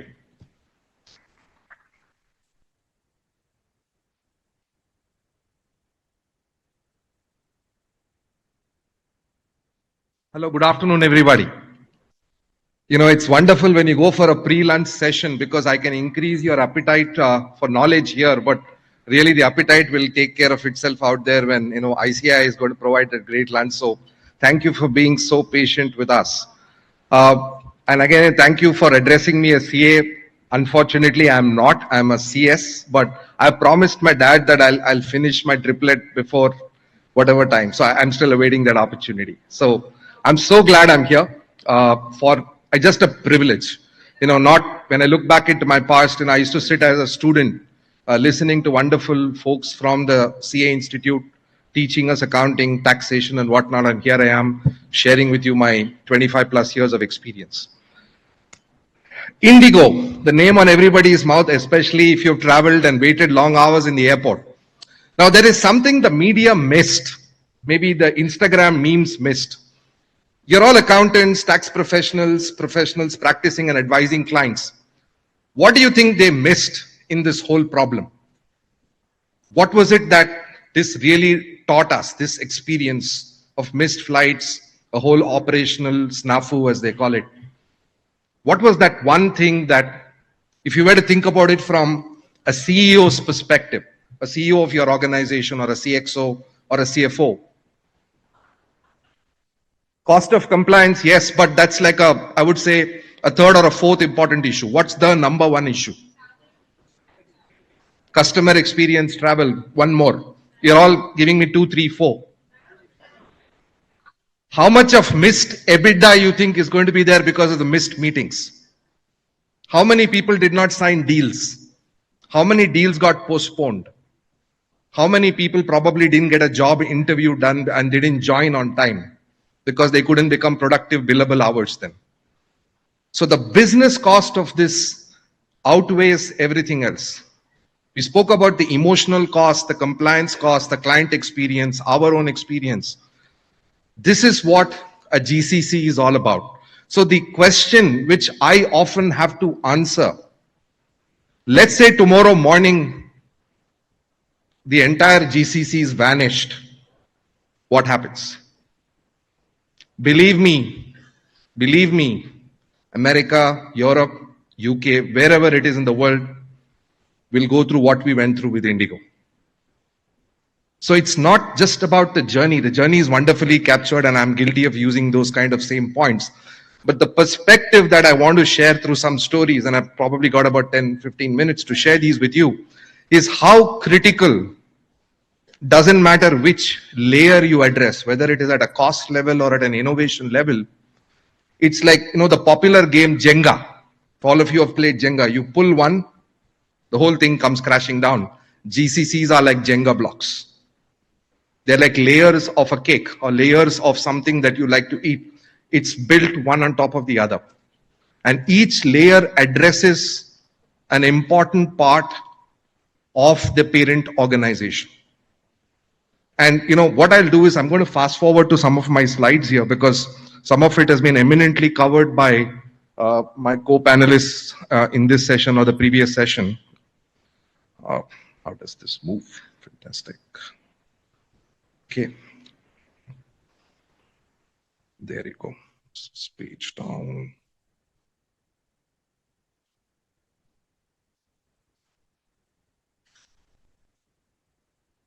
If somebody, there it is. So I'm going to this is an important slide I want to talk about. What's pride in ownership? What was the difference between what we call as GCC version 1.0 versus 3 or 4, whatever we like to think? 20 years ago, CEOs directly took interest in GCCs. They traveled to India. In Genpact, they came here. They saw India, oh my God, I can do stuff here. Today, GCC setup has become a a level 2, a level 3 mandate, which means setting up of a GCC has come down 2 or 3 notches, which means it's become part of strategy, it's part of operations. It's no longer, okay, my God, I don't know how to do this. It's about, okay, here is what we are going to do. So the pride of ownership is coming down. Now, this is very important for us to know. When the pride of ownership of a GCC in India sits in the board, sits at level 1, then it's easier to scale and grow. But the minute it starts kind of coming down to an operational level, you're just another shop. So this is a number 1 risk in terms of today's version of the GCCs, what we call as micro and nano GCCs, which is why you're seeing the GCC footprint shrink. It's no longer about thousands of people. It's about, okay, what can you really do for me? What's that one thing you can complete in 6 months, 8 months? How many MVPs can you run out of India? How many AI pilots can you do out of India? Because it's really the CIO speaking. The CXO or maybe the CEO still doesn't even know whether the GCCs can do this. So this is very important, that the pride of ownership is coming down in the parent organization, and this is something we have to think about. I just spoke about nanos to large. The previous success metric of a GCC is how large are you? How many people are you in India? Oh, 3,000, 5,000, 10,000, fantastic. Now that story is slowly eroding. Because again, we heard the story of a platformization, and I represent a GCC which is a platform, sentient. On this platform, we will build or we will buy. The ecosystem is totally fungible today. I can buy, I can build. That's why there is pride of ownership difference today. When I buy, I want to integrate seamlessly into the service. I'll buy a technology. Like if you're doing public accounting, I want to go to Walters Kluwer's and buy a tool called CCH. CCH might have been built 20 years ago, but to integrate it with a modern AI model will be done in the GCC. So what does it mean for all of us? We should be open-minded to partner with anybody and partner at will. This is going to be another important mindset, which is where the nano GCC concept comes. Nano GCCs are these partnerships. which is why you're able to do GCCs at 50 people, 100 people, 150 people, and it's no longer about headcount. So this is an important that scaling, do not think in terms of, oh my God, number of seats, number of people. It does help your cost structure, which is where the cost argument exits. And it is about a value argument. I will hire an IITian at X dollars, but if I will not get that skill back in the US and Europe, I can get it in India, because this person knows how to take a 20-year-old operating system and integrate it with the latest AI model, and that's done in the GCC. This is very important for us to understand. As folks who measure value in this room, you have to look at value with a different lens. What does it create rather than what it costs you at this point of time? Dual transformation is my favorite strategy. It's a book. I don't claim any kind of expertise about coining this term. Dual transformation is, if you look at the large GCCs, they have one thing in common. And if you look at the growth curve of a company, there are 3 stages or 4 stages actually. There is quick founding, quick growth, then there is maturity, and there is decline. Most large companies, I'm sorry to say this, are in the decline stage of their operating model. You take any large company, their operating models are losing steam in the market. The CAGR is reducing year on year the revenue which is produced out of that model. GCCs are the answer to this. GCCs, when you expand in India, help you to perpetuate a new model, help you to create a new market, help you to create a go-to-market strategy for a new product, help you to create scale up a service, help you to create new talent. So what happens here is, this is called the dual transformation. So think of dual transformation as 2 mountains. You're already on top of a mountain, you are a market leader, but you are going to decline because the only way next is down. Now, how can you create another mountain without coming down this mountain? The second mountain is actually your GCC. And you're basically creating a bridge between the parent organization and the second mountain. So without having to come down, you can actually get on top of another mountain. So the capabilities we are building in the GCC, whether it is talent, whether it is AI, whether it is technology stack, whether it is creating advanced, complicated ways of handling new issues, like say quant, for example. If you want to do a quant role in India for say a JP Morgan Chase, it can be done in India while you never have visited Wall Street. So this is the transformation of the capability, what is called as a dual transformation. If you're interested, please go see the YouTube video on this. It's a book. It's a book which says how do you become top of another game when your existing game is on a decline curve. Leadership is probably the most important thing in a GCC. If you take everything else away in GCCs, you can still survive. But if you remove leadership, that's probably the biggest mistake anybody will do. Most GCCs fail because they do not hire the right kind of leaders. Leaders who are not growth oriented, leaders who do not try to transform. And I have a very favorite guru. He's a chartered accountant, by the way. His name is Vijay Govindarajan. He's a Tuck School of Business professor in Dartmouth College. He's a chartered accountant and he advises firms on strategy. He called something called a 3-box model. The first box is what you do today. The second box is something you know is coming in the next 2-3 years. The third box is a problem because that's the distant future. That is something you have to start figuring out in 3 to 5 years and you don't know what's inside that box. Leadership matters because of this box. GCCs do this really well. The leadership in GCCs have much more futuristic vision, I dare say, than some of the CXOs sitting in the parent company, because the GCC leaders are young. A lot of you can aspire to be those leaders because the average age of a GCC leader is coming down by a decade. The average age of a GCC leader is coming down by a decade. So suppose you are in your 35 and 36, you can be that cool 40 under 40. Right? So this is very important because you have the skills of solving what's in that third box. Somebody who qualified 30 years ago is going to struggle with it because it's a huge mindset shift and they're not motivated enough to do that mindset shift because they're running a very good first box.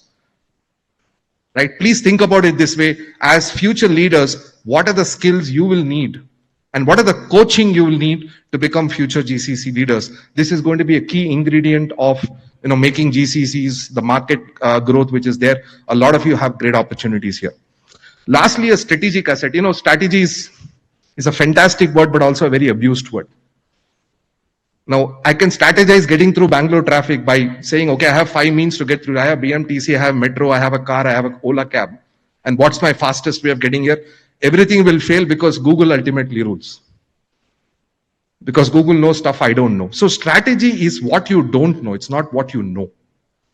Now, GCCs are again excellent at predicting the unknown. Because again, of the collective experience. Now think about bringing together the entire business of the parent company in one location. Let's say this parent is scattered across 250 offices in the US, maybe across 6 countries, across 5 continents. The GCC becomes a single place where this whole talent concentration happens. There is fantastic leadership. There is ability to integrate and solve problems quickly. And more importantly, there is value creation instead of just cost additions here.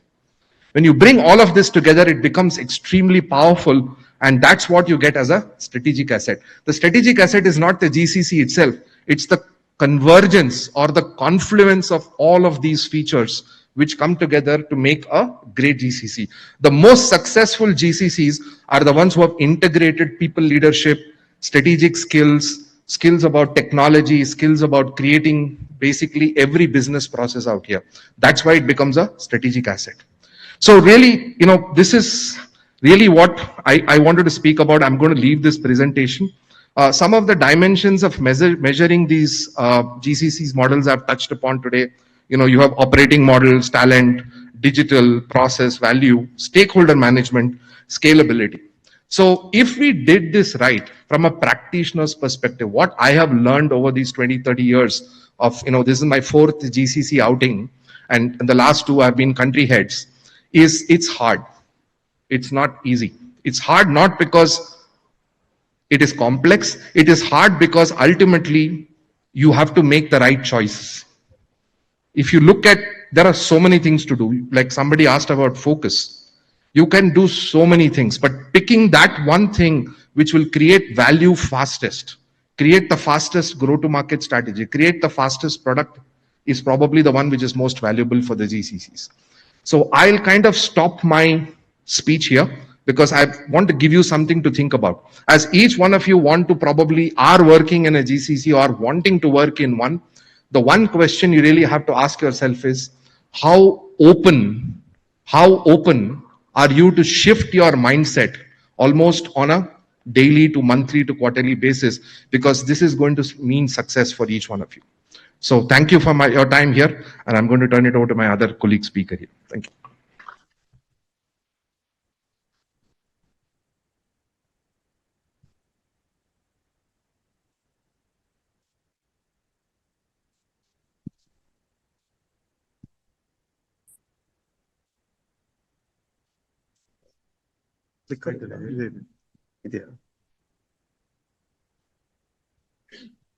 My color,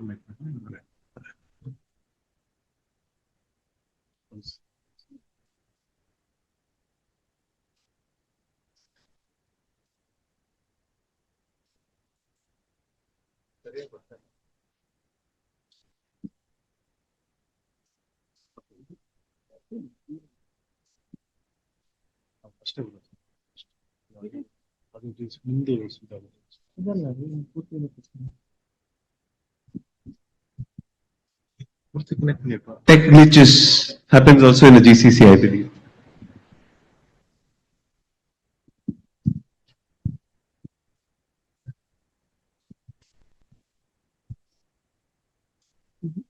One minute.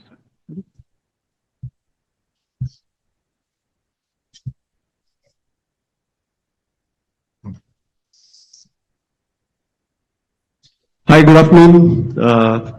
Maybe before we start, a question. One is I didn't want to try and put people to sleep before lunch, so I'll stay away from the dais. How many of you are practicing and how many are employed? Generally, to understand whom I'm addressing, how many of you are practicing? So majority is practicing, right? And hopefully the others have been part of GCCs or want to set up a GCC. I don't know. So I'm talking about a very large topic, which is how to set up a GCC.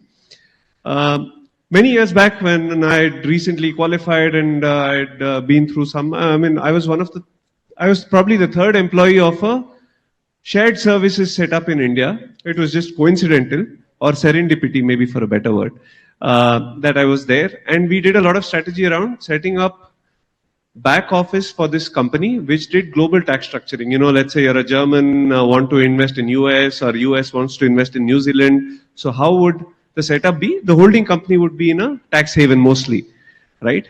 And what would this mean? Somebody needs to manage the tax haven entity as well, because there'll be flow through of funds, maybe minimum transactions, but we set up something like a tally, something as basic as a tally, because we were managing thousands of entities.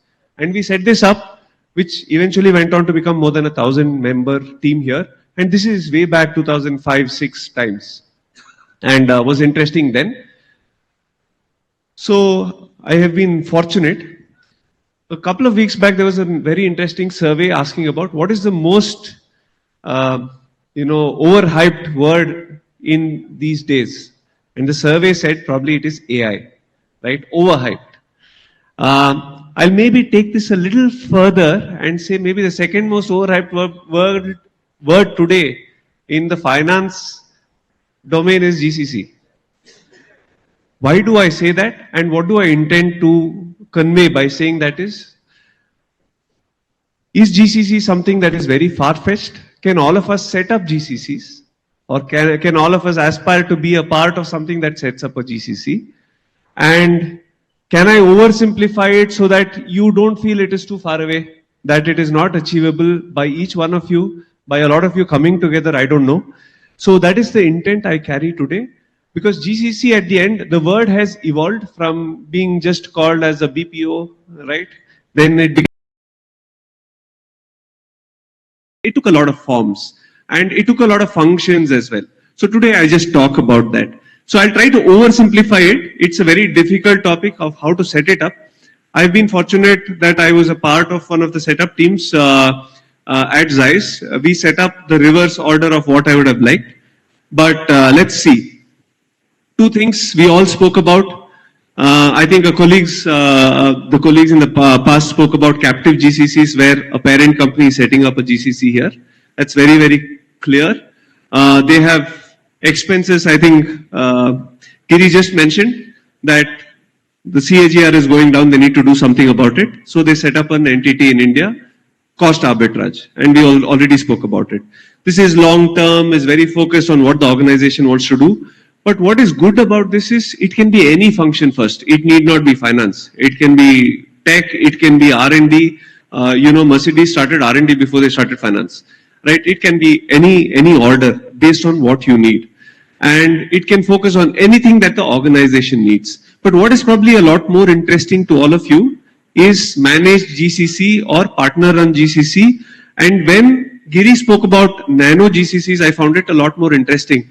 I am going to take it further and say, if you build tech-enabled GCCs, a nano GCC is probably 5 people, which probably all your firms already have, right? You can take it that far. Maybe with a few clients, with a handful of clients, but with a lot of tech coming in between. So let's figure out what can we do to build it.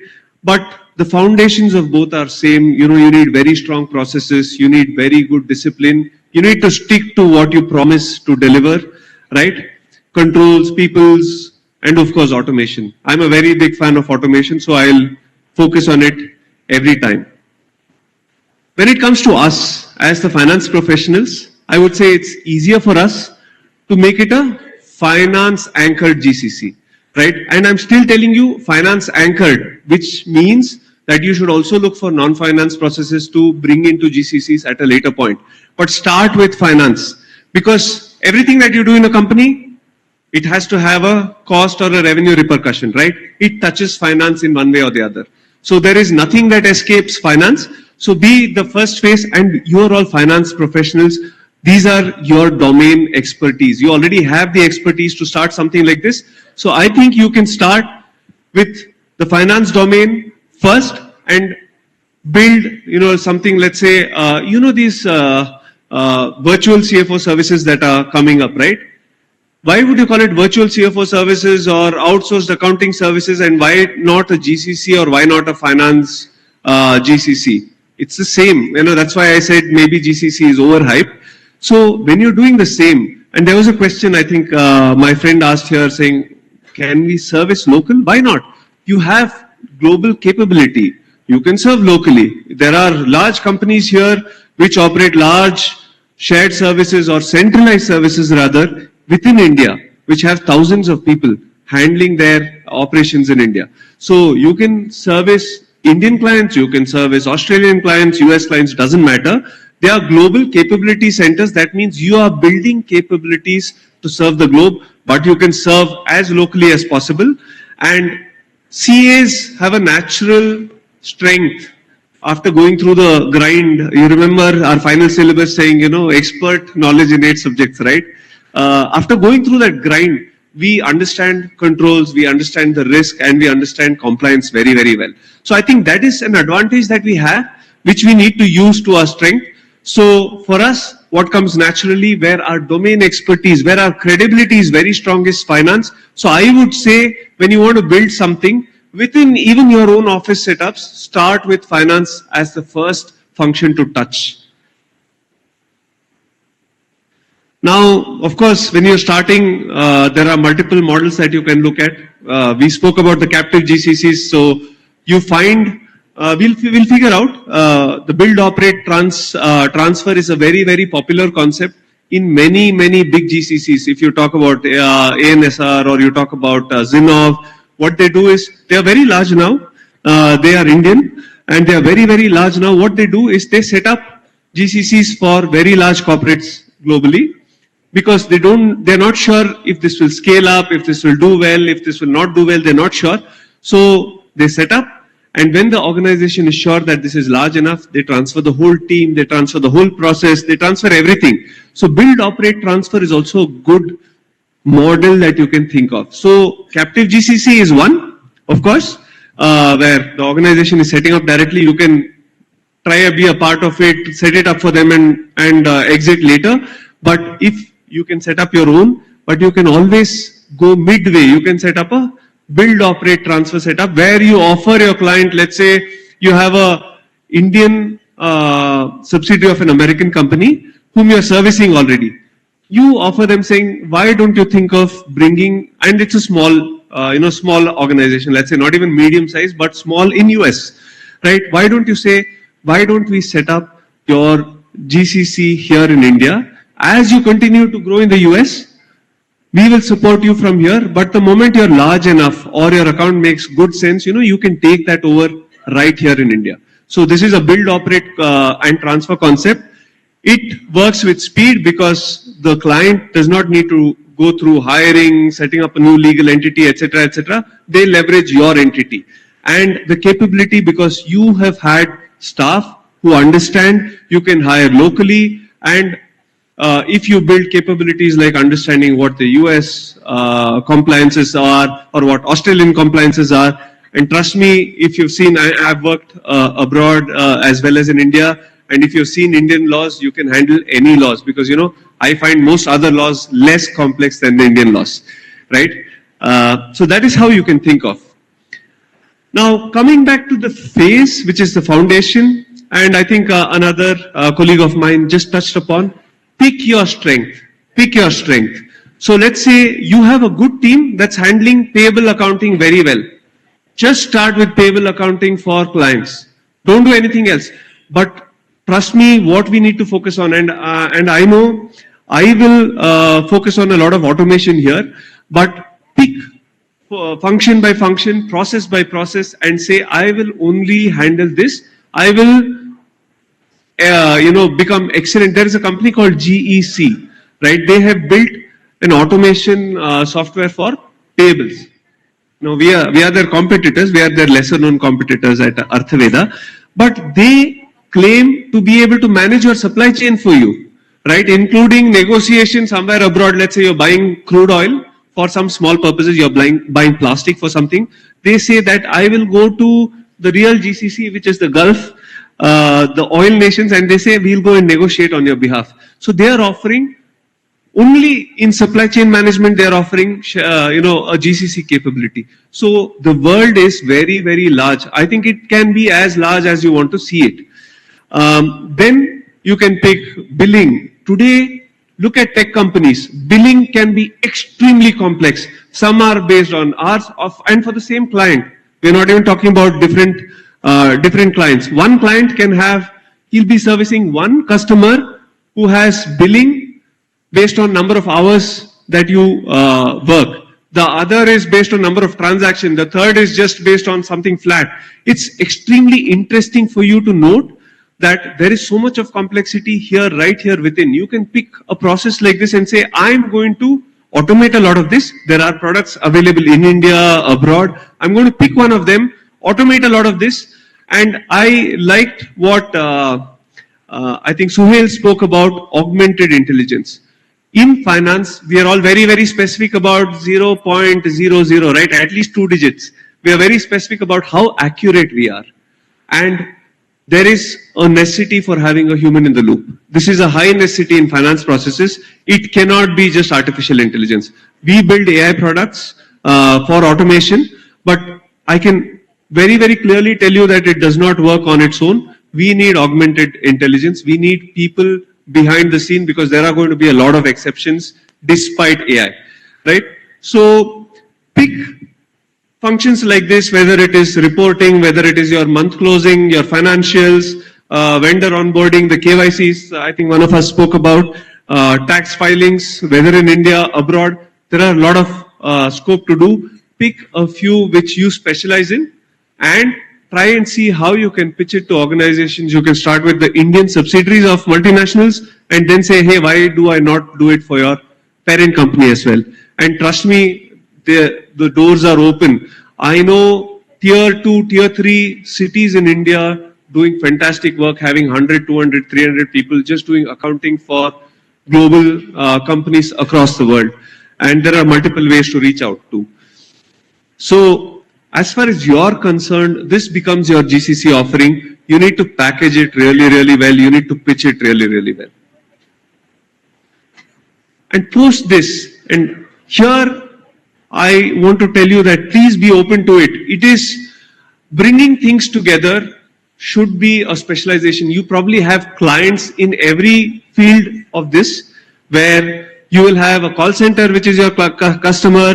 You have IT services, which is your customer. Maybe you have supply chain management companies, which is your customer.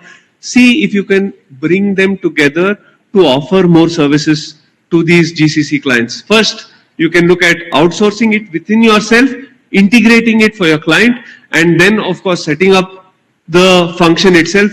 Don't restrict to your client. Because what, at least in my experience, is people don't like to go to multiple places. They don't want to go, I will go here for finance, I'll go here for supply chain, I'll go there for customer support and call centers, and I'll go somewhere else. People don't want to do it. They want, single stop shops. They don't want to go to multiple places. So eventually we'll need to figure out how to bring in the other functions. We can, of course, start off, finance is a good start, but don't restrict yourself there. Be open to collaborations. I think the world of competition is more or less, coming closer to an end. This is a world of collaborations. We need to figure out how to collaborate with each other and how to figure out how to get the bigger pie rather than fight for a small piece in the finance space itself. We should focus on that, and therefore we can be a lot more, we can add a lot more value to our clients.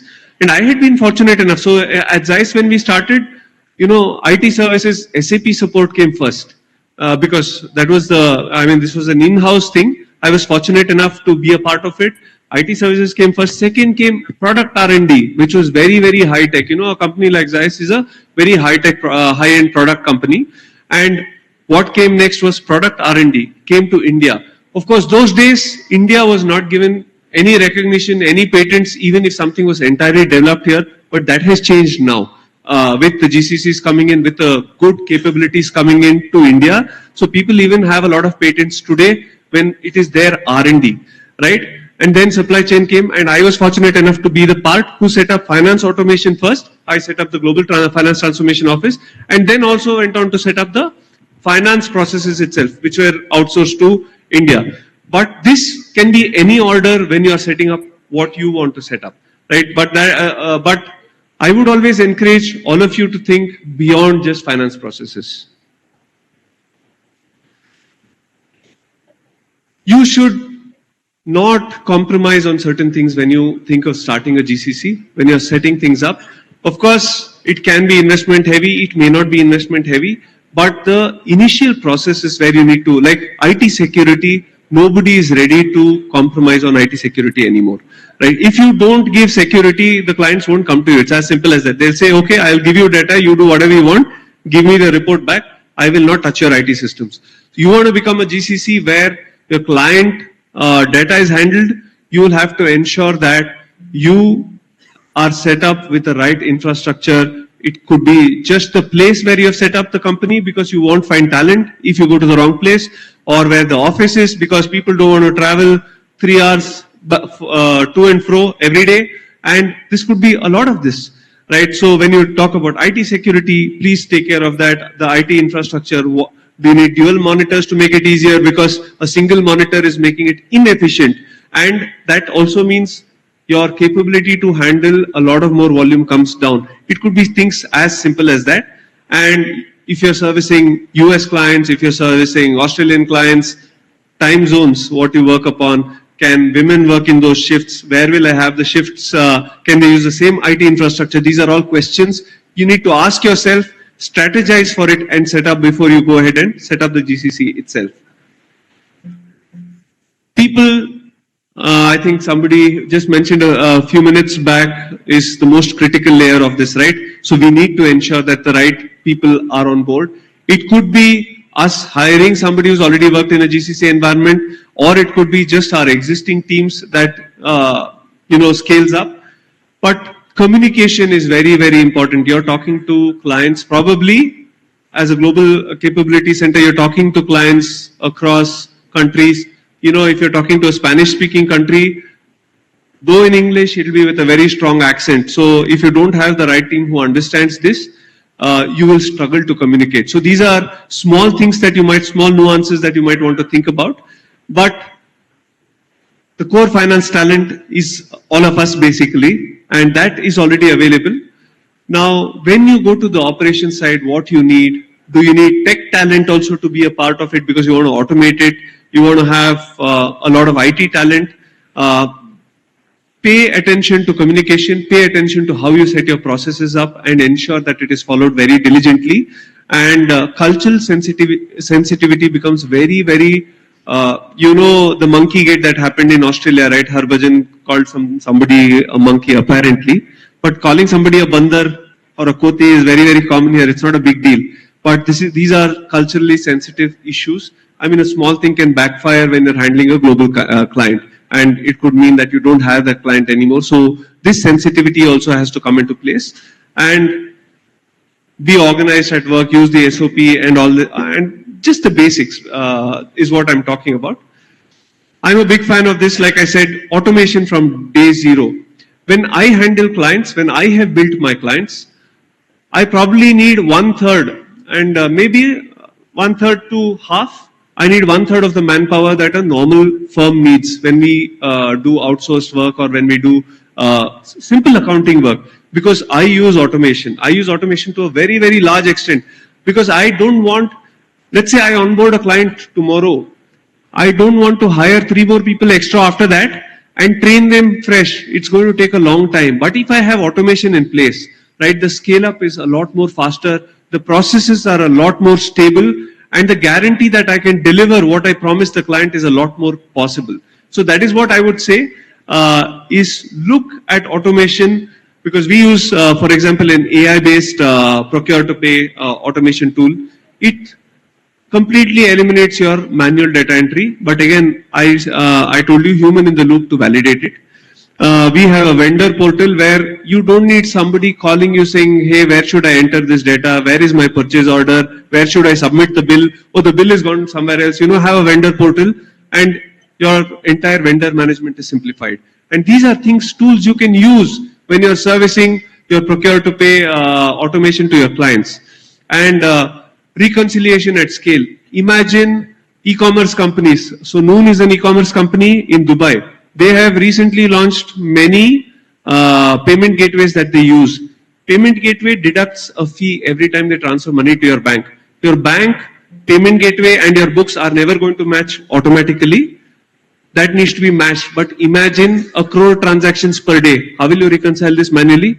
You will need to go for tech solutions. And when you go for tech solutions, suddenly you have cracked a very large client very easily because they don't have a solution in-house. So this is where I encourage you to look at tech as a solution. Whether you build it in-house, which is not the capability of every firm, but you can look at the market. The market has very, very good tools, and do a hybrid approach. Don't do a single approach, whether it's tech only or people only. I would always recommend that you do a hybrid approach. So don't build the GCC for the number of staff you have, but ensure that the automation augments it so that the bots can manage any growth that you want to get.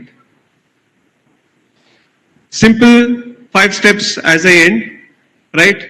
Choose the right operating model, build, own, transfer your own, or you want to be a part of a global setup. Choose that. Build your finance core because that is what is core to you, right? Infra and security, don't compromise. If you compromise on that, you lose the client, they don't come back again. The talent, the people is not something that you can, of course, ignore. You have already realized that even as you service your clients now and automate and expand, it's a lot more easier to do that than doing it either only manually or either automated, because both won't work. You need a hybrid solution. So with that, I think that we can all move from just the auditor role, just the accountant role to a lot bigger role of GCC architects, the scope, the availability. You know, Mittelstand companies are mid-sized companies in Germany, which is 1, 2, 3 billion. That is the size. And they will be very open to coming and partnering with India, for example. Germany is very open to India, and I know that for a fact. So we have to build the trust, of course. And that is the most important factor that we need to build when we want to get them here. We as smaller service providers can build large companies, can build large solution companies. And that is not a problem, I feel.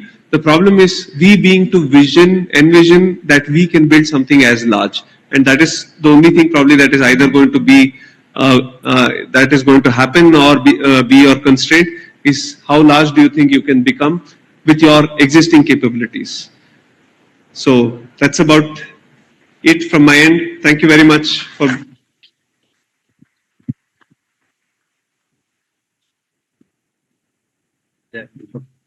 Quick one or two questions. Thank you very much, Kedar. Thank you, Shreyas. I think big round of applause for both the speakers. Very specific, I think was very important session we had, and I'm sure the members, participants would have really benefited with the insights you shared about it. So before I ask the audience for maybe a couple of questions, but I think I just have a couple of questions from my side which I can ask, maybe may not be repeated by the audience if they have the similar ones. Because Girdhar, you spoke about the pride and ownership, transformation. You spoke about you talk about the value creation. Shreyas, you spoke about the automation, the talent pool. I think the technology, these are some of the important factors for the GCCs. So Girdhar, quick on one question with you is, with the digital transformation accelerating, what skills or capabilities should GCC focus on to remain relevant and competitive globally? Absolutely. So digital transformation is, as you know, you again heard another speaker speak about a digital twin.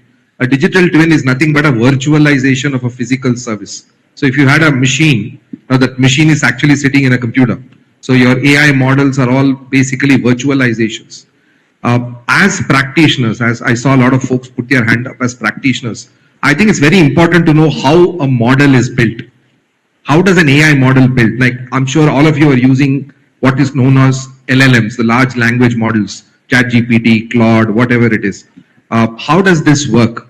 Like, how would you value something like this? Imagine if your client wants to build an LLM, which is what is known as close-ended, which is within their organization.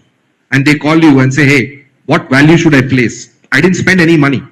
I just bought an open source model, put it into my cloud, and then it started learning by itself because that's what agentic AIs do today. What do these jargons mean? How do you bring this together? How do you create a valuation model for something like this? And obviously, we look to professional bodies like ICAI to provide guidance, but what can you bring to the table saying, okay, here is how we should look value here. Now, value will also mean, remember, you have to value this as an asset if this company has to sell and buy this as an asset. We are used to valuing plant and machinery, we are used to valuing buildings, but how do you value these models today? What will companies buy and sell? So think through this as one of a skill that we will have to develop. We don't have to understand the tech itself, that's not our understanding. But then suddenly your CIO is going to be your best friend. Because they don't understand finance as much as you do, and you'll probably not understand all the layers of code which goes into building a model. Just an example to see some new skills which you can develop in terms of understanding tech, but in a way that how does it fit in an M&A world, for example, at this point of time. Thank you very much. Thanks, Girdhar. So, quick on you with Shreyas in terms of, in your view, how important is cross-functional collaboration between finance, operations, and technology teams within the GCC? Since being, you've been involved at various positions, I'm sure you'll be able to give insight on this. Well, I think cross-functional collaboration is a part of life, whether you're in a GCC or in an organization or your own organization, right? So that is something that you cannot do without. And the better it is, the smoother your GCC setup is going to be, the smoother your GCC functioning is going to be.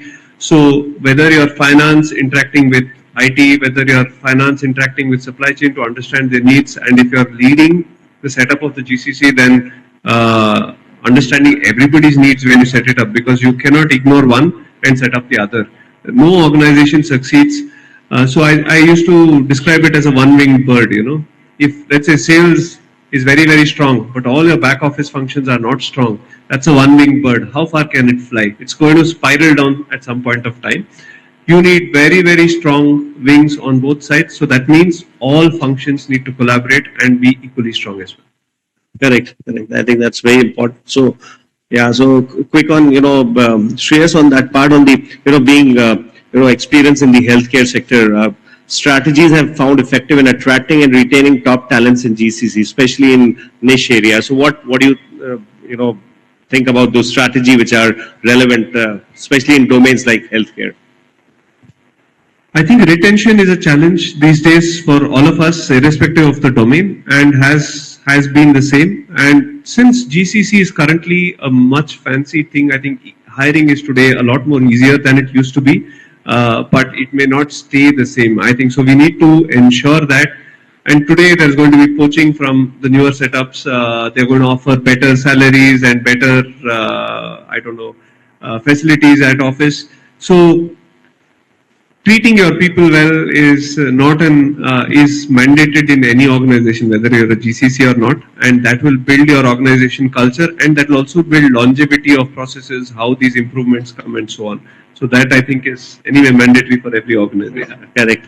Thank you very much. And when you asked about how many into practice, a lot of members I saw has raised their hands there in practice. So, and quick for both of you, like me being a layman in GCC, of course, not aware. So I want to enter into a GCC. So what quick advice to young professionals, especially, would like to give you in 15 seconds that what they should just keep it in mind, or how they can, enter into a GCC as an advice you can give it to them. So like I said, I spoke about how to build a GCC. This is exactly what you can do, is find out the gap in the market, find out the market you can try and impact. If you have to travel, let's say, to exhibitions, to trade fairs, which talk about similar topics, please do so. I think that's an easier way to assess the market capabilities, market requirements. I mean, this is probably one such forum as well. And then try and see how you can structure your setup to feed this market.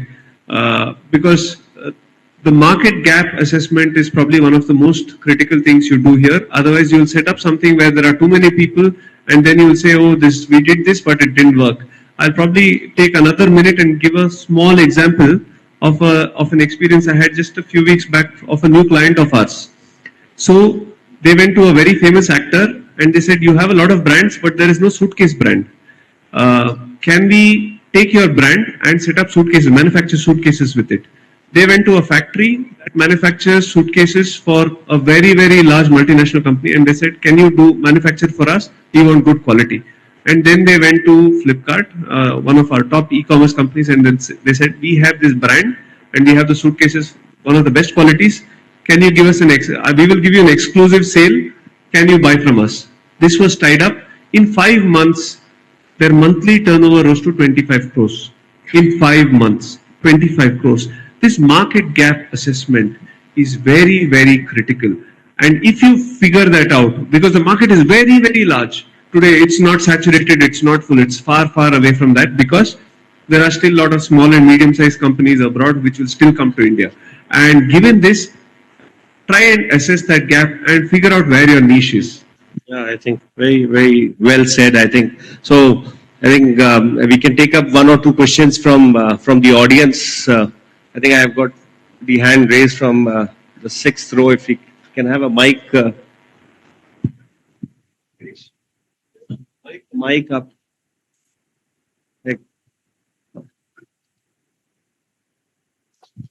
Thank you. My question is to Mr. Shreyas, because you simplified the concept of GCC.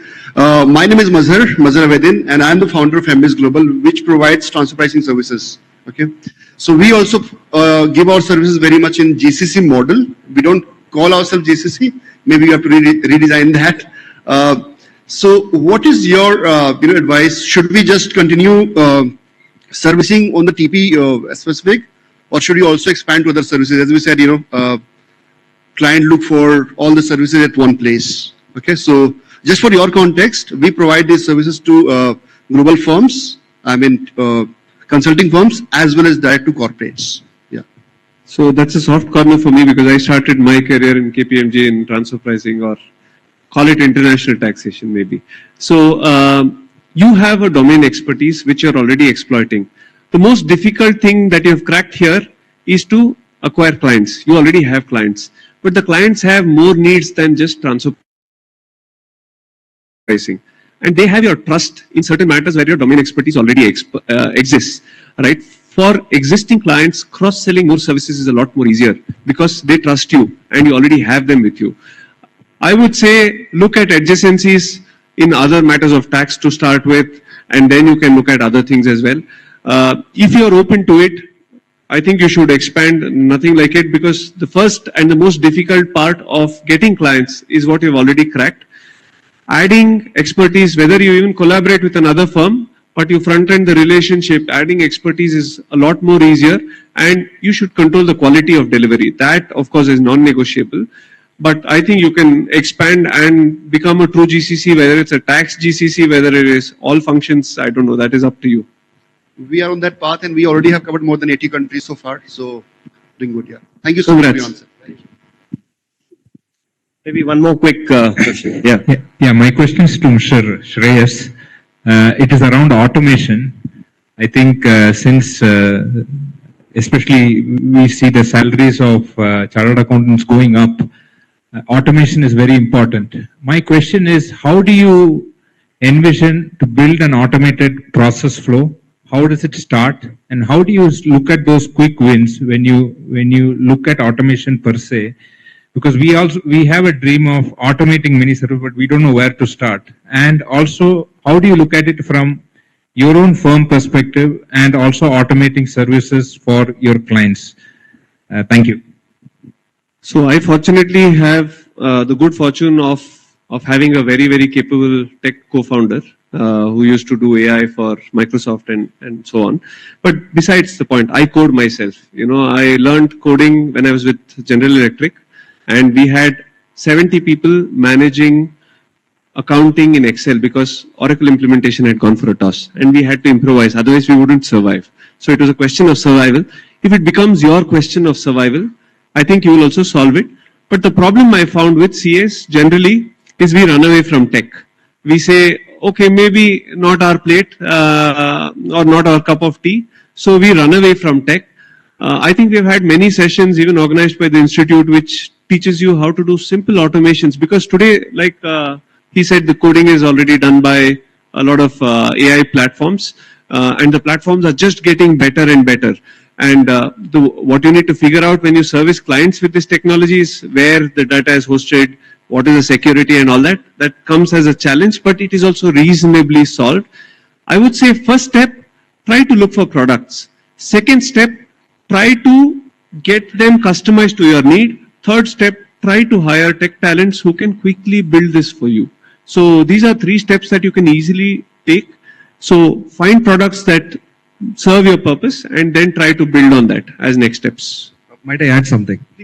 See, a couple of areas of opportunities for accountants is as you're doing an automation pilot, let's say you're an accountant in AP, and AP is getting automated through, say, extraction of data. Typical success rate is about 30 to 40%, which means 60% of the data fields, the system won't get it. And with AI, there is something now called AI hallucination. AI hallucination is it assumes it is right and pushes it as if it is right. Now, this is an excellent opportunity for accountants because we really dwell in what is correct versus what is wrong. The black and white is very good for us. So AI hallucination is going to be a big problem. And it is happening. That is why you get nonsensical results sometimes when you give a set of data points. So one is that opportunity of what we call as reinforcing the AI. The other is redesign the process. Now, a lot of us should not stick to that process. I think, again, as accountants, as professionals, we are very good at designing process. So this is a good opportunity. Let's cut 40% of the process time right now. I'm taking 20 minutes to do something. How can I do it in 10 minutes? So you'll need less people, but the fact is you'll be able to do more. And people will suddenly have a new skill of process redesigning, creating AI model testing, etc. These are new roles.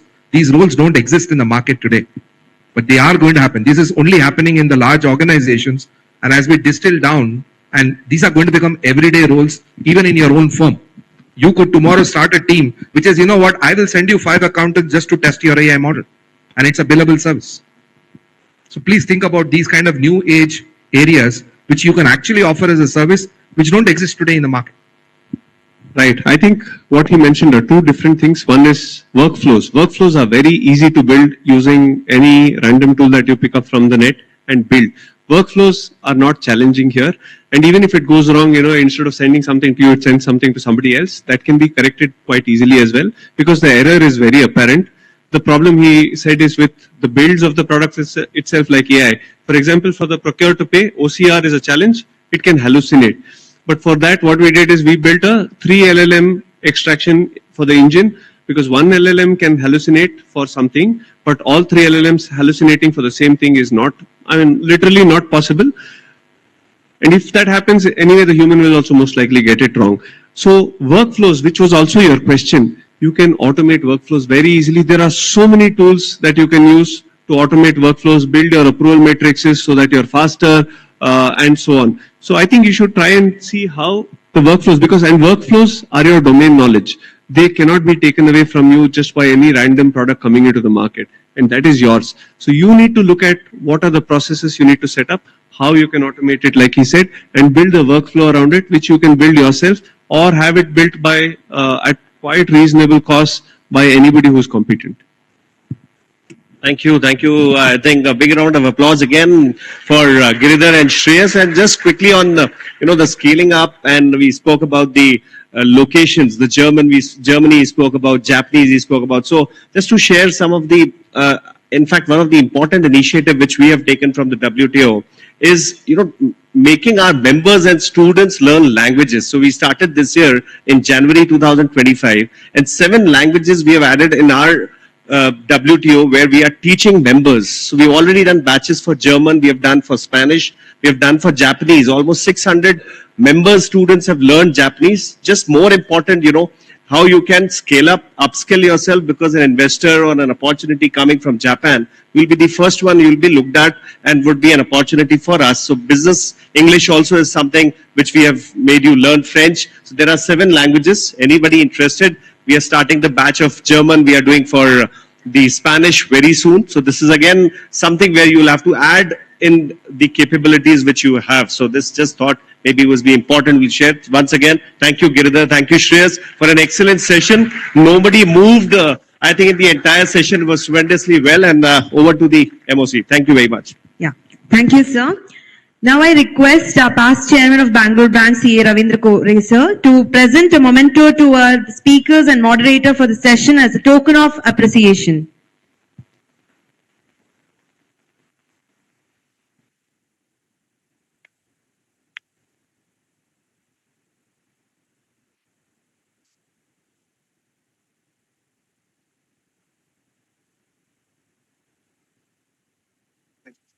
Let's give them a big round of applause.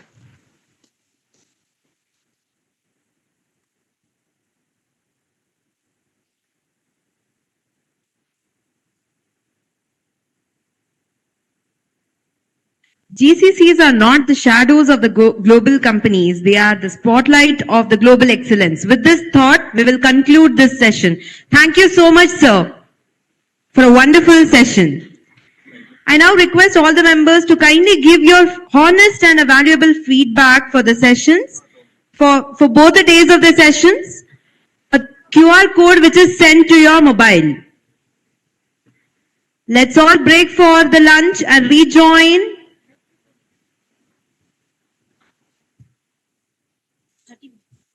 Yeah, please rejoin within next 30 minutes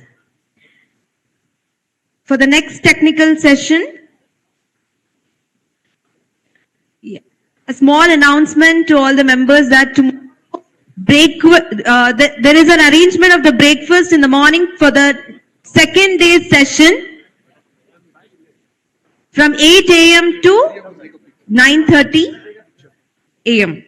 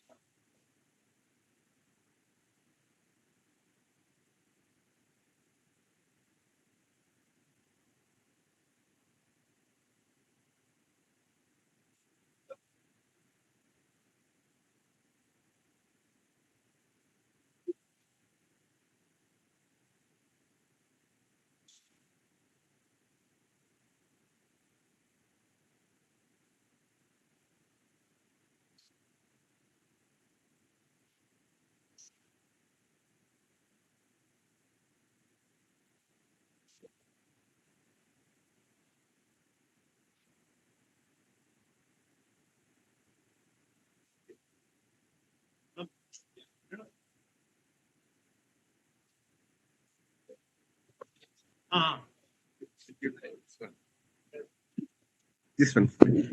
Oh, yes.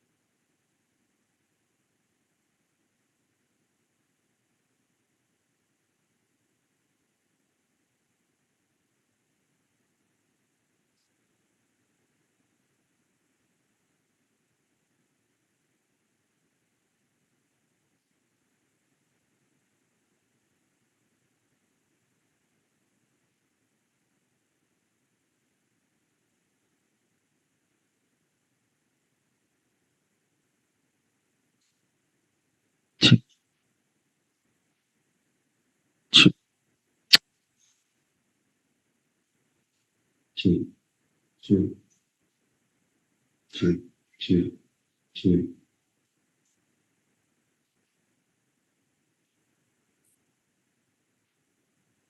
Two.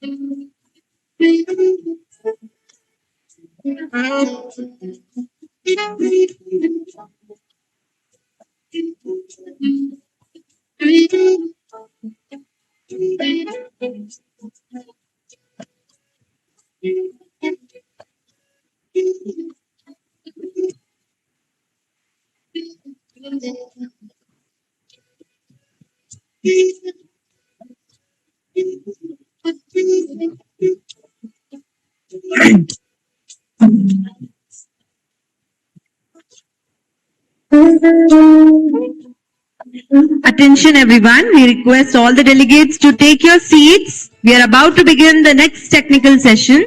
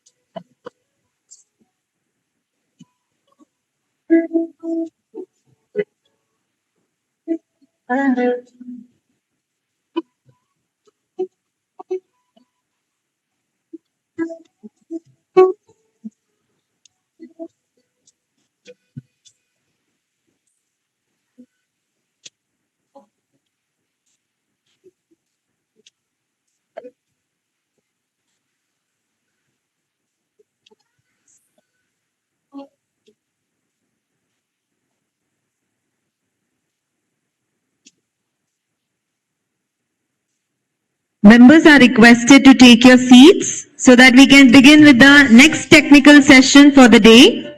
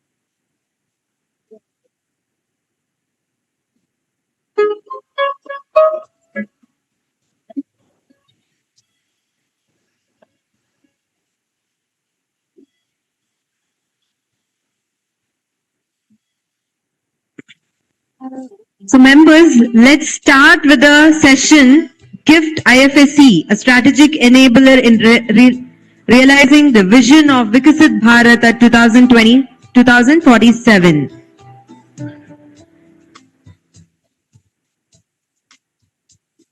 Good afternoon and welcome back. I hope you all have had a fulfilling lunch and have recharged yourself for an exciting second half of the session. Let's get started with our afternoon lineup. There's a beautiful idea once often shared in national development circles. A nation becomes a great not by chance but by choice.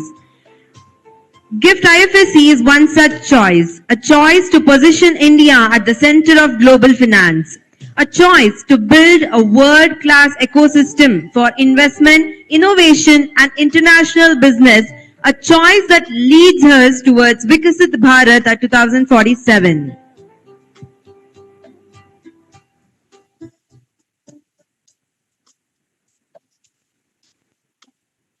To take us on the topic, GIFT IFSC, a strategic enabler in realizing the vision of Vikasit Bharat at 2047. We are privileged to have with us Shri K. Mahipal Reddy, Executive Director at International Financial Service Center Authority. Hello everyone. Hello everyone. I am May I now request our Vice Chairperson Kavita Madam to escort session speaker Shri K. Mahipal Reddy and CA Anuj Goyal, Central Council member, as a moderator onto the dais.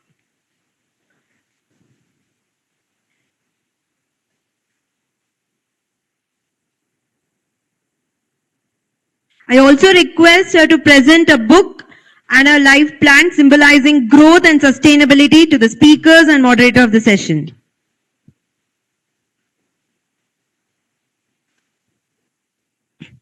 Can we now have the introduction of the speaker? Let's give them a big round of applause.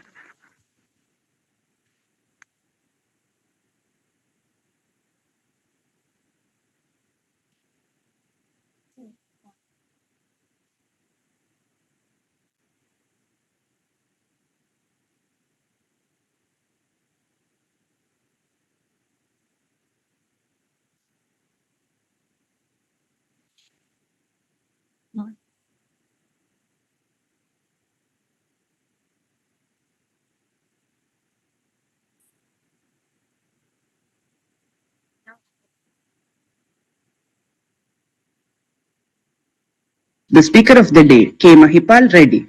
Mr. Mahipal Reddy assumed the charge as an Executive Director at the International Financial Services Center Authority in Gift City, Gujarat in November 2024. He brings 35 years of extensive experience spanning the insurance industry as well as regulation and supervision. In his current role at IFSCA, he oversees key activities related to insurance, pension and ancillary services. Before joining IFSCA, he served as Chief General Manager at the Insurance Regulatory and Development Authority of India. During his tenure in IRDAI, he gained extensive experience in insurance regulation and supervision, particularly in the area of registration, monitoring, and overseeing the governance of general insurance companies and insurance brokers in India.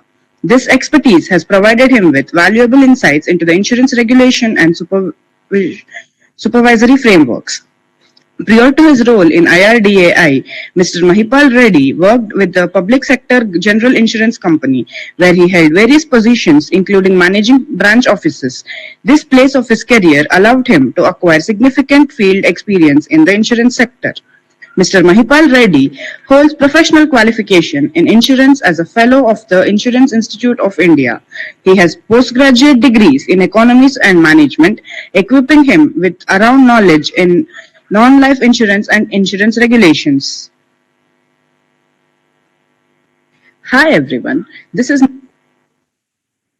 Thank you for a brief introduction. Now I request our chairperson to also escort Shri Satyaraj CM, General Manager, International Financial Service Center Authority, onto the dais and also present a book and a life plan as a token of appreciation. Let's give them a big round of applause. To introduce the Speaker of the Day, Mr. Satyaraj CM.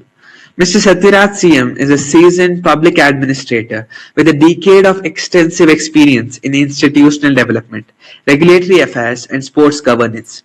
He currently serves as a general manager at the International Financial Services Centres Authority, IFSCA, Ministry of Finance, Government of India.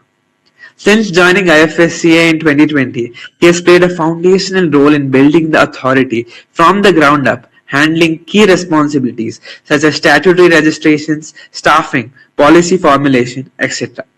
Currently, he oversees critical divisions including banking supervision, foreign universities, and the Financial Support Services Regulatory Division. Prior to his tenure at IFSCA, he has held several leadership positions at the Sports Authority of India, which he joined in 2012 through a special recruitment process for civil services candidates. He served as Deputy Director and Assistant Director across various departments and training centers, managing administrative and operational functions at both national stadiums and regional centers. He has played a key role in implementing flagship programs such as the Khelo India initiative and coordinated high-profile national and international events including the Fit India Movement, South Asian Games, FIFA Under-17 World Cup India, and multiple marathons flagged off by the Honorable Prime Minister. He also served as Chief Administrative Officer at the Indian Institute of Corporate Affairs under the Ministry of Corporate Affairs. He holds a bachelor's degree in mechanical engineering from Anna University, Tamil Nadu, and a postgraduate diploma in disaster preparedness and rehabilitation from Guru Gobind Singh Indraprastha University, Delhi. He has further sharpened his leadership and policy acumen through executive education, including the Future CHRO program at ISB Hyderabad and the Advanced Management Program in Banking and Finance at the Indian Institute of Banking and Finance, Mumbai.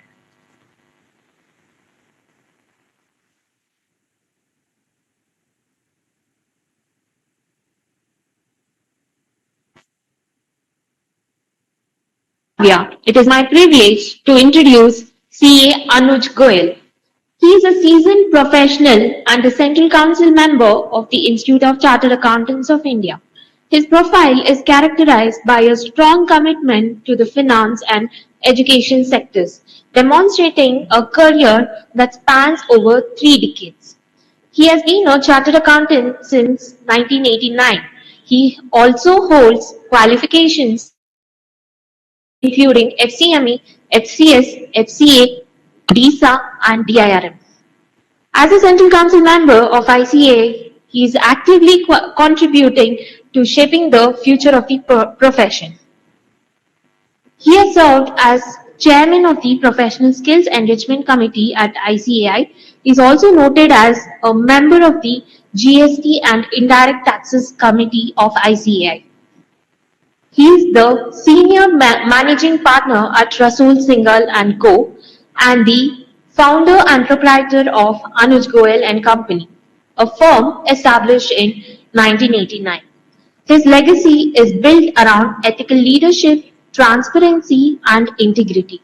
He is passionate about fostering a culture of continuous learning and growth, aiming to inspire trust and accountability within the accounting and finance communities. Let's give them a big round of applause. We now hand over the session to our distinguished speakers to enlighten us on the topic. Thank you very much.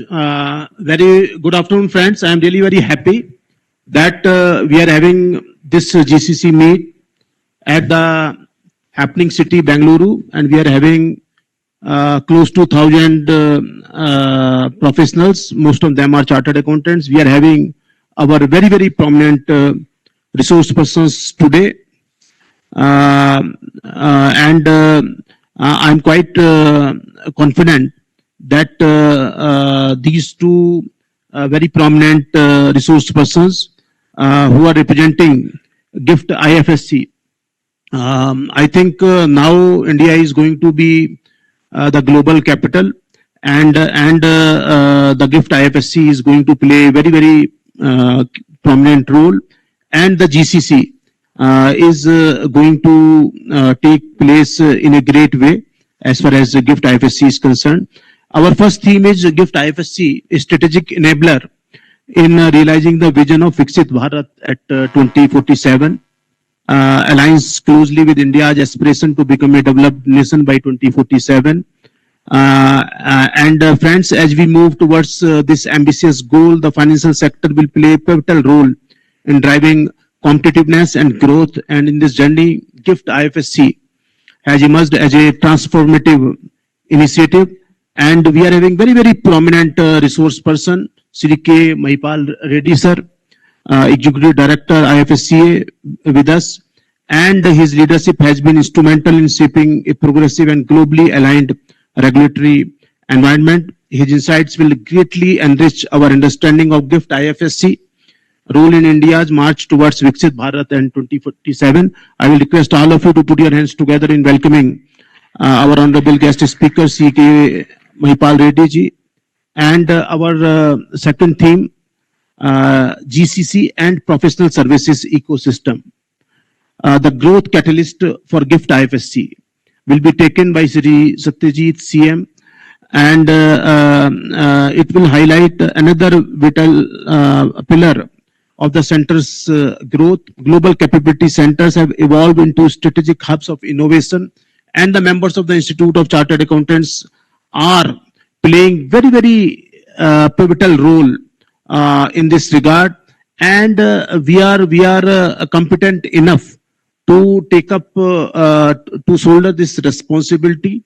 And I think GCC is going to be a game changer as far as the export of services are concerned. And when we do look towards India, that in this quarter itself, we got the growth of more than 8%.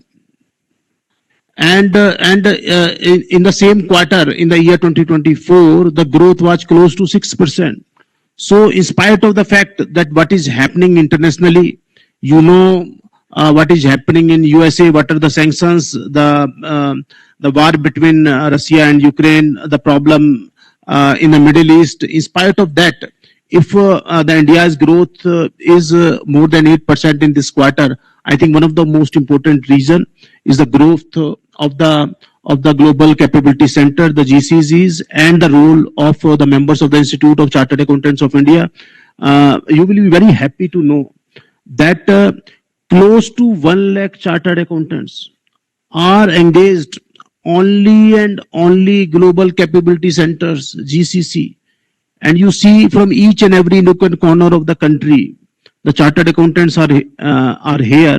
And you will be very happy to know that my 50,000 chartered accountants, more than 50,000 chartered accountants are already having certificate course, has done the certificate course in artificial intelligence, AI.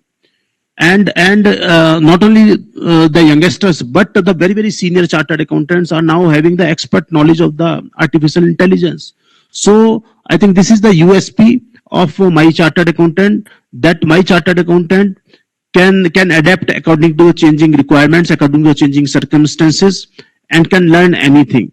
So I think in the GIFT IFSC, our chartered accountants are going to play a very, very pivotal role, and particularly in the Global Capability Center.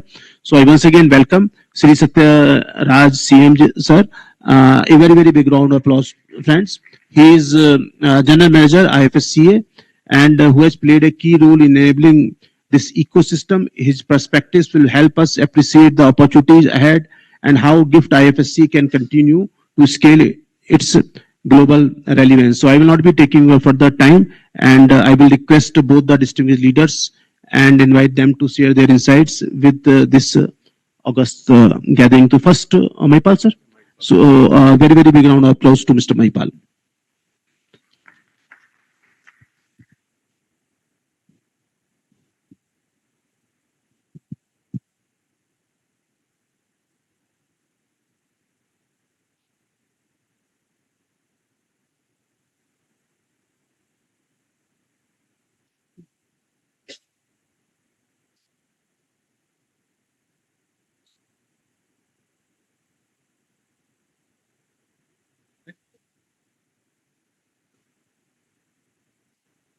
A very good afternoon to all of you. Distinguished dignitaries on the dais, Dr. Anuj Goyal, and my colleague on the dais, Mr. Satraj, and CA professionals from ICAI, company secretaries, technology experts, and professionals from various sectors of the industry, from other associations. And it is a very great honor to be a part of this 5th edition summit of ICA and GCC. And in fact, when we talk about GCC, in GIFT IFSC we call it GIC. And there is a difference because the government has recognized GIC as a financial product, financial service, financial institution. I don't think anywhere in the world any of the regulators regulates the GCC. Maybe in few jurisdictions, I do not know, but IFSC is the only regulatory body which recognizes, which authorizes GCC and regulates the GCC in IFSC. And this is the distinct feature of IFSC, so that so much it creates a confidence among the stakeholders and the ecosystem as well. In an unregulated environment, but still it is open for questioning by the stakeholders, but in a regulated environment like IFSC, there is a stable, flexible, innovative regulatory framework to encourage the GCCs.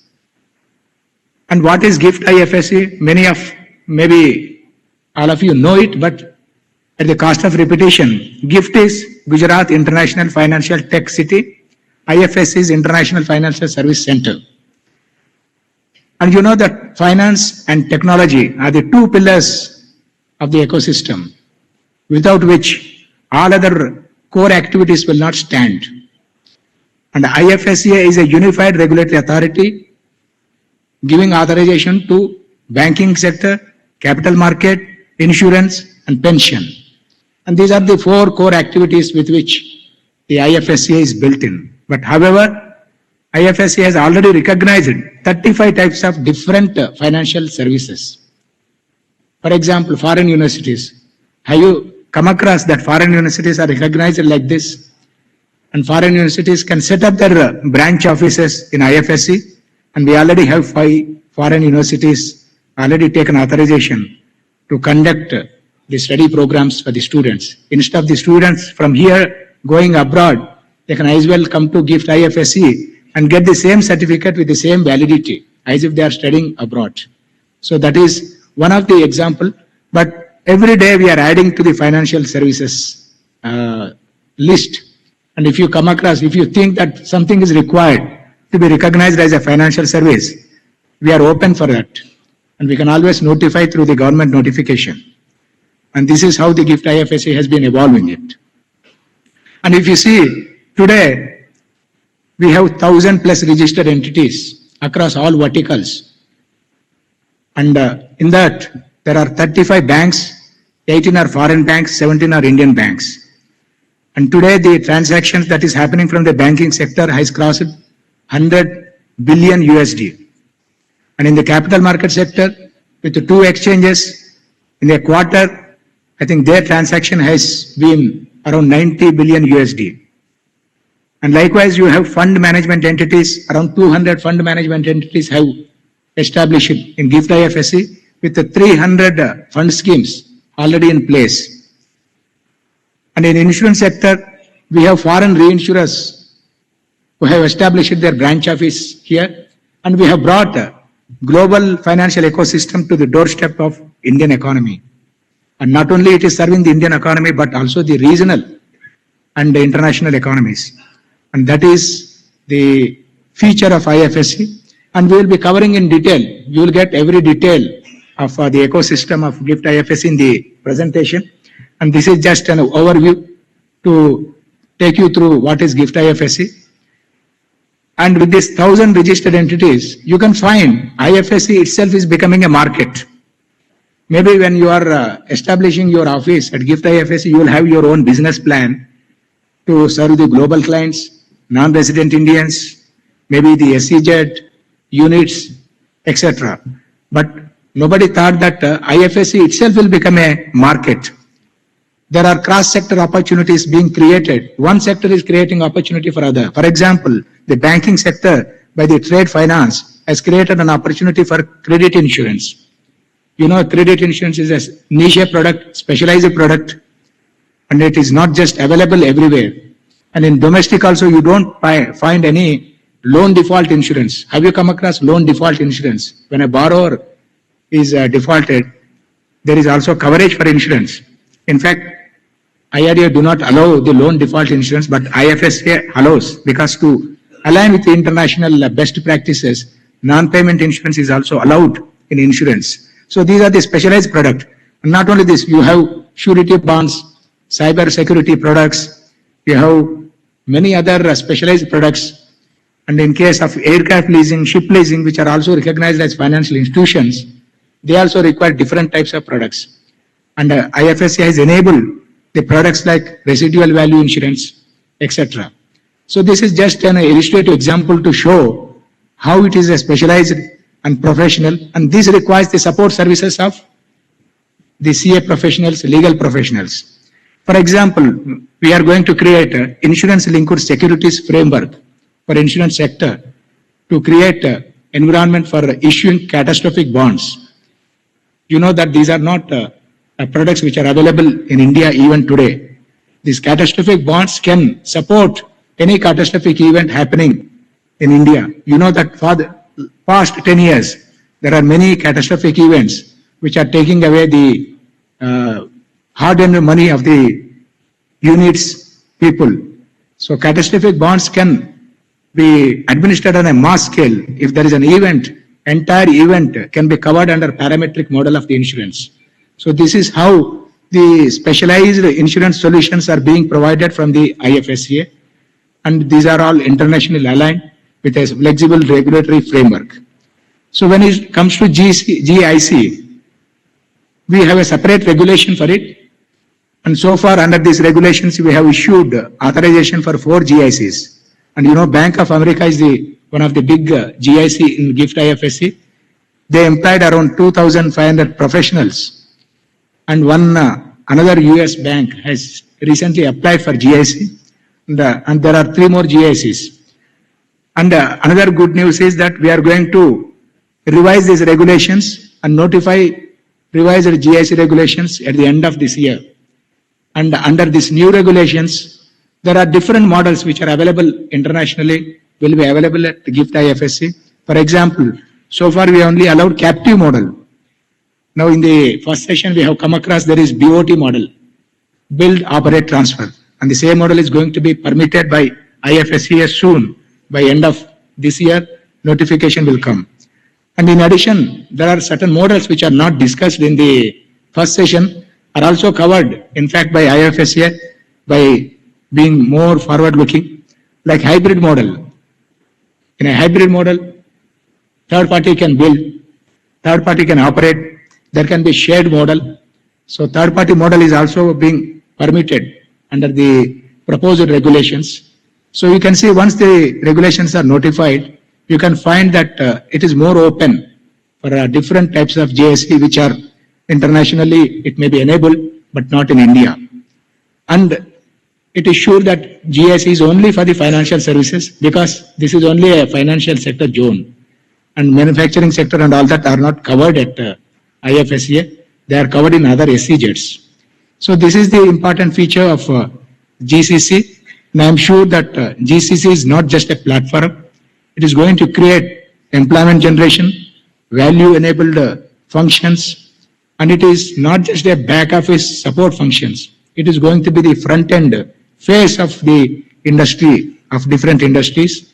And with this, I do not want to take much time because there are substantial number of slides which will give the every detail of what is GIFT IFSC right from 2007 when GIFT IFSC was conceived, 2015 how IFSC has evolved, and 2020 IFSC as a regulatory authority was established, and what is the journey in the last 5 years, and what is the future models, and what is the future progress that is going to be there in this jurisdiction.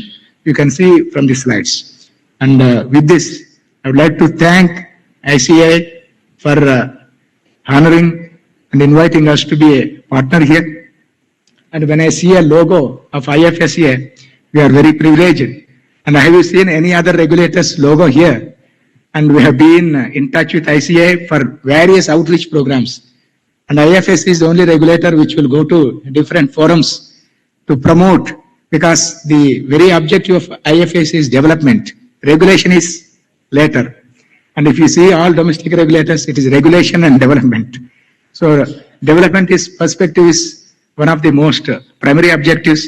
And if you know that our chairperson in this week is on an outreach program, international outreach, he is in Germany, he is in Switzerland, and also seeking many other international GCCs in insurance companies, banking companies to come to gift IFSCA. And that is the goal of IFSCA. And I'm sure that with the partnership of ICA, we will together achieve the potential of Vikasit Bharat 2047. Thank you very much.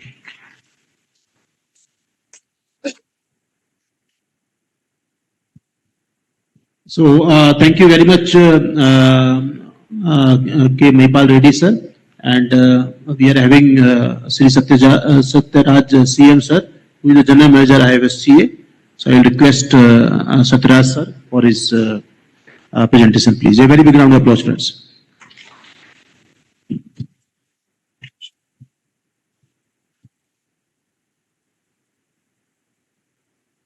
Is it visible? Visible? Okay.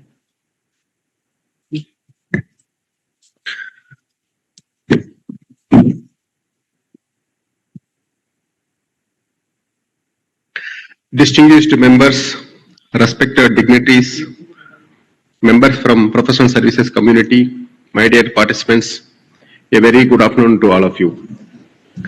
It gives me a great pleasure to be here today at this esteemed platform created by an institution which has consistently played a significant role in shaping the professional services and corporate governance landscape of India. So I feel privileged to be here with you all. Today, I speak to you at a time when India stands at the threshold of an extraordinary transformation. A transformation not only in terms of GDP or economic growth, but in terms of institutional maturity, strategic vision, and global ambition. Today, I will speak about one of the deepest financial sector reforms undertaken by the Government of India, which will enable India to plug into the global financial system. If you look at India's growth story, as a country with strong macroeconomic fundamentals, a huge demographic dividend, a strong democratic credentials, rule of law, world third largest startup ecosystem,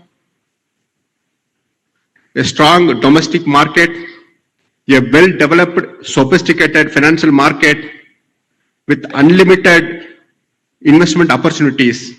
India requires huge flows of foreign capital so as to realize its full economic potential. Friends, where that investment need is coming. See, India is the number one in population today. The roadways infrastructure as on today, it is 1,45,000 kilometers, which is expected to grow 2,90,000 kilometers by 2030. Similarly, the port handling capacity has to grow 6 times more. The aviation capacity has to grow 7 times more. As per the GEUI report, for India to meet its net zero emission target by 2070, it requires around $10 trillion of foreign capital. That means it has to triple or maybe quadruple the requirement of foreign capital inflows so as to meet its investment needs. As per the BCG's report, For India to become a $30 trillion economy by 2047, the financial services sector has to grow 20-fold. Achieving this scale requires us to pursue two parallel objectives with equal intensity. Number one, to deepen and globalize our financial sector. Number two, to create more meaningful and skillful employment for our youth population. What if I told you that both these two objectives can be achieved by a single integrated platform called IFSC in Gift City, Gujarat? Friends, when India attained independence in 1947, our economy was largely agrarian, inward-looking, highly regulated, and the contribution of the service sector to India's GDP was around 30%. All that have changed with the liberalization, privatization, and globalization reforms of 1991. This 1991 reforms kind of catalyzed the India's services sector.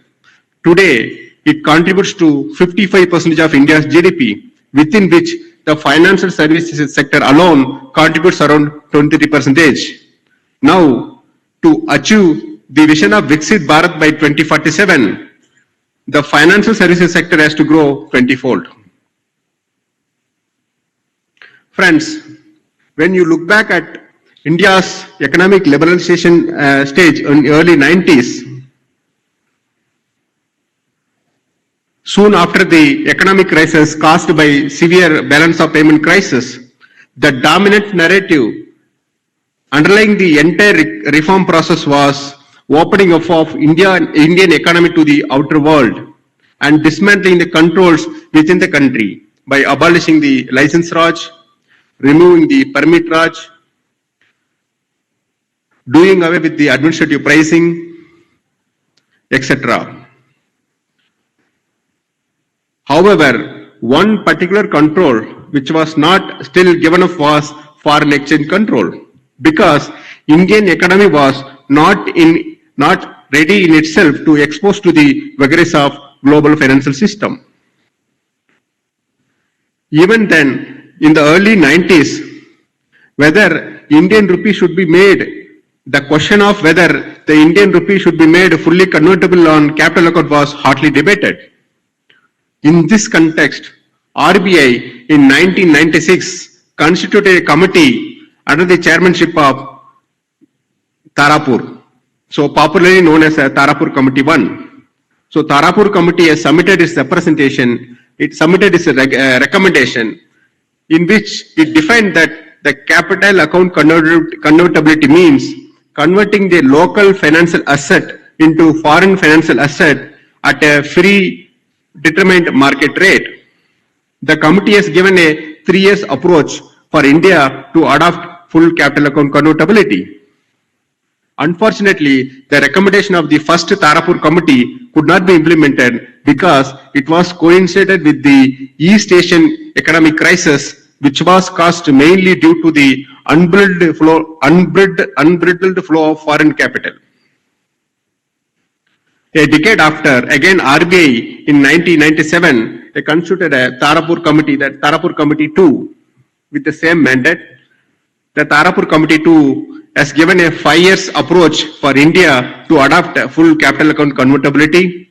Based on the recommendation of Tarapur Committee, further liberalization in ECB guidelines, external commercial borrowing guidelines, LRS, and permitting the NRS to invest in Indian capital market, some incentives for NRS deposits were introduced. However, the Tarapur Committee 2's recommendation also could not be implemented because soon after we faced global financial crisis in 2008. During this time, the Government of India parallelly set up a committee under the chairmanship of Percy Mistry to study whether India should have an international financial services center. So Tarapur Committee has studied the global jurisdiction and it has come up with a prerequisite to have an international financial services center. What are those prerequisites? Number one, to have an advanced payment and settlement system. state-of-art infrastructure and technology, and high-skilled manpower and social infrastructure. The Pearson Mystery Committee also estimated that as on 2005, the international financial services consumed by the Indian firms or Indians stood at around $13 billion. And it was estimated that by 2025, it was expected to grow up to $120 billion. So the committee said that India should not only become the consumer of its own international financial services, it should also become exporter of international financial services. To achieve this, it has recommended to have an unified financial services sector regulator, which will have the powers and functions of all domestic financial sector regulators like RBI, SEBI, IRDA, and PFRDA. Friends, if you look at the IMF's report, International Monetary Fund report, it categorizes the financial center into three.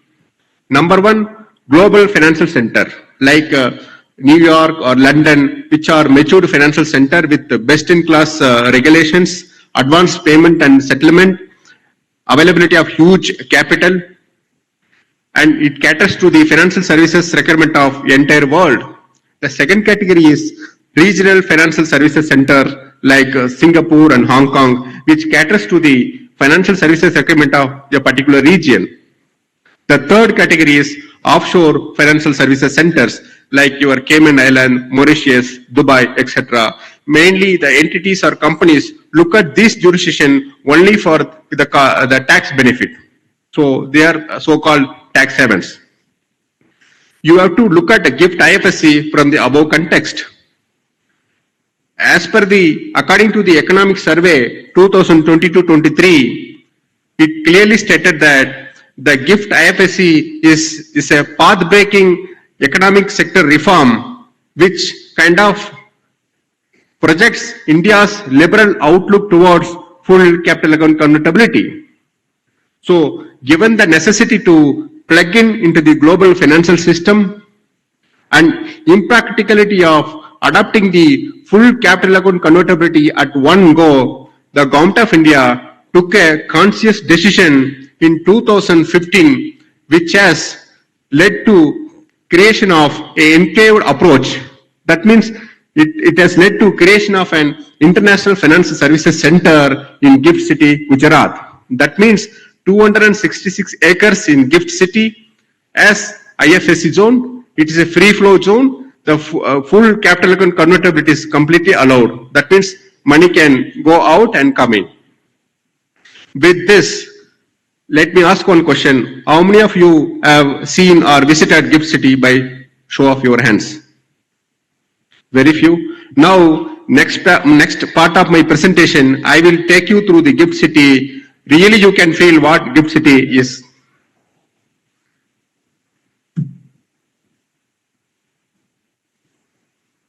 Not working.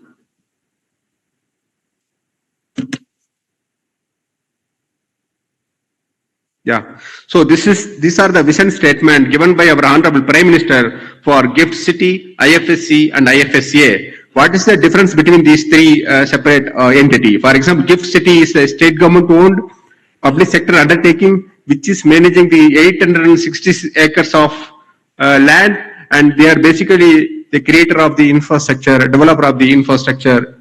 And IFSC is the International Financial Services Center. What are the characteristics of the IFSC? It has a unified financial sector regulator called IFSCA, and it is completely called as a foreign jurisdiction within India. So this is in Gift City, around 47 buildings are under construction, 24 towers are already operational. You have two parts in Gift City. One is special economic zone, 261 acres. Remaining is domestic tariff area like any other part of India. So you have Gift City, domestic tariff area, and special economic zone. Within special economic zone, you have something called IFSC, that is International Financial Services Center. So authority which is developing and regulating the financial services market within IFSC called IFSC Authority. So these are the state-of-art infrastructure in Gift City. You can look at this automated waste collection and segregation plant, district cooling plant, underground multi-purpose utility tunnel, water treatment plant. So the GIFT City is located between Ahmedabad and Gandhinagar. It is very much closer to Gandhinagar and just 15 minutes away from the proposed bullet train terminal, 20 minutes away from the Ahmedabad airport, and it is very closer to railway station and national highway. So the first commercial tower, GIFT City, the GIFT Tower one was inaugurated in 2013. The IFSC was notified in 2015. The IFSC authority was established through a Parliament Act called IFSC Act 2019. The IFSC came into picture in 27th April 2020. On 1st October 2020, all the powers and functions of these 4 domestic financial sector regulators were vested with IFSC. So if you look at the jurisdictional comparison, you have a foreign jurisdiction, that means Singapore or Dubai, it is like any other part of the country outside India. If you look at the domestic tariff area, it is like any other part of the country within India. If you look at GIFT IFSC, it is the country within India. The currency of operation in GIFT IFSC is any 15 specified foreign currencies, and any entity which is operating in GIFT IFSC will enjoy a 10-year of tax holiday out of 15 years, and various carve-outs have been given for the entities to operate in GIFT IFSC, especially in Income Tax Act, Companies Act, etc. And you have one advantage is the one unified regulator called IFSCA, which is managing the functions of all 4 vertical. Whereas in India, you have RBI, SEBI, IRDA, and PFRDA for various verticals. So this is what IFSCA. You have the powers and functions of IRDAI, SEBI, RBI, and PFRDA. These are the business activities. You have a banking vertical, capital market vertical, fund ecosystem, asset management vertical, insurance, other areas like India International Bullion Exchange, finance company, treasury center, aircraft leasing, ship leasing, other niche areas like a foreign university, fintechs, GACs, professional services, payment service providers, and BATF service providers. There are 35 regulations under which an entity can provide services. There are 35 business segments. We have 35 regulations under which an entity can operate from GIFT IFSC. These are the business highlights. If you look at the banking asset size, today banking asset size has crossed $100 billion. The cumulative banking transaction stands at $142 billion. And if you look at the capital market ecosystem, average monthly turnover on IFSC exchanges, we have a NSE International Exchange, India International Exchange, around 89.67 billion. The cumulative depth listing on our IFSC exchanges stands at around 66.6 billion. And if you look at fund management ecosystem, there are 194 fund management entities managing 310 schemes. The total commitment raised as on September is 26.3 billion. These are the key entities vertical wise. If you look at banking, asset management support services, ancillary, finance company, even in the domestic tariff area of GIFT City also, as various companies like IBM, Google, Accenture, TCS. Within IFSC, you have a Bank of America, State Street, other German-based companies, etc. So another important progress is that International FinTech Innovation Research Center is coming up with the support of $100 million by Asian Development Bank, from academic support from IIT Gandhinagar and Ahmedabad University and University of California from San Diego. There are 5 foreign universities have been given registration as on date. At present, 2 Australian-based universities like Deakin University and University of Wollongong, they have already commenced their academic program last year. 3 universities from United Kingdom, the Coventry University, Queen's University, and University of Surrey, they have already got approval. Next year, they will start their academic programs. The vertical university campus with a budget support of 500 crore, which is coming up in GIFT City, which will have both academic and non-academic facilities. These are the major educational institution located within GIFT City and in and around GIFT City. If you look at Deakin, Wollongong, Gujarat Technology, Biotechnology University, and IIM Ahmedabad, IIT Gandhinagar, National Forensic Science University, Rashtriya University, just to give an idea. So next, I think in the morning session, you all seen like how the GCC is playing a very major role, what role this professionals like a chartered accountant can play. Now, I will take you through the opportunities available for professional services ecosystem in GIFT IFSC. If you look at the GCC's landscape in India, as per the EUI's report, it is the market size of GIC is expected to grow 110 billion by 2030. And at present, we have 1700 GCCs in India. It is expected to grow to 2,400. And the BFSI based GCCs are almost under 990 plus. So what impact it is creating to an ecosystem, employment opportunity, and it leads to social infrastructure, the talent migration. Even you can retain the talent so that the people cannot relocate to the foreign country. You can be at India and serve here itself. What are the decision metrics for any GSC to look at GIFT IFSC? The availability of talent, because the last 2-3 slides, if you look at various educational institutions and all, just wanted to showcase that this many talents are already available in India. So the talent is the main component. Other one is lot of incentives. Even GIFT IFSC is offering like 10 years of tax holiday, and GST is exempted. No stamp duty. Similarly, the government of Gujarat is also has come up with a GCC policy, which is offering lot of incentives that I will show you in the subsequent slides. So our ED sir, Mr. E.K. Mahipal Reddy sir has already briefed. We are coming up with a new regulation, which will be notified in the month end, GAC regulation. So in this GAC regulation, what we have done, like there is complete transformation from the previous regulation and this regulation. Under this GAC regulation, even you can serve in Indian entity also, group entity also. That is one of the silent features of this GAC regulation. There and in this, so we have something called TechFin and Ancillary Services Regulation, Bookkeeping, Accounting, Taxation and Financial Crime Compliance Services Regulation, and GAC regulation. So within this GAC regulation, there is no any restriction on the services to be provided, but ultimately only the BFSI segment only can avail this GAC services.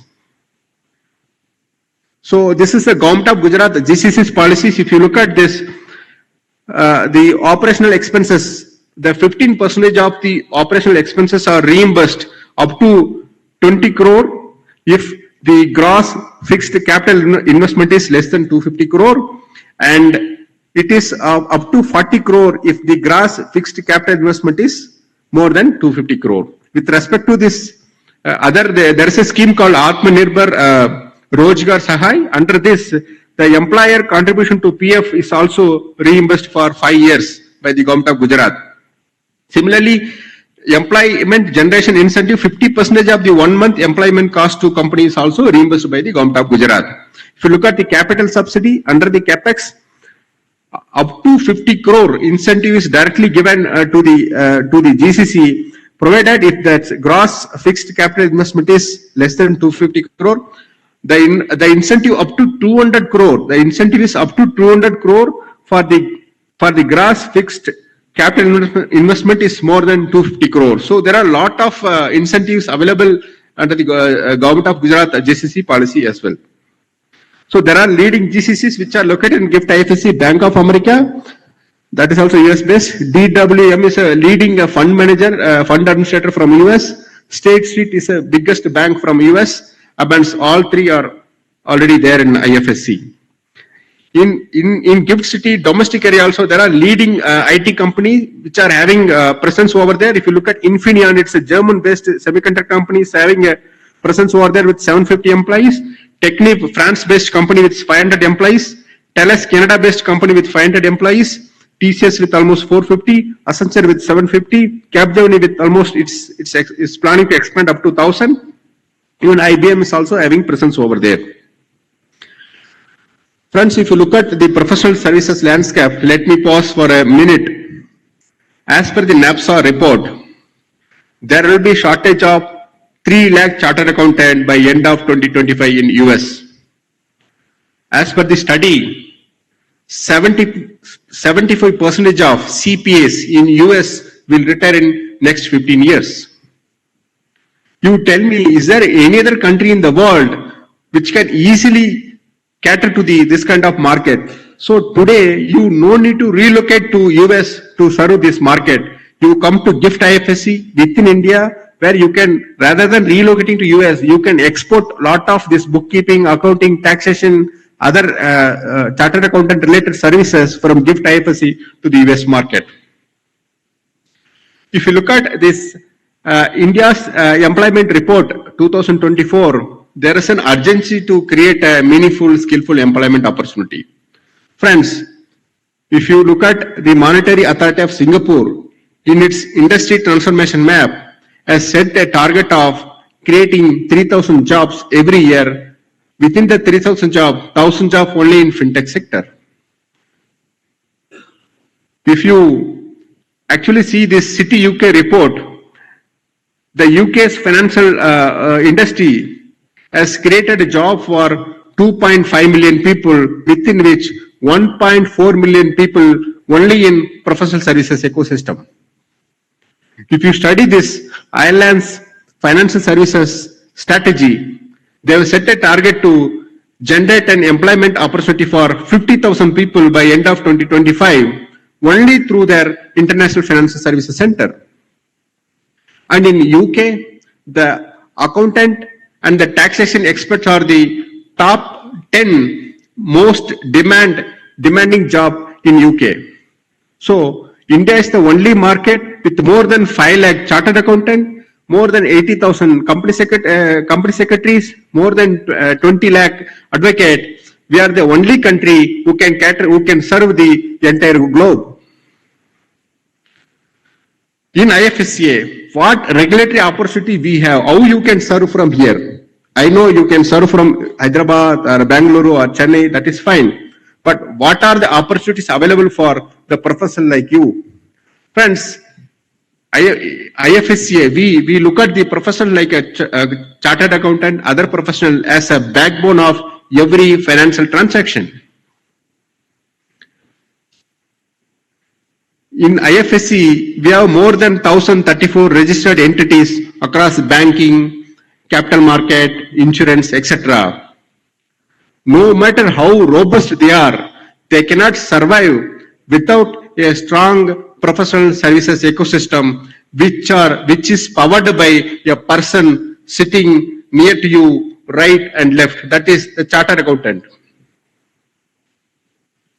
Because the chartered accountant, by way of providing their services, their advisory, instill a confidence in the investors. They ensure their regulatory compliance. They ensure audit transparency. And they kind of contribute to the financial integrity of any ecosystem. So, what opportunity we have for these professionals, that is the second part of my presentation.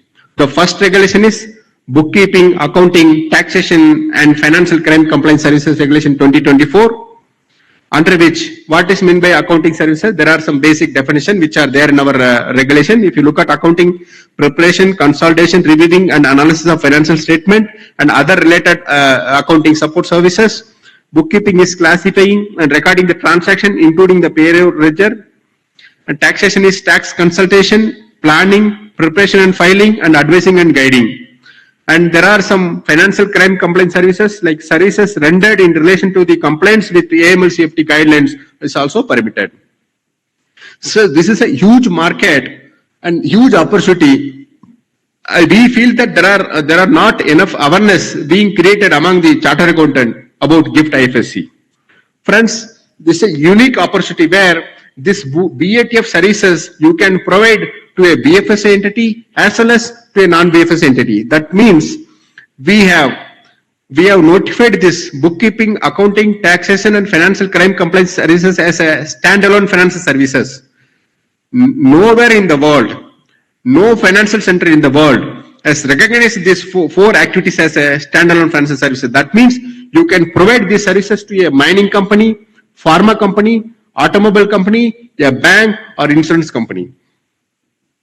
So it is wonderful opportunity to provide these services. You have to set up in the form of a company or LLP. The branch format is not permitted. When you set up, then you should have a minimum one compliance officer, one principal officer. They should be based out of GIFT IFSC. And what are the currency of operation? You can undertake these services. You can receive the money in 15 specified foreign currencies. You can use your INR account for the purpose of administrative expenses like payment of rent, electricity bill, payment of employee salaries, etc. And there is a requirement of office space criteria, that is, you should have a minimum, suppose you engage 10 people, then you should have minimum 600 square feet of corporate area. This also we are going to kind of remove this entry barrier, because of which many people, they've expressed their inability. So this entry barrier also going to be removed soon. So there are leading players as a BATF service provider got registered in IFSC. If you look at this BPRI, PwC, Dhruva, BSR & Co, Incorp, etc. I'll come to the next regulation. If you have any doubt, let me pause for 2 minutes. Otherwise, I can proceed to the next presentation. That means next part. So that means transfer of employees. Suppose you are already having a firm here, right, sir? You are opening a company. So every year, 20% of your employee can be transferred to GIFT IFSC. Normally, transferring the existing contract is not permitted, but all the new contract, renewal of new contract, you can sign from GIFT IFSC. With respect to that also, many times what happened, our purpose is not to shift the entire India business to GIFT. That is not the idea. So that is why, even many times, so to begin with, you will face a lot of time, or we don't want you to, spend a lot of time on hiring the manpower, so that to begin with, you can use your Indian entity workforce. You can start your business. Every year for first 10 years, you can transfer your employees 20%. Okay. Next, the opportunity is TechFin and ancillary services regulation. This is one of the forward-looking regulation of IFSCA. The objective is to provide a regulatory kind of comfort to the professionals like a chartered accountant, company secretary, advocate, risk management consultant, ESG professionals, advisors, etc. to create a regulatory ecosystem so that you no need to relocate to Dubai or Singapore or US. You come to GIFT and serve the global market. So the entity structure here, you can come in the form of a company or LLP or a branch of a partnership firm also permitted. This is only to support the professionals. The provided the registered firm can also set up as an entity or a branch format also allowed, provided all the members of the partnership firm must be the members of the professional body. So appointment of principal officer, compliance officer is mandatory. The business operations can be undertaken in 15 specific foreign currencies. The service recipient, in this case, there are 4 categories of service recipient. Number 1, you can provide all these 50 services. I will just take you through the subsequent slides. Under this TechFin and ancillary services regulation, in single registration, you are permitted to provide 50 services. Out of 50, 27 professional services, or you can call it as an ancillary services, 23 technology-enabled services and solutions. So, in single registration, you are permitted to provide these 50 services. So, first category of service recipient, the entities already located in IFSC can receive all these 50 services, number 1. Number 2, entity located outside India, provided the entity should deliver any one of the financial services mentioned in our IFSC Act. Section 31E 12, it says that 1 to 11 there are some financial services we have given. So the service recipient has to deliver any one of the financial services. The third category is, second category, you can directly provide services to a service recipient who is delivering the financial services. Third category, through intermediary also you can provide. For example, you have a company in Dubai. You have set up an entity in GIFT. So your GIFT entity can provide services to your Dubai entity. In turn, the Dubai entity can source various business and they can serve the entity which are in delivering the financial services, like that. The fourth category is you can provide the advisory services to an entity located in India for the purpose of setting up of their office in GIFT. So these are the 4 category of service recipient under TAS. But in TAS, the service recipient, the ultimate service recipient has to be a BFSI entity. So this is for the existing entity. If some entity is already there, like we were having a 2 framework called Ancillary Services Framework and TechFin Entity Framework, and if some entity got already authorized under these 2 framework, we consolidated these 2, we have come up with a new regulation for the existing entity. Within 12 months, they have to obtain a new certificate of registration under TAS regulation. So these are the list of 27 ancillary services which are permitted. Starts from the actuarial services, advisory services, asset management support services, auditing services, BPO, KPO, fund administration services, HR and payroll, insolvency and liquidation support services, legal process outsourcing, legal services, management consulting services, secretarial services, risk management related support services, all the outsourced activities which are permitted by the respective home regulator. For example, Monetary Authority of Singapore has permitted a bank to outsource certain activities. Those activities also can be provided under this regulation. These are the list of 23 technology-enabled services and solutions permitted under these regulations. If you look at this, big data analytics, agri-tech, accelerator, application development and management, ERP systems, management of IT infrastructure, RegTech, Space Tech, SupTech, and tokenization support services, Center of Excellence, or even R&D support services. All those services can be provided under these regulations. So this is an example how a professional service provider in IFSC can support or empower a banking ecosystem. This is a kind of illustrative. You can provide all these services like ancillary, IT, TechFin services, permitted outsource services. Similarly, how you can serve the capital market ecosystem like a market infrastructure institution like stock exchanges, clearing corporation, depositories, other brokers, intermediaries, etc. Similarly, how you can support the fund ecosystem by having an entity in IFSC, like you can provide these trusteeship services, fund administration support services, legal and compliance, auditors and tax advisory services also you can provide.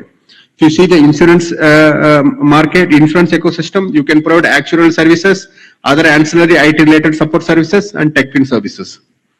So these are the leading, as of now we have 110 ancillary service provider, out of which 16 entities are purely from the globe, that's outside India. These are the major players we have mentioned from legal vertical, auditing, consultancy, fund administration and trustee services. These are the, 24 TechFin entities are here. In this, Wipro, Infosys, Cognizant, HCL. Today, I am speaking to you in over a period of 1 to 2 years. Okay, anyway, it is in the close door. HCL has committed to create 3,000 new jobs. Infosys has committed to create 1,000 jobs. CTS 500 jobs in the first year. Wipro 500 jobs in the first year. All this have committed. That means you see the immense opportunity you have at GIFT IFSC.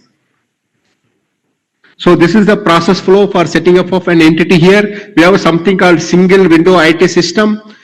It is everything is online. Once you apply, these are the process like a submission of application. So for an entity to become an IFSC entity, you have to become an SSZ entity first. So to set up an office there, first the GIFT City is called as a developer. There are various real estate co-developers are there. They are called as a co-developers. So you have to approach them for office space. Once you identify the office space, they will issue something called provisional letter of allotment. Once you get the provisional letter of allotment, you will get address. Based on that, suppose you want to form a company or LLP, then as usual, this MCA registration. Once you get that, then if you apply through the single window IT system, there is a specific process which is SEZ division will follow. They will give you a letter of approval. Parallelly, there will be IFSC regulatory approval also will be there. So we will give in principle approval. When we give in principle approval, we'll give 6 month time. Within 6 months, you have to open your SNRR account, dollar account, and execute your lease deed for your office space. Once you do this, we will give you a final certificate of registration. Once you receive the final certificate of registration, you can commence your business. There are some benefits, incentives, which is there because you people are expert. I think it is you people already know what are the benefits available in GIFT IFSC. I'm just repeating. There are 10 years of tax holiday out of 15 years. No GST on procurement of goods and services for the purpose of providing services from GIFT IFSC. No stamp duty. There are a lot of financial incentive from Government of Gujarat as well. See, if you look at the benchmarking, where are we today? Where the GIFT city is today, GIFT IFSC is today. See, Hong Kong is established 50 years before, Singapore is established 50 years before, Dubai established 20 years before. If you compare the other market, that is ADGM, which was set up in 2015, GIFT IFSC also established in 2015. If you compare these two jurisdictions, where are we standing today? ADGM market is having 12,000 people. If you look at the entire GIFT city, around 32,000 people are working. Within IFSC zone, around 6,200 people are working. So that is what the first one, employment. The second, banking asset size. ADGM market is having only 13 banks, whereas in IFSC, we have 35 banks. Out of 35 banks, 18 are foreign banks. The asset size has already gone to $100 billion. That means from the banking side, we have already overtaken the ADGM market. If you look at this asset management, fund management entity, in ADGM, you have 144 fund management entities, whereas in IFSC, you have 194 asset managers having office over there. If you look at the insurance also, ADGM is almost 759 million is the gross premium booked in ADGM. We are almost about to cross this in next year or this year itself, financial year itself. With respect to fintech, there are a lot more to go. So this is the picture I always like to show it to all the people, all the participants. If you see the GIFT city in 2011, it was just a barren land. The 2015, when we set up IFSC, there was only one tower. Today, you look at the GIFT city today, 2025, it is actual figure. There is no AI generation, nothing. So it is an actual live picture. I just wanted to give you a feel of GIFT city with this.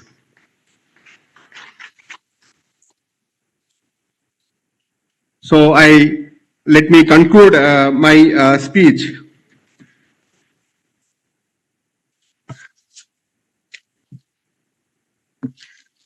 See, in closing,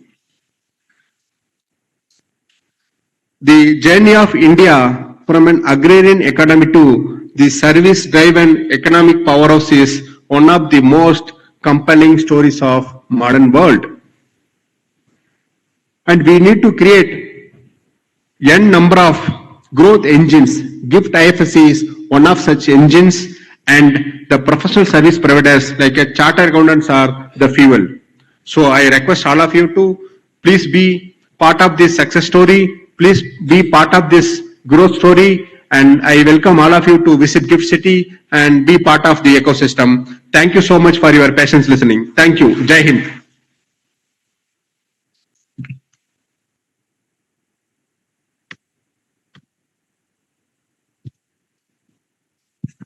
So I think a very good presentation by Satyaraj ji, and our chartered accountants are very keen to be associated with the GIFT City, and when all of us will be in GIFT City, we will be not in India.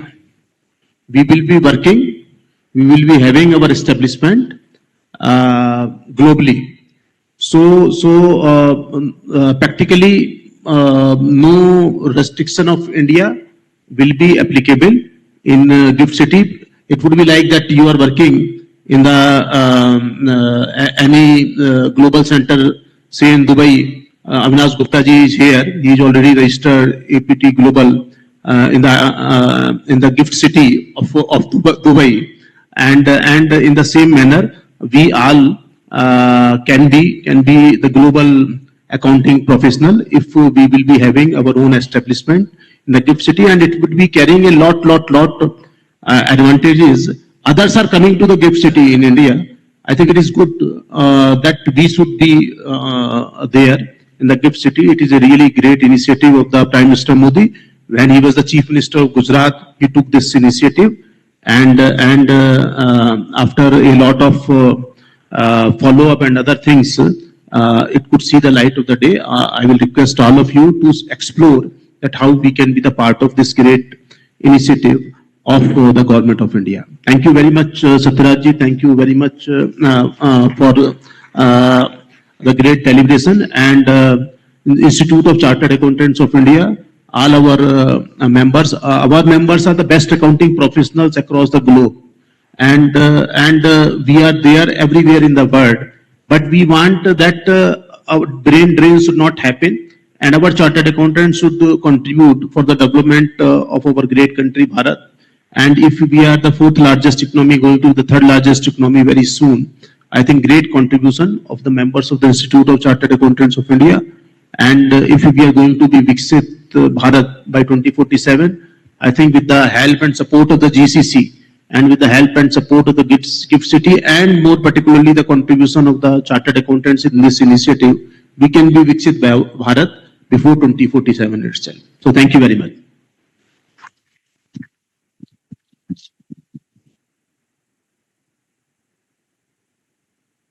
So the house is open, the floor is open for the queries, whatever queries. Yeah, yes. Can you get the mic there?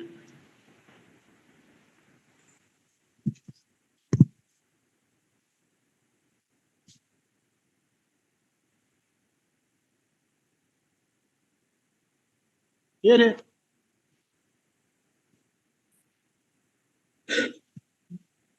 And to ma'am also. Mike.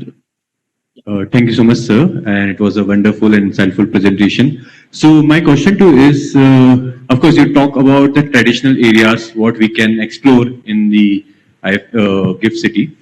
And what are the new areas which can be there for the CAs? Because I think so, personally, I believe AI is there. And soon the traditional areas of accounting and other things will be get impacted, not eliminated, but little impact will be there. But what are the new kind of services which can be there, which we should, be part of, which we can explore? And considering that a person, because I personally work for a GCC, I'm working for a GCC since 4 years now. I take care of the taxation for GSK, GCC in Bangalore. So a person coming with a taxation background, how to take a pivot to a better financial services in the gift cities, and that to a new modern services which CA can help the gift cities. So thank you for asking question first. See, if you look at the two regulations which I mentioned, one is that bookkeeping, accounting, taxation, and from financial crime compliance services. Okay, these are all standalone services. There's another thing called TechFin and ancillary services. Okay. So suppose assume a CA firm sets up a BATF service provider. They can avail, because normally when you provide a bookkeeping or accounting, the traditional model is no more is there. There is always a technology element into it. So if you look at this HCL, they wanted to provide or kind of create a new job opportunity for 1,500 people only by way of providing the technology support on which this bookkeeping, accounting, taxation will be delivered. So this is kind of a convergence between the technology and then BATF. Technology with the bookkeeping, technology with the taxation. Because without technology, there is no services in this trend. So that is one aspect. The other aspect is that even if you become a TechFin and ancillary service provider, you can provide all these technology services to a BATF service provider on which they can deliver all these services. That is one market. The other market which we see is the GIC itself. Suppose if you set up a GAC within the group entity, suppose the Bank of America GAC is there, they wanted to avail the GAC services. What constitutes the GAC? GAC is technology ancillary services plus technology enabled services and solutions plus BATF plus etc. So the answer to your question is that without technology element, there is no traditional support services as on today.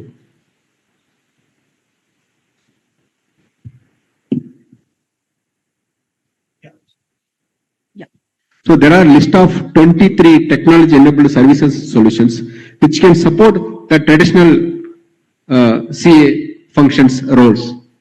Okay, so this will be our last question for the session.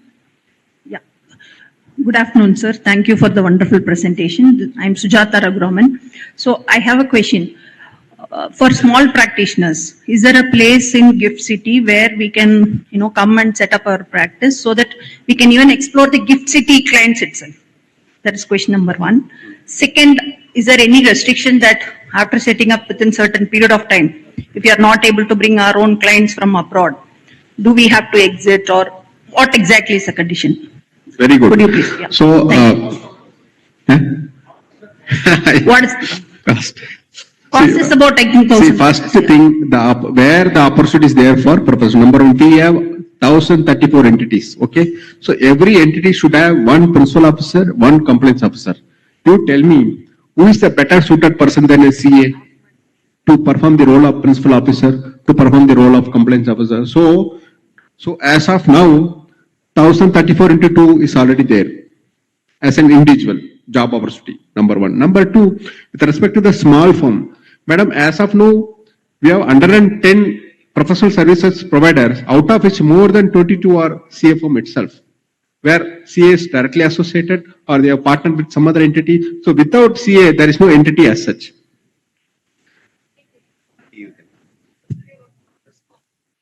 No, big firms, because because normally when big fish is there, the small fish automatically comes. That is why. But we normally treat everyone at par. It's not that only big. Even two you can even come look at the accelerator. You can take even two-seater to begin with. You can hire a two-seater. There is a plug and play model. You can start your operations. It's not that you need some 10 people, 15 people. Yesterday, one person from very senior partner from one of the big four. I do not want to name it. He said, "Sir, I need 10 chartered accountants immediately. Can you refer the names?" I said, "What?" So there is a huge market, madam. There is a talent. There is always an opportunity. See,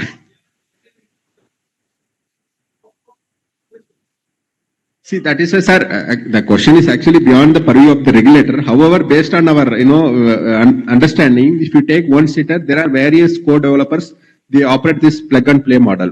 Some people renting out one seat for 40,000 rupees also per month. Some people 50,000 also per month. Depends upon. So you no need to do anything. You just go there, sit, work, and come back. That's all.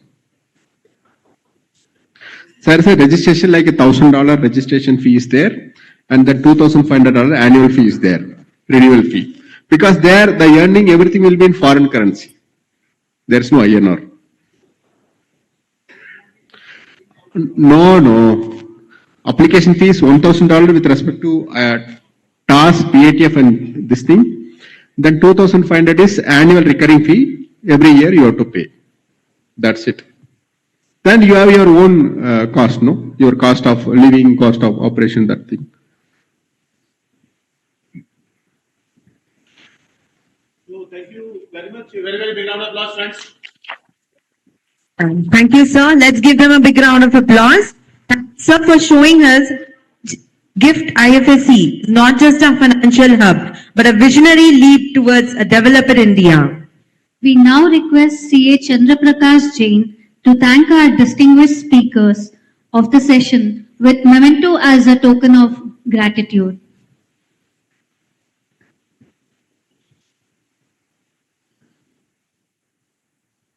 Yeah, let's give them a resounding applause of applause.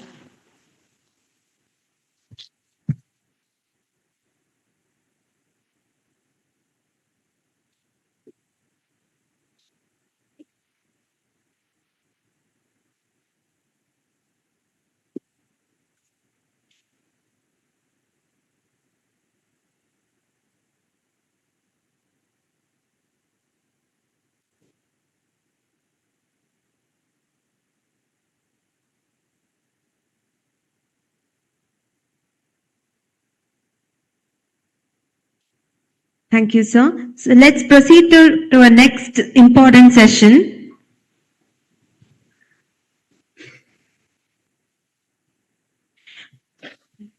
To take us on the topic Decoding GCC Expectations, the CA Edge, we are privileged to have with us CA Mukul, CA, the Director and Head Finance GCC Delivery at Zenith. May I now request our managing committee member, Sri Raksha, to escort them on the dais.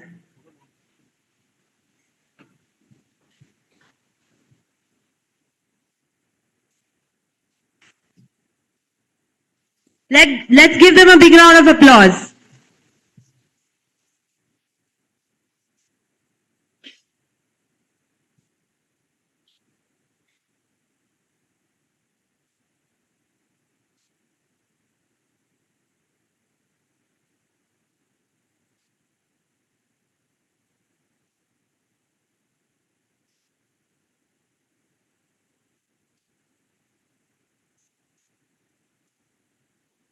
We also welcome the moderator, C.A. Ravichandran Ramdas.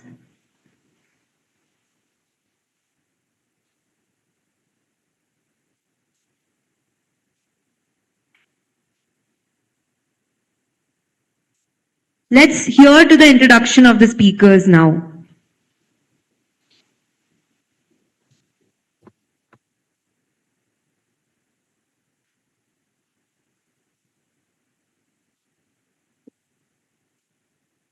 Yes, I'm Apurva Bhatt, and it's my privilege to introduce C.A. Ravichandran Ramdas. C.A. Ravichandran Ramadas is a highly accomplished finance and tax professional with over 30 years of experience across industries like engineering, FMCG, telecom, IT services, logistics, and financial services. He has led major functions in corporate finance, accounting, taxation, risk management, project management, and legal and regulatory compliance, and has held senior roles including Head of Finance, VP and SVP Finance and Accounts, and Chief Manager Risk Management. Academically, he holds an impressive list of qualifications: CPA, CMA, CISA, CISM, FCA, SCMA, ACS, LLM, PGDM, and recently completed his PhD in Management Studies. He has published over 14 research papers, written book chapters, and received multiple Best Paper awards with research interests spanning taxation, AI, fintech, and sustainability. He currently works as an independent consultant, advising on finance, taxation, ICFR, and commercial management. Ladies and gentlemen, please join me in welcoming C.A. Ravichandran Ramdas.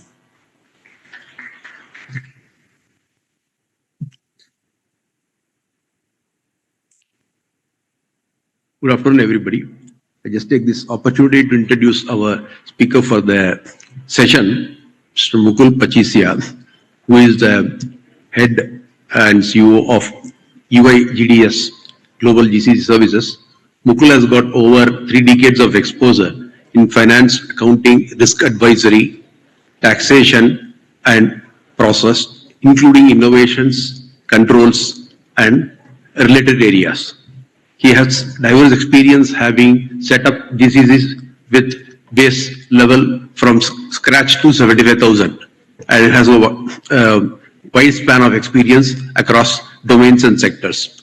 Without wasting much of time, I would now request Mukul to take over the floor. All yours, Mukul.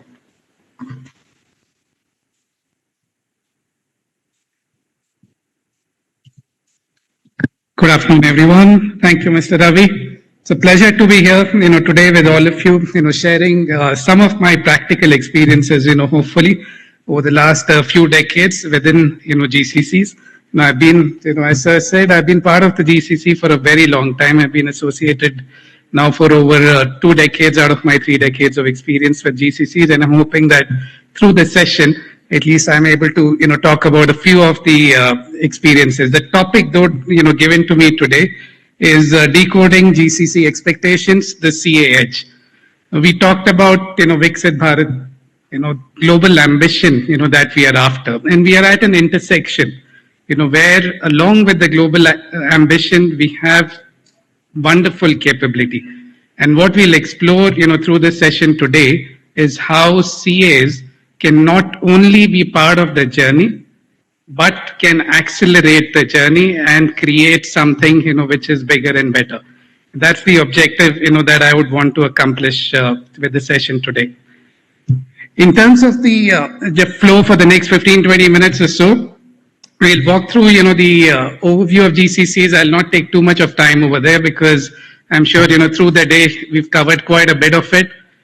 But, what we will then do is, get into the evolution of GCCs, particularly from a talent perspective. And this is, going to be focused from a career opportunity perspective within GCCs. So that's the lens through which, I will, dive in a little bit more and explore some of the roles that we have seen come up, within GCCs, focused on, finance roles, some of the foundational roles, as well as some of the emerging roles that have been coming up in the past, few years, and what we believe will continue to come up in the coming years as well. And what kind of capabilities then, do we need as finance professionals in order to be ahead of the curve, as these opportunities come up. So that's what we will, explore, as we go on in this particular session. So at the end of the session, obviously, what, I would expect is, people are, more or less clear about the direction of travel. Things are evolving at a pretty quick pace within the GCCs.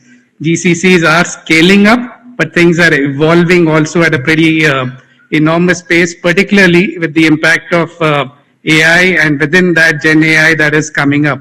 Obviously, there are multiple other sessions that are going to cover the impact of AI. So I'll not go deeper into that, as part of this session, but the impact that it is having is tremendous, and it's going to definitely disrupt the industry. So we'll talk a little bit about, that as well.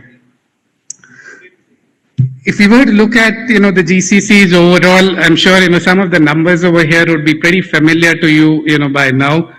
Close to 2 million people that are employed, within the GCCs currently, and around 80,000, CAs who are already part of the GCCs itself.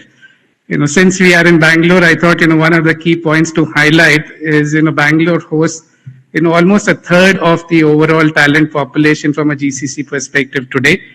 Something that the other cities are obviously, catching up on, and we need to ensure that we have the cutting edge, for Bangalore and also the tier 2, 3 cities, around Bangalore as well. As accountants, the first thing that we do, looking at these charts is look at, how these numbers stack up to each other, implications, etc. But my objective over here in this particular, slide is twofold. One is to look at the opportunity that's there ahead. Obviously we are where we are through a lot of hard work, over the last couple of decades that we have gotten over here. But the opportunity that lies ahead is significant. We're talking of close to 3 million people being employed within GCCs in India over the next, 5 years. A lot of new units, roughly 500 more, setting up shop over the coming years as well. And this, set of numbers, if you were asking somebody a year and a half back, it was actually much higher. People were talking of 4 million, 4.5 million, people within GCCs. But with the advent of, new technologies and, like I said, AI in particular, it's moderated a bit, but still, the growth opportunity is tremendous. So that's the lens that I wanted to, everyone to focus on. But the second lens over here that I wanted everyone to focus on is something beyond the numbers that are there over here. We take great pride, obviously, in terms of some of the, numbers that are there over here. But what I encourage people to think about is not just these numbers, but it's beyond the numbers, the value that is being added by the GCCs. And that's the mindset, what I want people to think about, specifically. So going beyond the numbers, to the value add. And the value that these GCCs are adding, to their parent enterprises is tremendous. The way we used to measure KPIs within the GCCs, the SLAs, and so on and so forth, over the years, it's significantly evolved. Earlier we would say, no, we do around 20% of our parent, 40% of our parents' businesses being done from the GCCs. We no longer talk in that currency. We talk about what's the impact on the revenues overall. What's the impact on employee experience, customer experience? What's the impact on margins, on account of how we carry out the work from GCCs? How have the quality indexes moved, over the years as work has been offshored into the GCCs? So we're talking much more beyond the input metrics now to the value and the output. So what I would encourage everyone to think about is, what's the value that we can add, as we develop our careers within GCCs, not just developing the GCCs, but developing our own cells and also adding value, obviously, to the country's ecosystem as well. So that's the message that I wanted to leave on, this particular slide, in terms of looking at not just the numerical numbers around, how many people, how many centers, and so on and so forth, but what's the overall value that we are adding, to the entire global ecosystem itself. Now, if you move on in terms of, just the evolution of GCCs over the years, during the 90s, during the 80s is when it kind of started, called different names over the years. GCC is the current buzzword, but a lot of names that it has evolved over the decades. But back in the 90s, and the 2000s as well, they were just outposts of the MNCs. That is all they were. Providing some specific task-based, stuff. Some kind of transactional efficiency would be the baseline goal of GCCs, and that's how the entire journey started. And then over a period of time, if you think around 2015 or thereabouts, plus or minus few years, depends on how we capture it in the horizon. But that the satellite offices, as they were called back then, started coming up. We became central tech hubs. Tech and R&D is where it all kind of began in a big way initially. And then we started piloting innovation, started piloting AI, analytics, and various other things from a technology perspective. The focus from a talent pool perspective was on operational excellence. So it shifted from just the transactional efficiency to operational excellence, and the talent then started being curated in that particular manner. But as we stand today, what are we in the GCCs? We are innovation orchestrators and second headquarters, for our own parent companies and the MNCs that we talked about. Driving transformation, not just within the GCC and for the GCC's operation, but driving transformation for the overall enterprise. Directly interacting with, clients and customers versus interacting through our, onshore units, so to say. Building the IP, not just kind of taking orders in from an MNC, headquartered, perspective, but then guiding the strategy of the organization and being recognized now in multiple different organizations as a second headquarter. In terms of headcount of people that are, there in many of the GCCs now, at least, I'm very proud to say that, a lot of them, this would be their largest center now. It's no longer, the second largest center, and it's called a dual headquarter model now. What that really means from a talent pool perspective is that, the talent has evolved. The type of people who are being employed within the GCCs continues to evolve. There's been a lot of effort that is being spent in terms of reskilling of people, as people go up the value curve itself. A lot of stuff that is being done in terms of, technology, as we get into this. But the key message I wanted to also, leave on this particular slide is in terms of leadership. Over the years, people would have experienced that the leaders would be somewhere outside and people within the GCCs would be kind of, at the second, third level of the pyramid. The model has now evolved in such a way that in many of the advanced GCCs, global leadership is based out of the GCCs now, driving the enterprise forward. Almost a third of the leadership roles is what now resides in many of the advanced GCCs within India.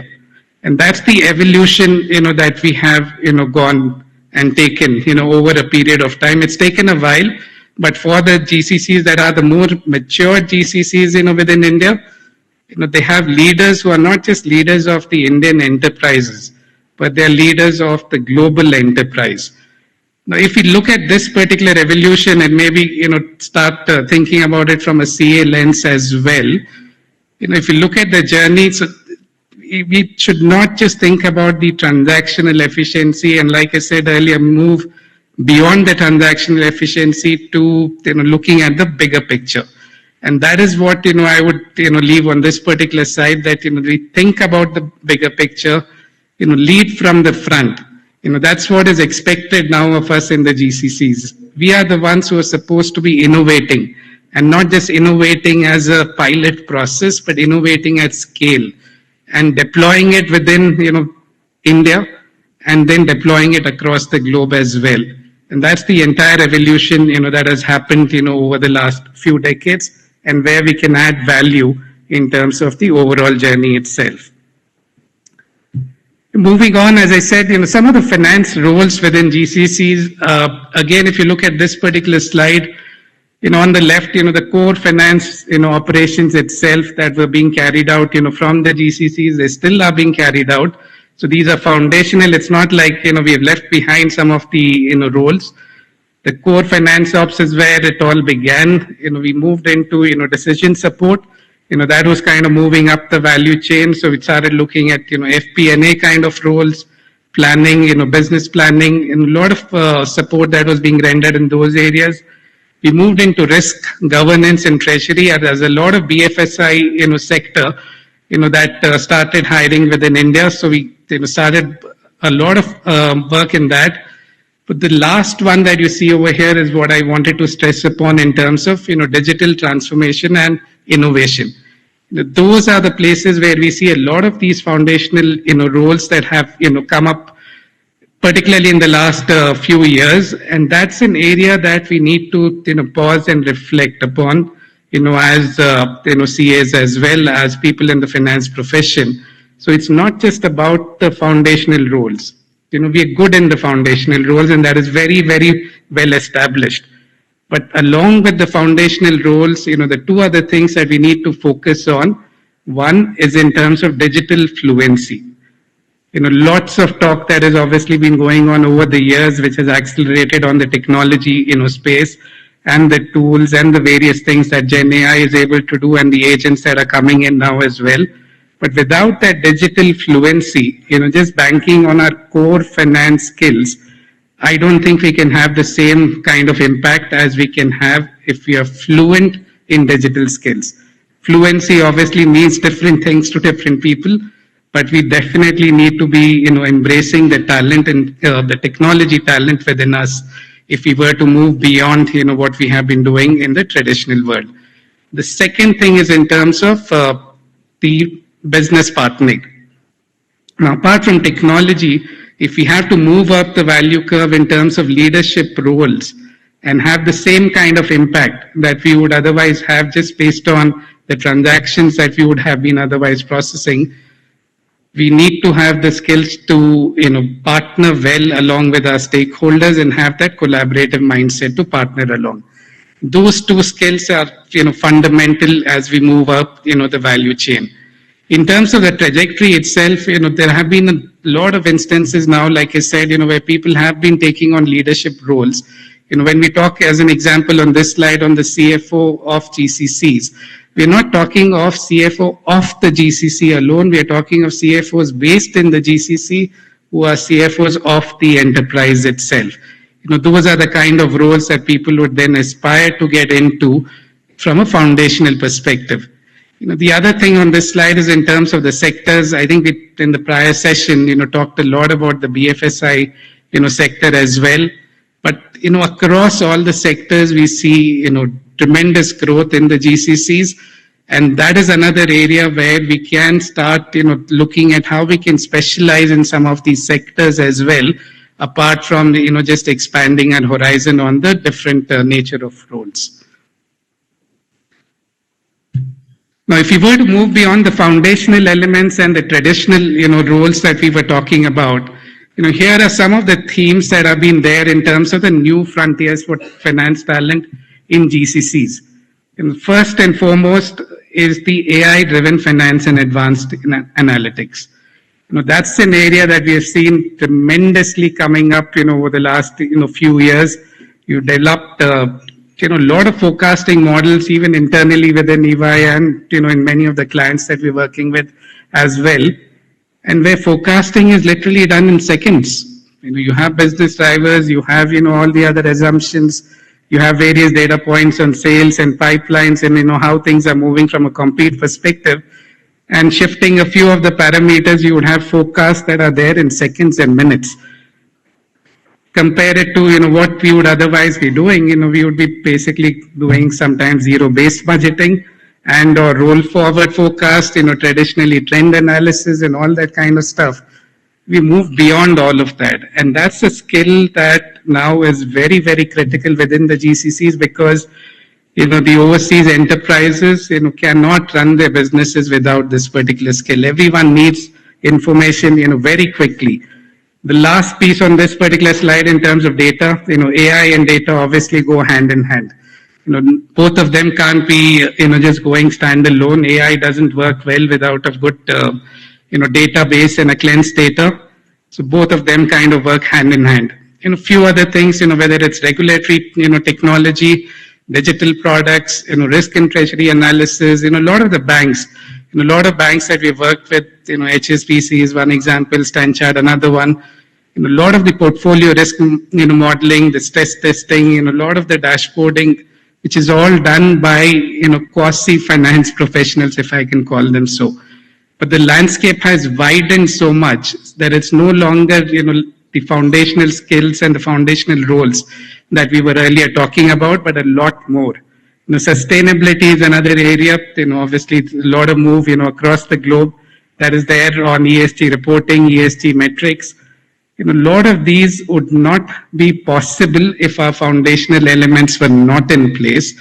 But now that we have achieved some of those foundational elements, these are the new things that we need to be, absolutely looking forward to.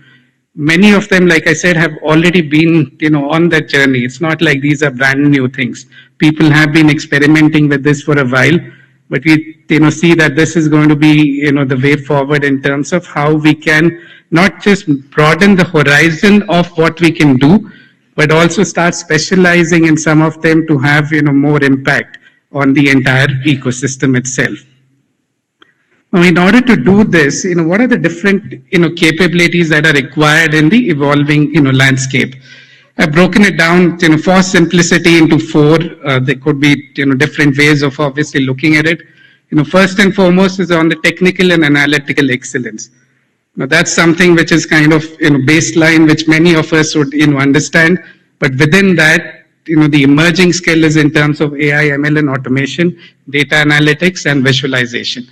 That's something that has emerged over the last few years, and it continues to be, evolving, day by day, with Gen AI particularly. So from a, kind of functional technical perspective, that is one of the skills that we all should be, continuing to invest, our time in. The second one is strategic and innovative mindset. Now, in terms of the emerging skill over here, innovation, we talked about different types of innovation. Technical is one, meaning technology side of it is one. But even looking at it from a value lens perspective, how well can we apply our critical thinking into improvement of processes, applying technology, and then applying a strategic lens in order to have an end-to-end view. Now, that's not something that the GCCs historically were accustomed to, because GCCs would not get an end-to-end view. They would be doing part of the processes only historically. But over the years, through its evolution, now more end-to-end work is being performed at the GCCs, allowing a more structured view to be available, the big picture to be visible, and that's where we can add tremendous value in the overall journey. The third one is in terms of personal growth and global agility. What I mean over here is that we need to develop the global mindset. It's no longer enough if we are able to kind of talk culturally, as an example, only about our ecosystem. We have to be aware of the cultures, across the globe, because we are servicing, over 100 countries, from here. Gone are the days when we used to service only 3-4 markets and we used to feel happy about it, learn a few things about those markets and then, move on from there. If we need to grow at the pace that we want to grow within the GCCs, the global mindset and understanding different cultures, different geographies where, our stakeholders, our clients, our customers are based is very, very critical. I've not talk too much about, ethical intelligence, but that's, something that I am personally very, passionate about. We all know the importance of ethics. We all know, that we need to do the right thing, at all points of time, but doing it in this environment with empathy, doing it, not just in the right way, but in the way where people feel valued is very, very critical as well. Last but not the least, in terms of collaborative and influential leadership. Now, this, at least talking to people who are outside the GCC seems to be a very underrated thing. But, people who are within GCCs and who have been understanding GCCs would possibly be able to relate to this. The ability to influence without asserting authority is something that we all grow up in, a GCC with. You need to perform, but the person may not have reporting line to you. You need to perform, but the leadership may be sitting somewhere and you need to figure out how to influence, the global decisions, setting out of the GCCs itself. So collaboration is very critical. Building relationships in that environment is very critical if we need to grow in a GCC enterprise itself. And this is, something, like I said, very underrated, but something that we need to build in order to not just, develop the GCCs, but develop ourselves as well in the global enterprises, across the globe. Collaboration, meaning I talked about it from a different lens in the earlier, slide, but, if you look at this particular slide, how do we accomplish, some of this from a talent pool perspective? Obviously, the GCCs, the policymakers and the academia need to come together. The magic lies if everyone obviously collaborates, together to build this particular ecosystem in a manner in which we can scale up, not just, scale up from just a sheer volume perspective, but scale up also in terms of a transformative leadership mindset perspective as well. The skills that we talked about earlier, it's not just about the skills, it's the mindset with which we are able to develop, some of it and have the right impact. So a lot of stuff that the GCCs obviously need to continue to do in terms of building that, forward-looking momentum, looking at, what's going to be required ahead, but then also leaning on the academia, ICAI included, in terms of building that creating those curriculums in order to future ready, us. Because without that particular role being played across, the ecosystem, including from the government side in terms of incentives and infrastructure, we're not going to be able to do it, all alone. So collaboration is, very, very important. The GCCs, like I mentioned earlier, have been living in that environment, with their global enterprises. But the magic is obviously, all of this coming together, which, frankly has been happening and needs to scale up, if we need to scale up, the GCCs over the future. The last thing on this particular slide that I wanted to mention is we can only go that far, individually. But if we have to be bold and deliver to the vision, we have to absolutely do it, together. Without that, we are going to be kind of moving around in silos, and independently then we can only deliver, very, small part of, what we envision to deliver. So that's the thing that I wanted to kind of leave all of you on this particular slide. And, my very final one, GCCs obviously are ready and eager to grow in India. The real question is, are we ready to seize the opportunity? I would in fact, go on to say it's not just about seizing the opportunity. The world is such today that we need to create and seize the opportunity that lies ahead. That's the way that we can have, the maximum impact, across our ecosystem, collaborate with each other, and obviously we would not be looking at this as, closed doors. You'd be looking at it in terms of, opening these doors and looking at it, in terms of what's ahead and, going out and creating that high impact, across the ecosystem. So this is what I had, for the day. We'll look forward to some questions possibly, after the next speaker comes in as well. Thank you, everyone.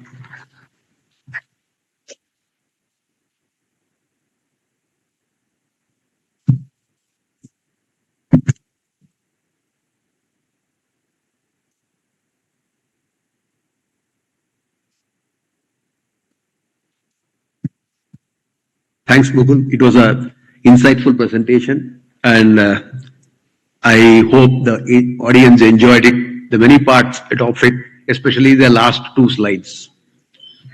I now introduce the next speaker. He is Mr. Ashwin Ramchandra Pai. He's a seasoned chartered accountant and having experience of over 2 decades, both in domestic and international experience across finance, business finance, audits, project management, technology, retail and manufacturing industries. He's committed to enabling business growth through structured financial enablement, transparent ecosystems, and disciplined fiscal decision making. He has got a 360-degree view of finance leadership functions and is able to drive stability, scalability, and value creation for globally reputed organizations, currently with Zeno Consulting, Director and CFO. Welcome, Ashwin. Ashwin, bhai. Everyone, I am Champalal Prajapati.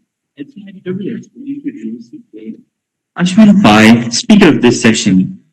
A seasoned chartered accountant and finance leader with over 19 years of diversified domestic and international experience across controllership, business finance, audits, and project management for organizations across technology, retail and manufacturing industries, demonstrates a consistent track record of building and leading. Am I audible? A small correction, I'm not a CFO of Zeno, so I'm a Director of Finance.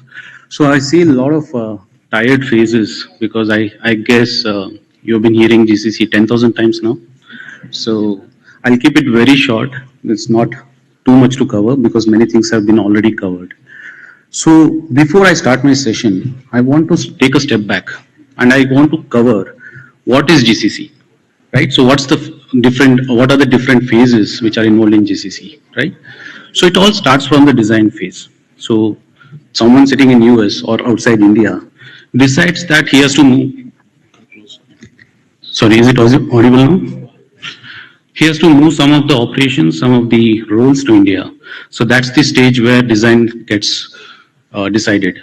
So now once design is kind of completed, then the next challenge would be to come and set up the entity in India, right? So that's again different challenges involved there.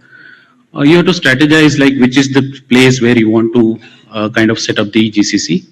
There are ample options, right? So if it is a tech GCC, it's always Bangalore, Hyderabad, Pune, preferred location, but we are looking at some other tier 2 cities as well now.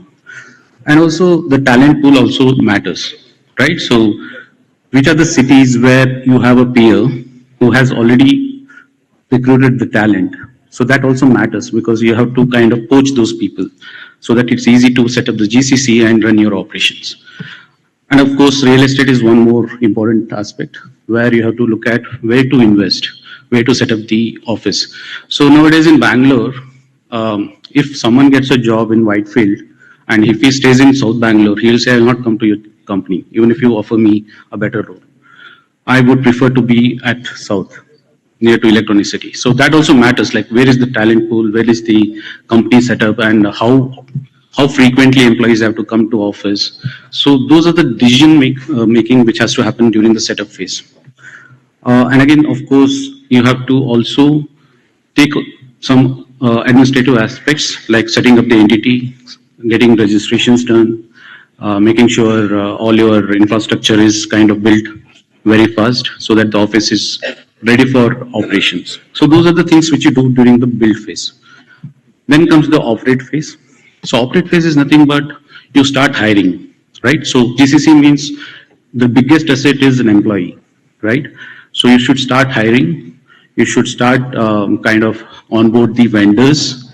You should start kind of pay employees, run the operations, and start delivering on the projects which are agreed with the global companies. So that's where the operation comes into. Now, if I had to look at the time scale, the design and build will take at least 6 months time. That's our experience. Then the operate will start, and to stabilize, it will take at least 1 year. And after a year, you will think of what more, right? I started as a tech GCC. Can I explore bringing in some operations, back office functions like HR, finance, procurement? So those are the things which you will do after maybe 1 or 2 years. That's where you transform. So that's the, I'll not say transfer, bot model transform. I'll look at what next. So why I'm talking about all these stages is because we as a chartered accountant have a very key role to play in each of these stages. So you may say, okay, what role I have in deciding where to set up the office? I still have. Why? Because I will decide the budget. I will decide what should be my spend towards the facility. I will decide what should be my per employee average cost, right? So that's where finance comes into picture. So I should be consulted before all these decisions are taken. So that's where I will start my session with. And my focus area is to look at all these 3 stages and look at what, as a chartered accountant, I have to support the business. So I already covered this, like challenges for GCCs in India. That's the focus area. And how, as a chartered accountant, we can support. When I say as a chartered accountant, I need not be in-house chartered accountant. I can be a practicing CA firm as well, right? So that's the core area. And again, there are some regulatory support. We already covered some of the incentives, GIFT City and all, right? So some government coming up and giving some incentives so that we can have a smooth function of that GCC. Without wasting time, let's get into build phase. So the typical challenge is the entity setup. Now you can say it is very simple, right? What I have to do? I have to just fill the form, give it to ROC, they will process it, and entity is up and running. No.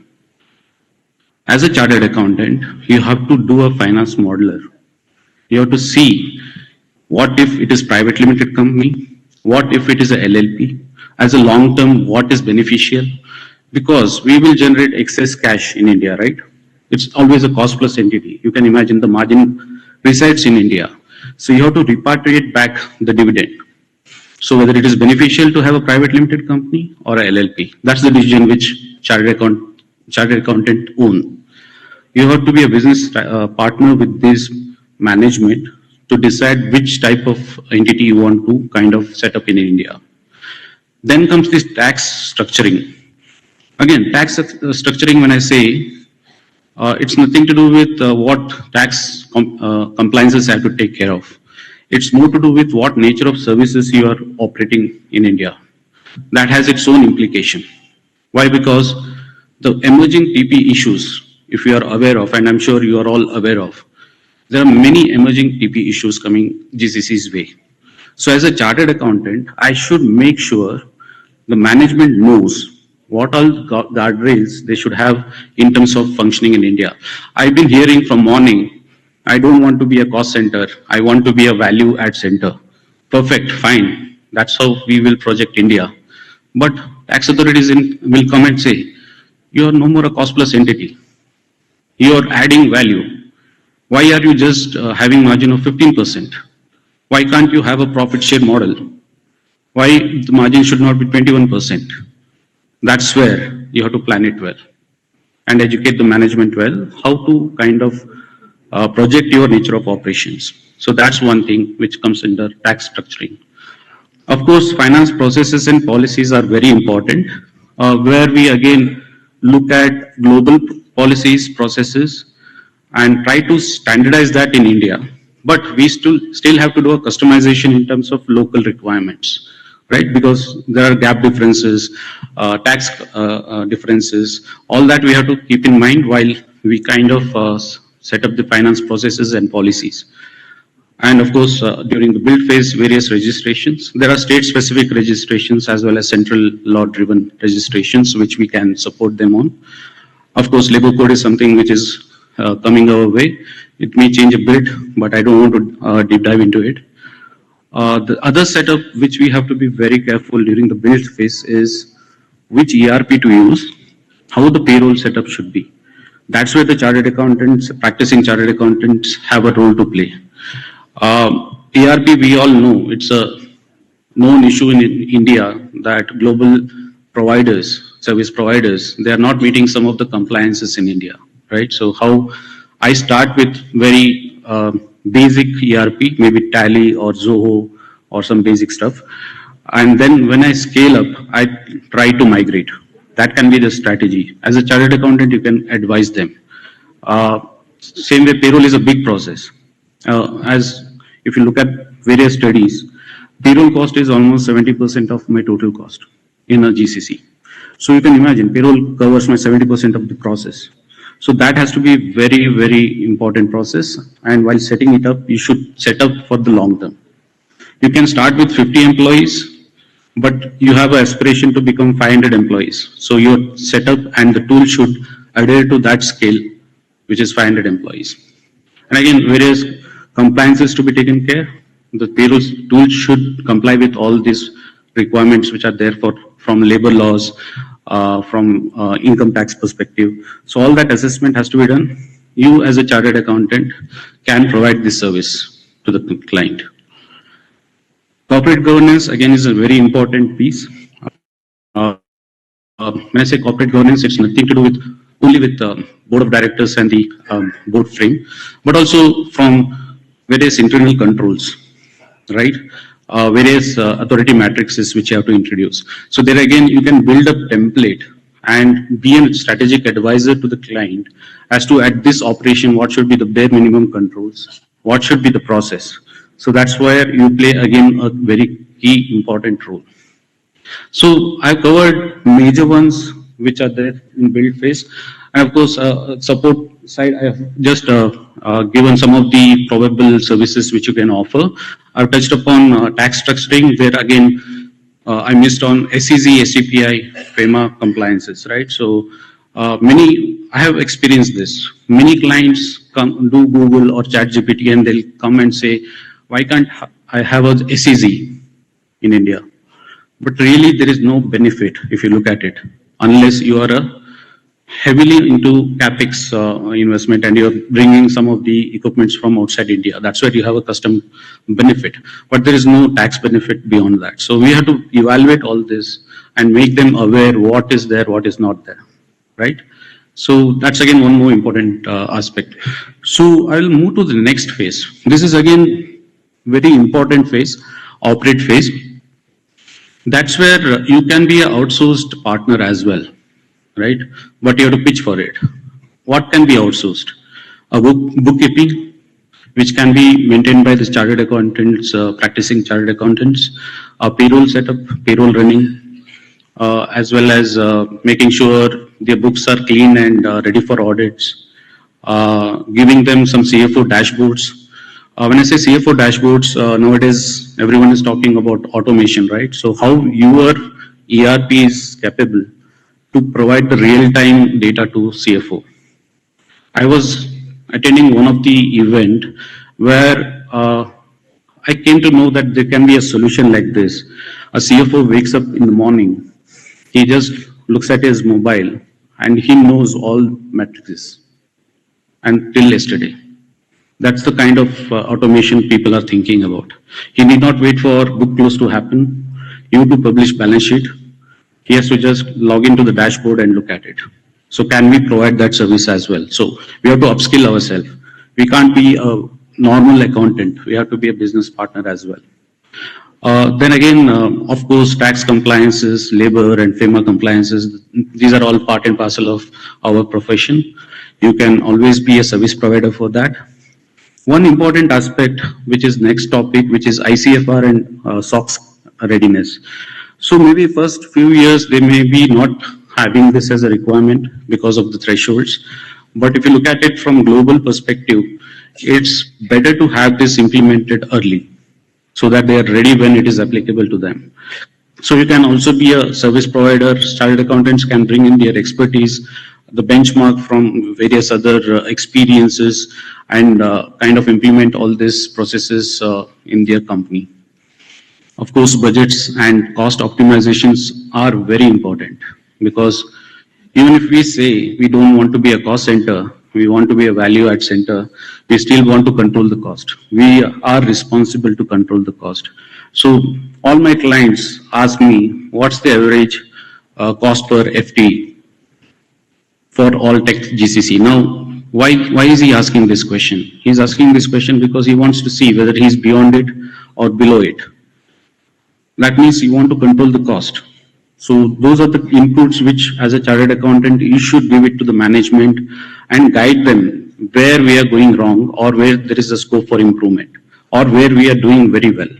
So all these dashboards will help them to take some critical management decisions. So that capability and skill has to be developed by every chartered accountant. Audits are very normal. It's there for decades now. But what is changing is audits are not, it's not like ticking the vouchers and saying it's all right. It's more of value add as well. So you have to bring in your experiences from any other audits. You have to give the management letter in terms of what can be improved on the processes. You should use advanced technologies so that the audit becomes very simpler and a good experience for the client as well. So that's somewhere you have to invest on your technology as well. You can't just depute articles on audit and say, watch the, look at the documents and watch income. You should use the advanced technology tools so that it is more simple. The last piece is very important because when we are setting up the finance processes and policies, we also should evaluate what are the differences compared to the global standards. Because ultimately your reports are going to be consolidated in US or outside India. So that means you should be aware what differences are there and how I can minimize it. So it's not only identifying, but also looking at the middle path where I can kind of have minimal differences. So that again is a very critical role and skill which you have to develop. Every client looks for it because ultimately what they are bothered is a primary book, what gets into their consolidated financials.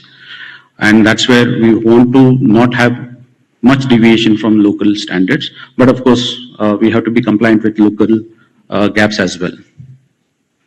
So those are the things which I will say are important for operate phase. Now coming to transform phase, this is something which is after 2 years or 2 year plus, where you will think of what next, right? Which I kind of touched upon. Definitely if we have started with a very simple ERP, and this is the time where you want to move to a global ERP because the interfacing and the reporting as well as consolidation becomes very easy. And that's where you have to have a change management. You should be ready to guide the client or the company what needs to be taken care when you are migrating from one ERP to the other ERP, and also keeping in mind local compliances. Automation, AI solutions are very important. We are already seeing many of our companies or clients where some of the junior roles are replaced by some AI solutions. I will give you some simple example. RPA solution on processing the AP invoices. That's become a very common process, right? So again, you should be ready, and you, if possible, you should also invest in some technology to have your own tool which can be used by the client for automation. And I have some friends over here who are providing such tools to my clients. So they're developed in-house. So you can look at that as well. A very simple basic tool which will serve the junior roles, the processing of AP invoices or AR management, cash forecasting. The next phase would be what next? What I said was they start as a tech GCC, then they will evaluate what my peers are doing, right? They are bringing in the center of excellence. They are bringing in kind of finance back office, HR or tax. So if they want to set up a center of excellence, they have to be advised well. And we are best suited to advise them well. What should be the process? Which roles they can bring to India? How it should be set up? Whether we hire leaders first or juniors first? What should be the approach?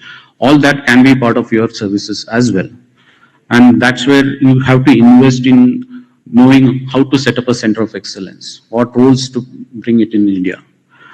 Then data governance and standardization has become very important now. We have many laws covering this. This again, you have to be very careful and implement across your clients. And continuous improvements is something which I have seen in last 2 decades. I started my career when accounts were kept with handwriting ledgers. Now we are talking about automation. So there is a continuous improvement. So that's something you should always have in your skill. So this is my last slide on transform phase. The next slide I don't want to deep dive into. This is more of various state policies, which everyone know, I guess, already. Why I wanted to highlight this is because this again becomes one more area we can support the management, either at the setup phase or at the phase where they want to expand. Now, as a CA, you can make yourself familiar on various state specific incentives and the process, what needs to be done. If you can be expert on this phase, you can go and help them in getting these incentives, right? And Karnataka is very important for at least Bangalore people, where there are various incentives which many GCCs are not still evaluating. So we can be a service provider to go and pitch for that. So that's my last slide. I kept it very short because I was told there's a time crunch. I hope this was very useful for you. If any queries, happy to connect, and look forward to next session. Thank you.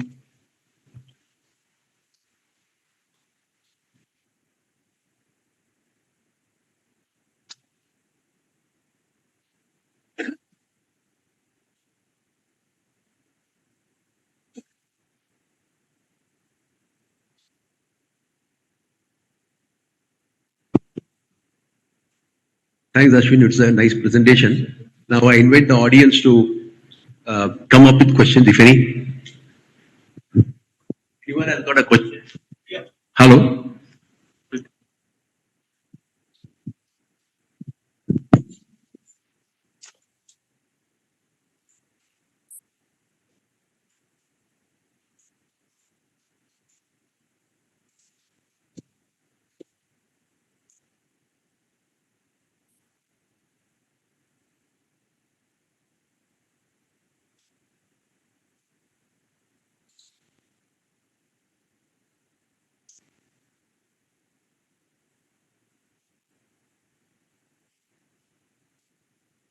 Dear members, a small announcement that tomorrow morning breakfast will be arranged from 8 o'clock to 9:15.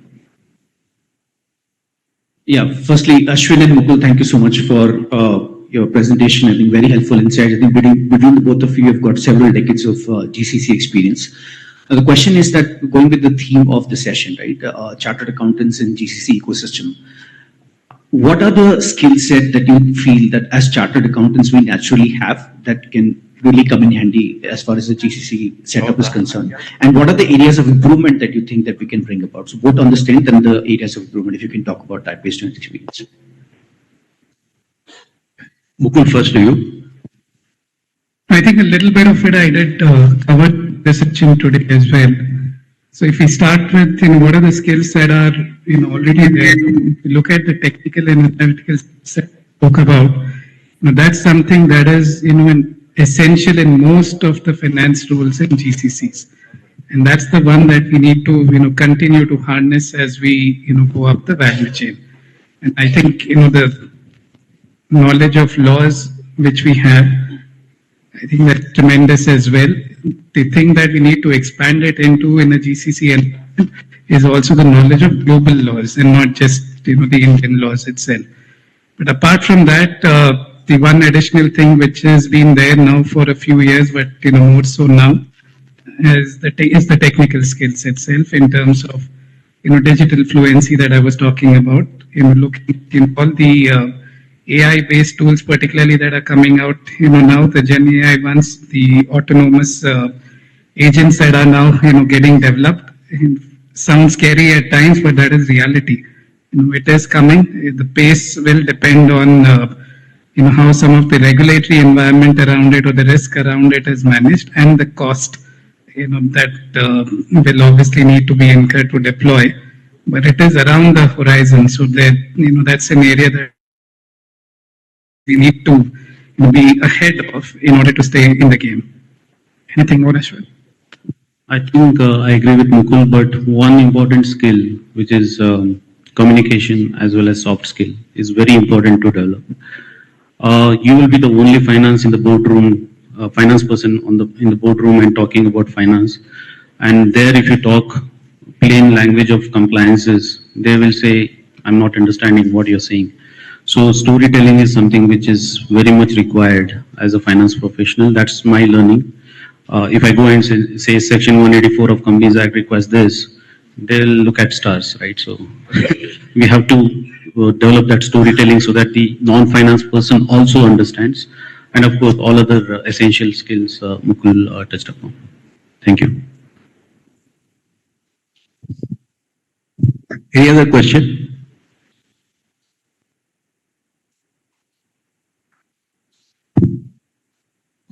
Okay, I'll ask one question, last question.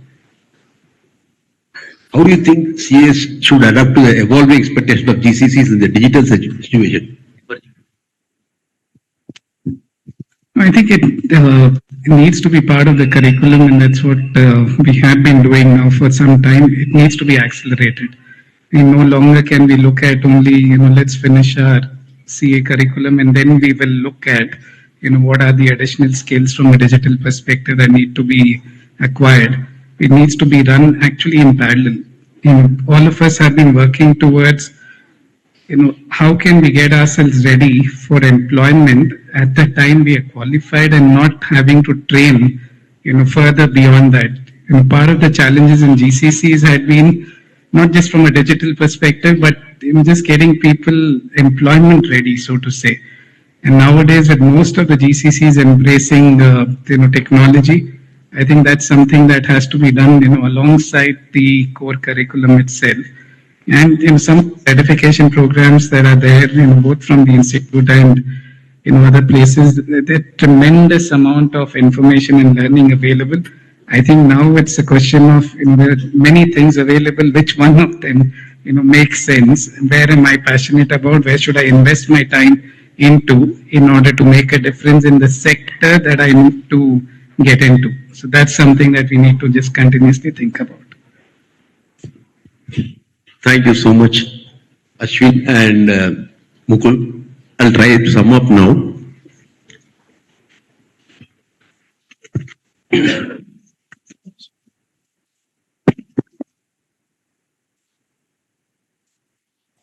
Thanks, Ashwin and Mukul. It was a good session, and I had the privilege of knowing many things and learning across. And I'm sure the August audience will also be able to appreciate that. And key points were covered well by both the learned speakers who had years of practical experience being brought behind the same.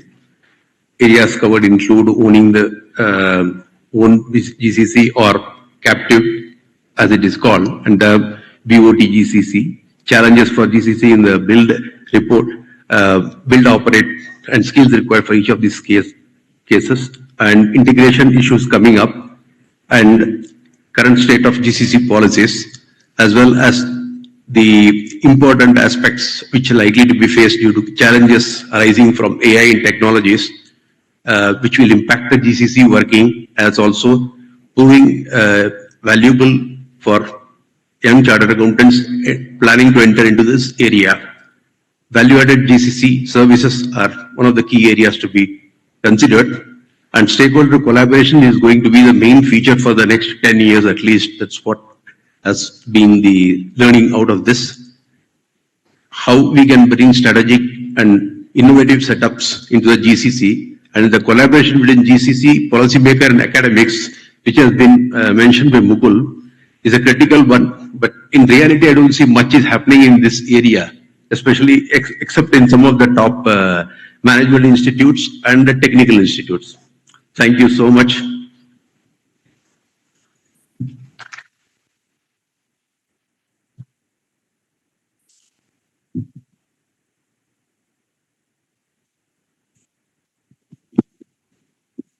Thank you, sir. We now request Managing Committee Member CA Vinod Garg to thank our distinguished speakers with memento as a token of appreciation.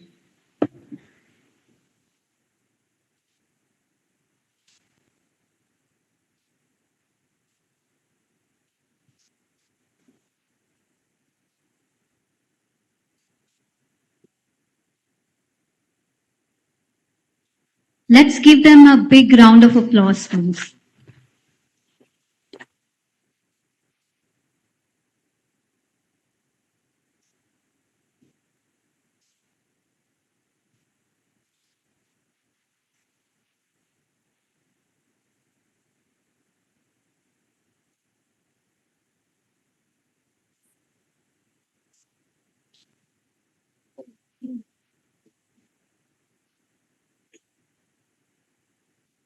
In the world of GCCs, skill get you in, but excellence take you forward.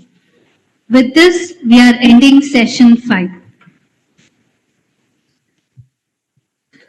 Moving to the next session, from automated reconciliations to self-learning controls, from AI-driven audit samplings to the conventional financial reporting, Gen AI is rewriting the every grammar of the finance.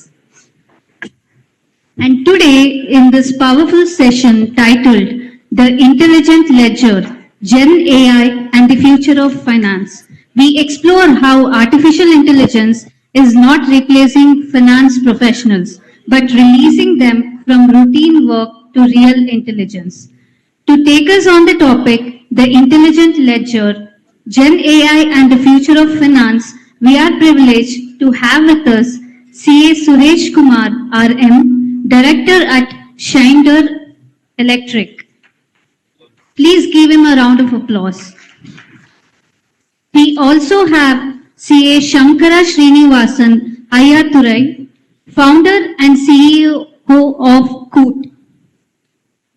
Good afternoon, members and delegates. I'm Tarini, and it is my honor to introduce CA Suresh Kumar Sir, our speaker for this insightful session. CA Suresh Kumar Sir is the CFO and Director, Finance Shared Services at Schneider Electric, where he leads finance operations spanning 11 territories and 40 countries, supported by a global team of over 600 professionals. With more than 2 decades of experience across finance, FP&A, audit, shared services, and global operations, he brings both scale and depth to the finance transformation conversation.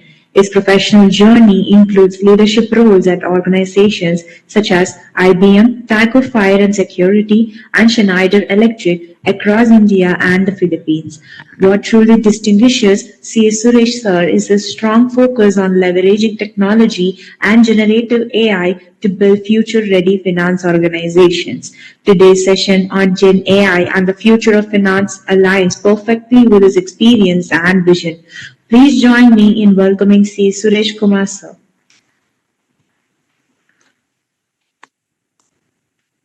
I'm Dheeraj Kumar Jain, SJ, and it's my honor to welcome Mr. C. Sankara Srinivasan, the founder of Hood.Business.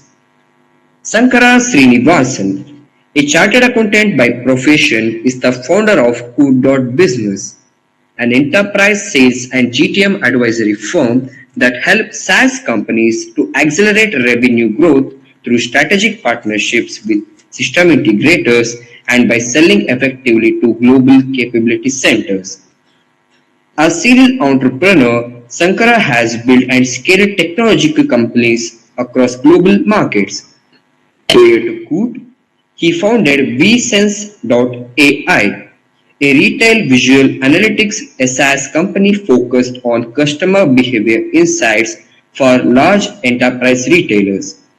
Under his leadership, vSense.ai grew rapidly through partnerships with global SIs such as TCS, Accenture, Deloitte, and others. He previously founded Reality Compass, a real estate tech startup which was acquired by a unicorn. Before starting Coot, Sankara worked in CEO's office at Tech Mahindra, contributing to strategic initiatives. He has also held key roles at Infosys and Aura Dunley, giving him a strong foundation in enterprise operations, technological services, and large-scale client management. At Coot.Business, Sankara advises some of the India's fastest-growing SaaS companies on GTM strategy, SILS programs, and enterprise sales readiness.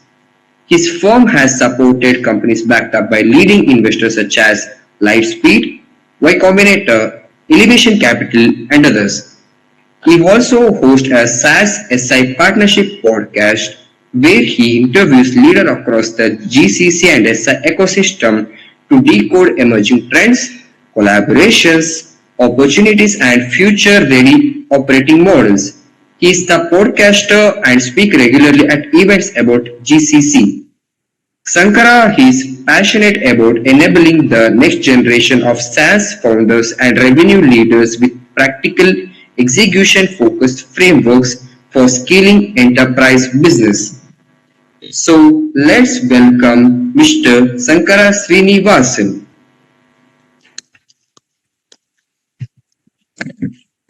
This is Nishkala. I have the privilege. Good evening, distinguished speakers and my dear members.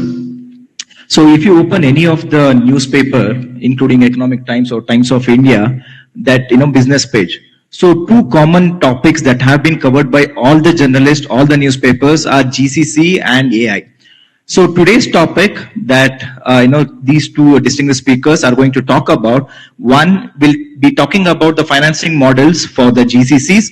It may be a cost plus model or partner model or JV model, and of course how they have to be aligned for the global standards.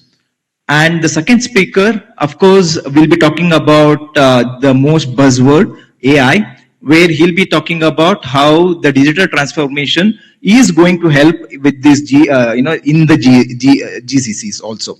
So we have seen a lot of transformation starting from calculator to the laptop. So we are in that particular point of time where technology is going to be part of each and every services that we are going to provide to our clients as part of practicing chartered accountants or as part of GCCs. So with this brief, I would not like to take much more time. I would like to call upon the first speaker of the session, CA Suresh Kumar. Over to you, sir.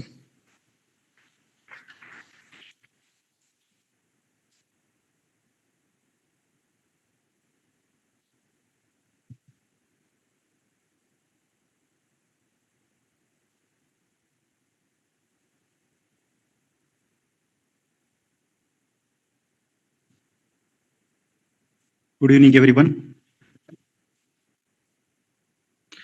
Today, I'm going to talk about financing models for GCC setup. Before that, I just like to give the context of our legal entity, how we set up, because this is more connected with this topic. So I'm part of Schneider Electric. It's a French-based company, and I am part of Schneider Electric Private Limited. This is one legal entity where in India, we have around 11 legal entities set up in India. All the support functions, be it HR, IT, admin, legal, even the procurement, all these support function, we formed one legal entity called Schneider Electric Private Limited, which covers all the finance, digital, even R&D also, because globally we are supporting R&D services hosted from Bangalore. And we have close to around 9,600 plus employees in this GCC. So I am part of the finance GCC, where again in finance also we have 4 different territories. In India we have 2 territories, which is in Bangalore is one of the biggest, and we have in Jaipur. Again in Jaipur it's a combination of Genpact. It's like some of the activities we outsource to Genpact. This is like all the rule-based activity or more operational activities such as AP related activities, invoice booking, processing, even on the O2C side or order to cash side, the receipt accounting, all those things we have transitioned to Genpact, which is a third party service provider. And we have one center in China, where China is meant only for China. They are catering China territory, including Japan, Korea, and Taiwan. And we have one territory in Poland, where they are supporting for Central Europe countries, where the most challenging part is they have 20 countries with 17 different languages. So this is the complexity what we have, and you can see from Bangalore we are supporting 11 territories, and from Jaipur they are supporting 13 territories overall. Now, how this is connected with the journey of GCC, just to take you back, now just before 2020, 2023 and all, how the GCC has been evaluated is always they treated as a back office, BPO and other things, and always India or whatever you wanted to consider, they will say labor arbitrage is one of the biggest criteria, and always used to generate efficiency. These are the things that they used to look at for GCCs. But now the current trend, what we can anticipate here is investing in AI is one of the main topic at this moment.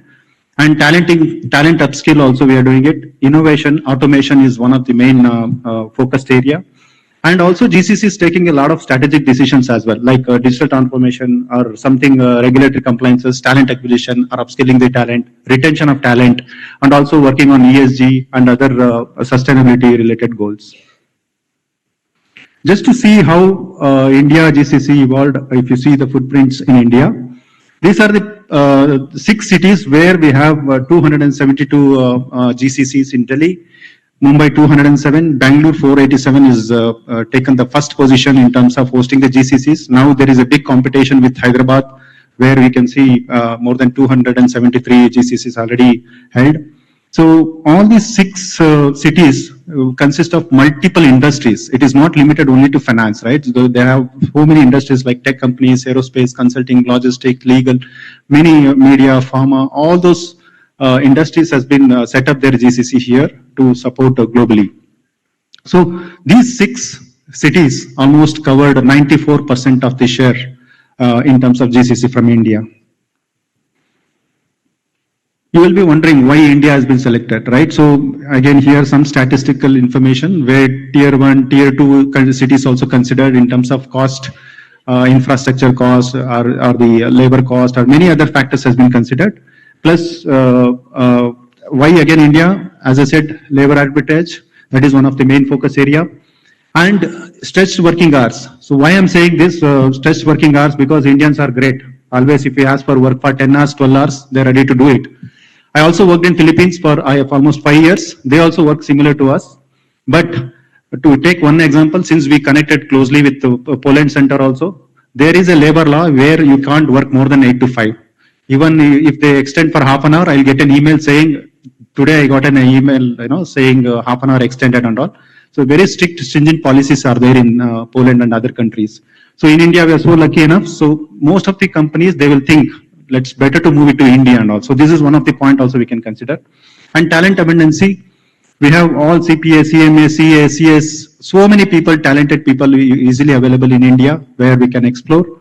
And multi-language support, again from Schneider, we are hosted 3 different languages where we are supporting Spanish, Portugal and Germany.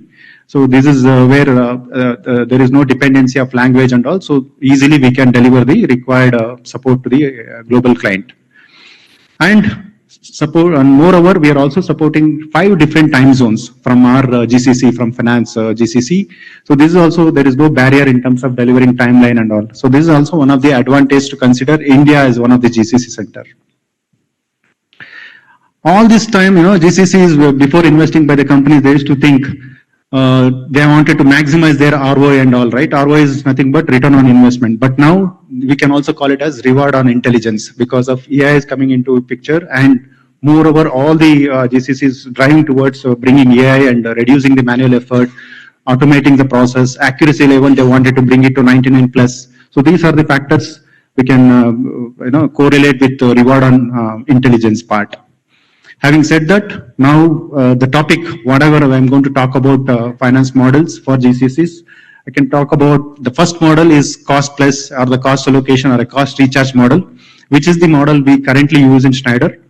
Okay, so here the ownership is like depending upon this the complexity, like some of the tax compliances and all we retain there only in the respective country, and remaining most of the activities we transition to India, and it's been delivered here. So pros and cons, if you see, again, cost is whenever the cost of the talent is uncertain or you don't have any budgeted cost. In that case, this model really works out well because whatever the cost you're going to incur, say you are incurring $1 lakh, you just add 10% markup or 15% markup and bill it to your client. In terms of cons, if you see, again, in some circumstances, suppose in Singapore, they are charging $1 lakh and they wanted to outsource to India. And India, if we start charging $120K, in that case, it becomes a negative arbitrage. So this scenario arise, very remotely, but so far we have not come across in this situation. But this is one of the cons in this cost plus allocation area, which I wanted to highlight. And currently for Schneider, we are charging 10% markup for domestic transaction. As I said, we have 11 legal entities here. Plus globally, we are supporting 40 countries. So for all international transactions, we are charging a 15% markup.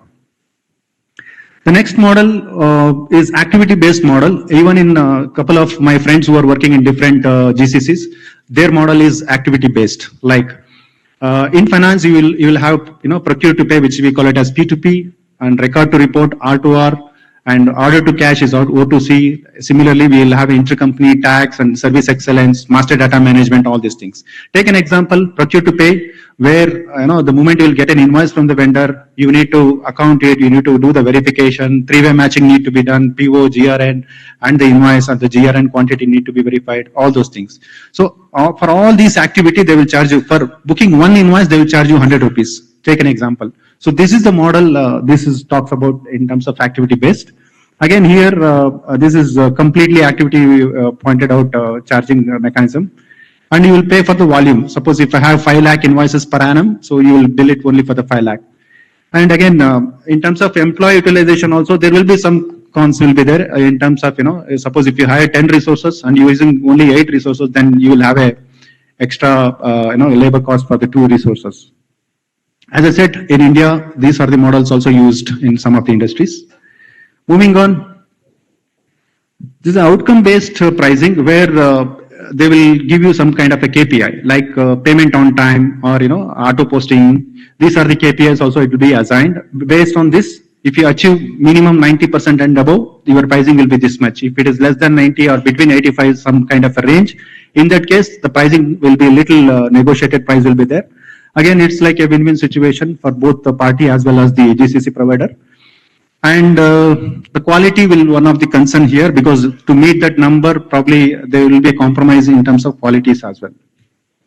The next model which I would like to talk about is on the service agreement model, where the parent will hold everything and they will invest everything in the, as a headquarters, they will hold the entire rights of that entity and they will invest in the local in India.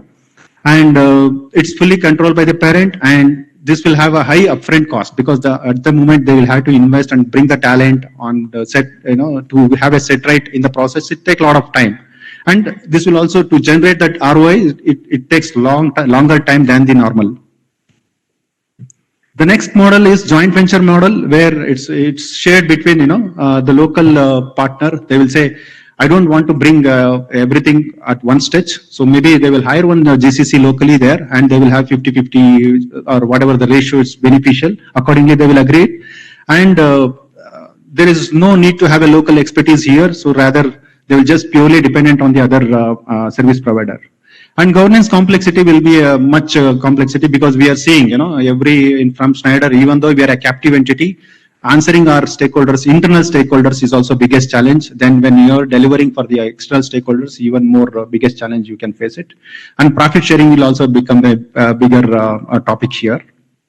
The last model is a virtual captive model, where it's completely owned by third party.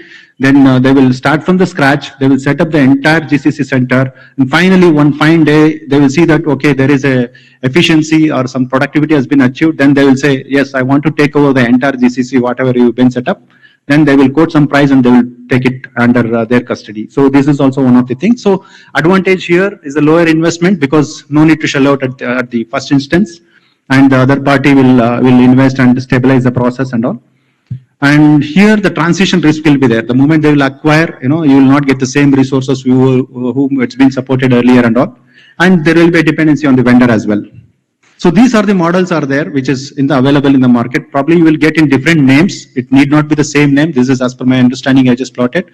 But the current process, what we followed in Schneider is the cost plus markup, where, as I said, for domestic 10%, for international 15% we are charging, which is proved, going on very well, done and dusted. Then how can we leverage the sustainable GCC? Here, what I can say is adopt the hybrid model, go for both, the combined cost plus and outcome based model, so that you will have a win-win situation. And always leverage on tier 2 cities because in terms of infrastructure cost or labor cost, you can optimize. And management trainees, again, you can hire the management trainees, especially for the operational level activities or rule-based activities, you can hire and look for it. And we also do in most of the cases.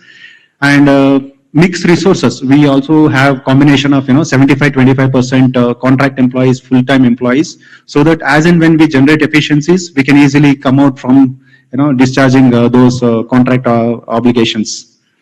And invest in digital and automation. Whatever savings you're going to bring in, you can invest more into digital and also implement some kind of a governance model where you should have some SLAs, service level agreements, or the KPIs, so that you can have some discipline in bringing the process in a stable manner. And plan for the scalability. Again, have a long-term vision to achieve the strategic goals instead of having a short-term cost savings and all. Yeah. So these are the things. And sorry. That's it from my end. If you have any questions, maybe you can ask.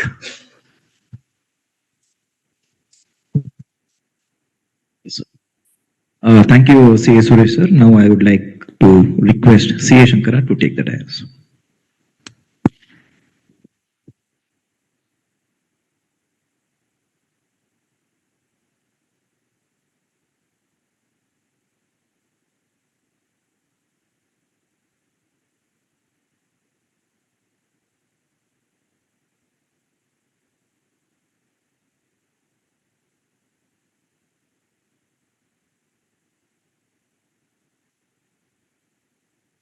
Dear members, a small announcement. Tomorrow morning, we will have a breakfast session from 8 o'clock to 9:15. Thank you. Hi, good evening, everyone. It's always challenging to address in one of the last few sessions with the audience. So I will make it brief. Thanks a lot for the CA Institute as well as for the organizing committee to give this opportunity. A quick introduction as well as what I do so that I can set the context for what I'm going to talk. So I run a company called Coot. We work with various AA products and SaaS products.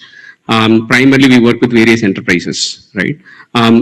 We deal with a lot of finance and accounting products, but beyond finance and accounting, we also deal with a lot of say AI tools on the data FinOps, hiring automation, and even retail analytics and so on, right? So as part of our work, we day in day out deal with various GCCs in understanding their processes and suggesting the right tool for them, right?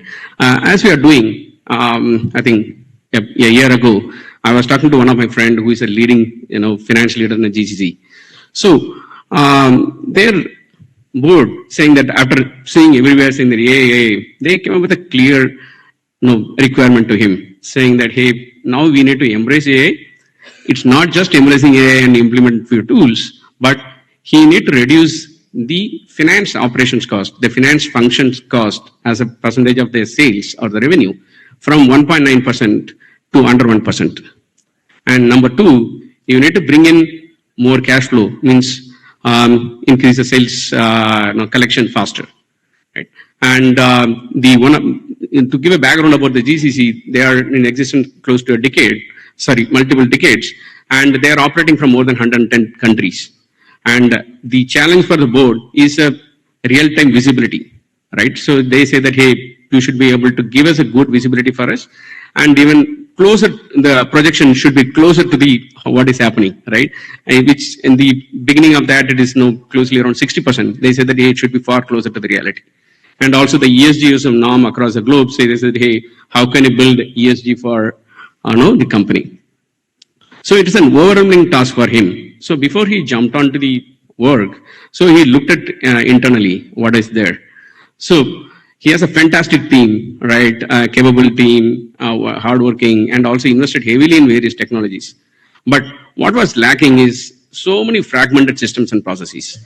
As I was mentioned, the company is operating in 110 countries, right? They also acquired companies every now and then, across the globe. At least every quarter, they will be acquiring companies, be it very large to even a small startup, right? Either for IP or for the talent.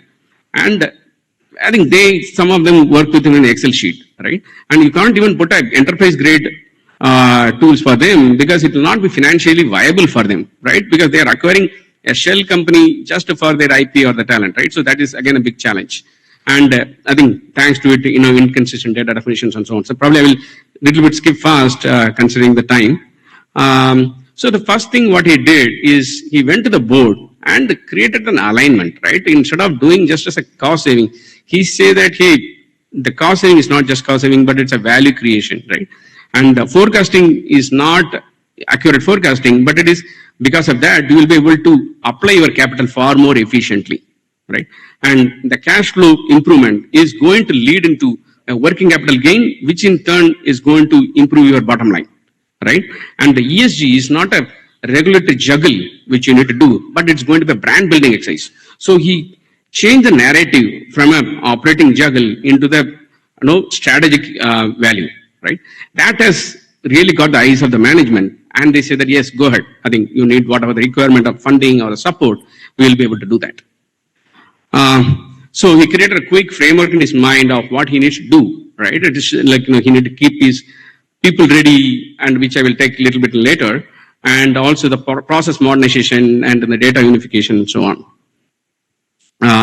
So the first, I think everyone talks about the data, right? Because if whatever, all of you sitting there, I think for any digital transformation or implementation of any AI, you need to fundamentally not have a clean data, which is usable data, right? So he implemented Snowflake, dbt, and Power BI primarily to cleanse all the data.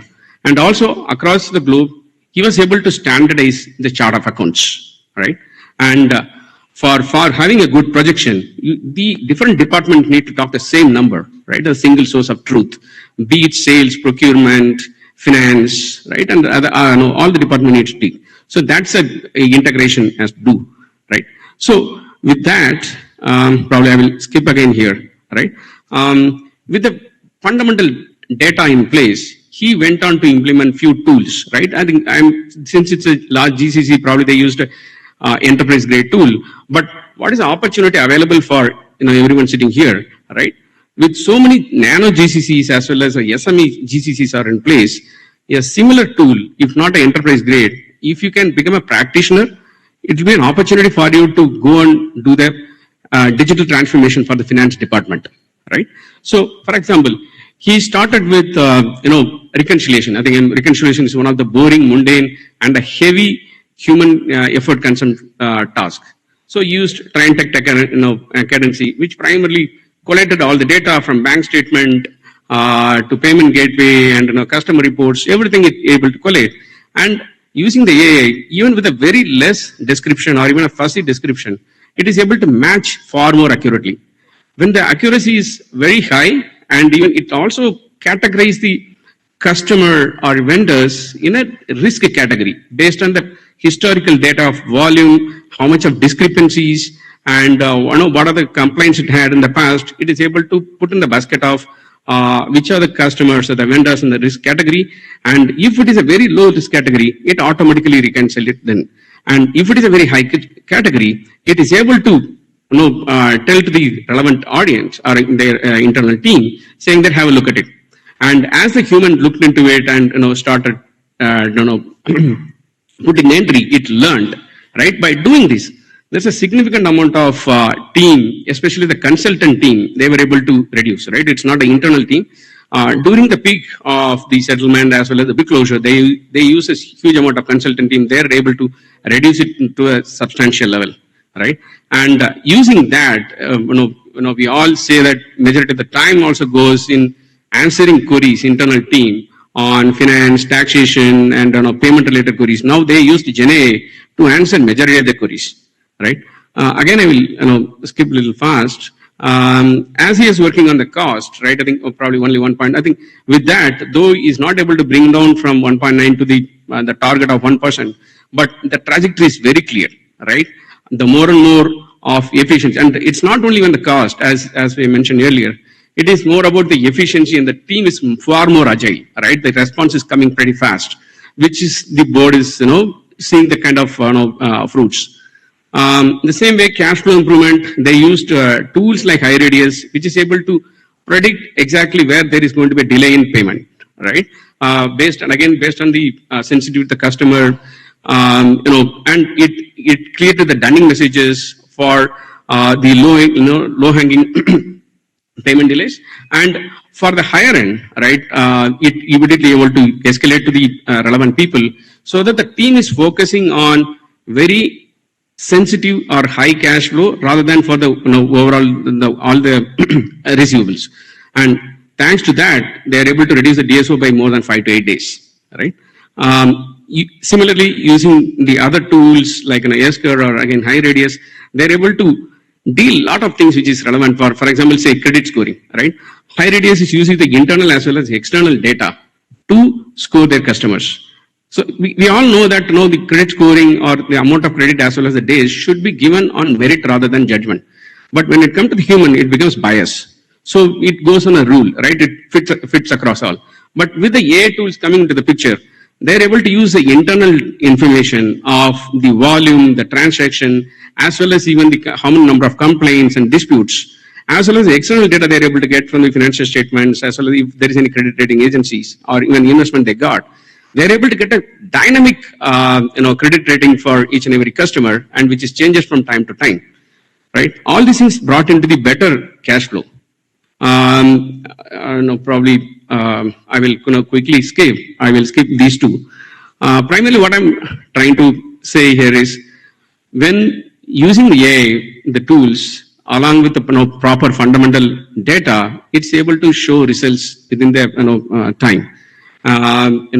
And also they were able to give the board's requirement of the real-time dashboards, the far higher accuracy using some of these tools. What I would say, probably a quick word to the leaders, is primarily, fix the data first, right? I think that is, especially when I say with data, primarily we're still dealing with a lot of paper-based, audit trail, right? I think if we really want to talk any of these things, we need to really go beyond the paper-based audit trail to the complete digital, and that should be the first step. And very importantly, align your metrics or what you want to pick up the fight which is aligned with the board, right? I think what they want to say, and deliver quick wins. I think board will talk about lot about long-term strategy, but they will really go impatient if you're not able to show some result in a couple of quarters. And so with that, I stop this one. This is my QR code for LinkedIn. If you any queries related to AI or any GCC, more than happy to answer. Thank you. Thank you, C.A. Shankar. So, any queries from the audience?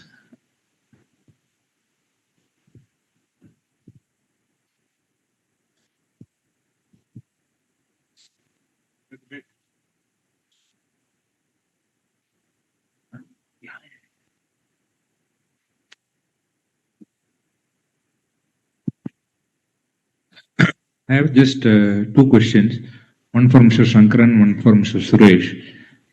I'll start with Mr. Suresh. How does one decide which model to select when it comes to the GCC model, whether they have to go with a cost-based or the different models, and how do they do their decision making when it comes to that? And my question to Mr. Shankara is on the tools that the different people use, because there are so many tools which are coming up. How does one keep track, and how do you keep following on the different tools that you need to use for a business? And then once you already deploy in one tool, some other tool is coming better than that. So how do you keep innovating and going on to the next tool? Because there's also a stickiness factor associated with each tool. Thank you, sir. Thank you for the question. May I know your name, please? Arun Balu. Okay. So, in terms of GCC, which model we need to adopt, right? So, in this case, generally, 80-20, if you see, 80% of the industries are using cost plus. So, I think that is one of the model is been recommended by even all the consultant as well to adopt in terms of this thing. Because prior to this, I also worked in other industry. They also use the similar model, but it was a third party customer where we used to third party client where we used to support. But here in this captive, even in with my known network, where a couple of friends we are working on, other than one or two friends where are the industries, they are using the activity based model. So predominantly costless model will holds good in terms of, because always will be your P&L will be in the positive side, especially the GCC. Yeah. Did I answer your question? Thank you. Yeah, to answer the tools, yes, it's overwhelming, right? I think, which is, I respect the question. So, especially if it is a GCC of enterprise, definitely they will look at an enterprise grade product, right? And what normally we CXOs look at is not whether it is a pointed tool, right? There are many pointed tools which is coming to the picture, but a large enterprise which always look at what is your product roadmap, because as an entity, right, as a CFO, they also have a roadmap of where the company has to go from the finance function perspective. So they always ask the product, right, whether what is their visibility or what is their vision of where the product is going to go. So they always align their objectives with the product roadmap. Wherever they see the match pretty close, they normally choose. Unless it is a mission critical, which is really important, then they go for a pointed tool. Otherwise, they normally go for a suite of tools which is covering a lot of their product, because talking between these tools itself is a big headache, right? Implementation, training, and other things. So that is where probably the Microsoft of the world is really doing good, because they have a complete suite of products and the stickiness is high. But yes, within selection also it's a complicated problem. There is no easy answer to it. But this is where I would say that as a large company, they normally look at their view as well as which is coming closer from the vision of the particular product. I hope I answered. And apart from that, the ROI and various other things, compliance and other things comes into the picture. But primarily, how do you choose between two sets of products is primarily, this is what they approach.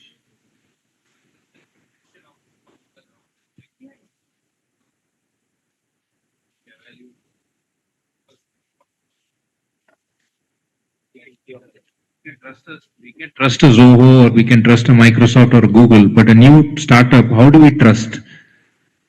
No, absolutely bang on. I will tell my own experience. I don't want to name the client. When they introduced, they mentioned about earlier in a company called VSense, where we give analytics of customer behavior large retail chains. So one of the CEO asked, "Hey, can you give a source code, because we don't believe you will exist," right? So that's how they behave. But the answer is definitely we didn't give, right? We are able to convince in various ways. But the answer is, or the anxiety is clear. Yes, people are saying that, hey, will you survey? But you can answer in very different ways. That's what I will say. But the point is valid, yes.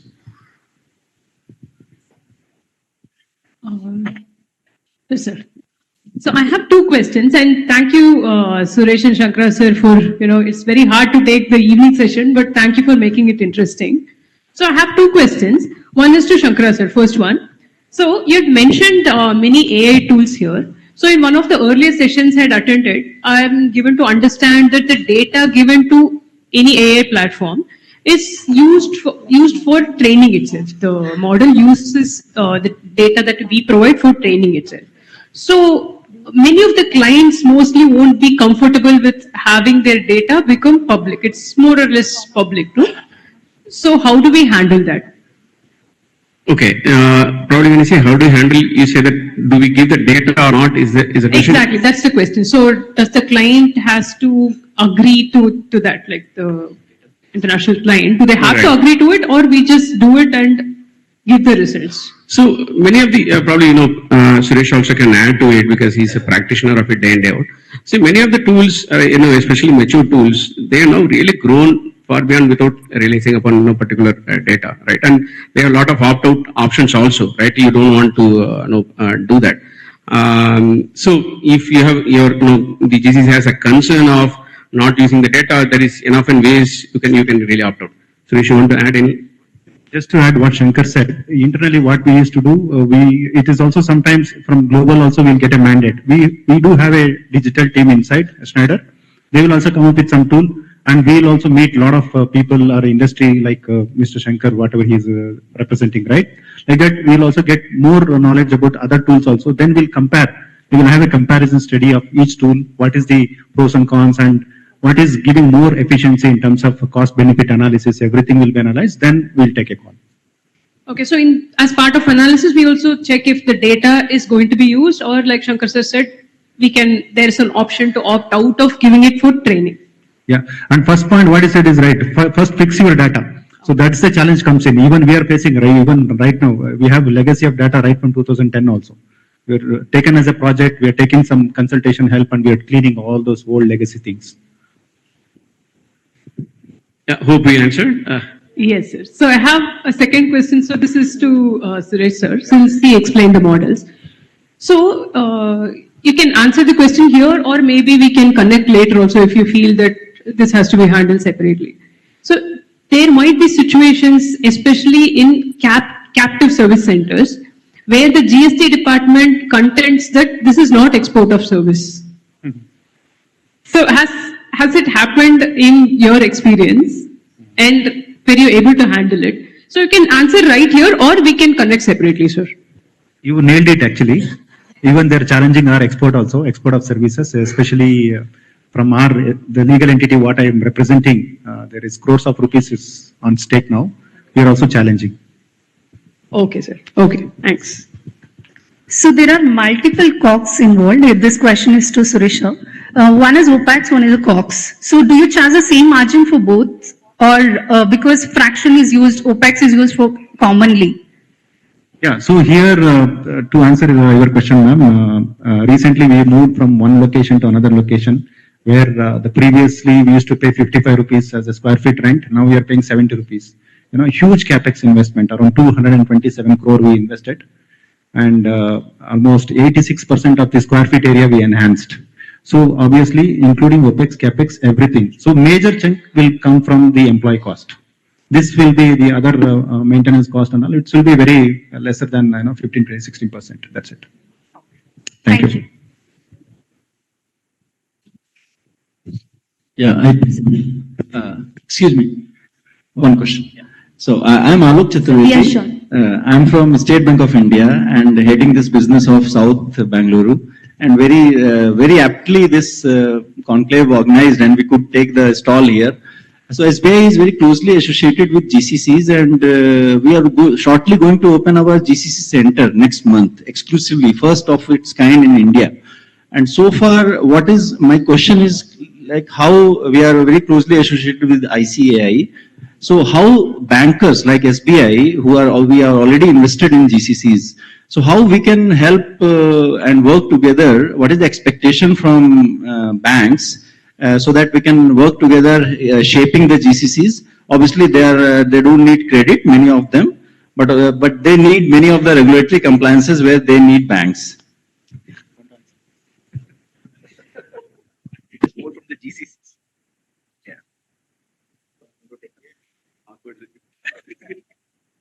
Oh, SBI, actually we also deal with SBI, and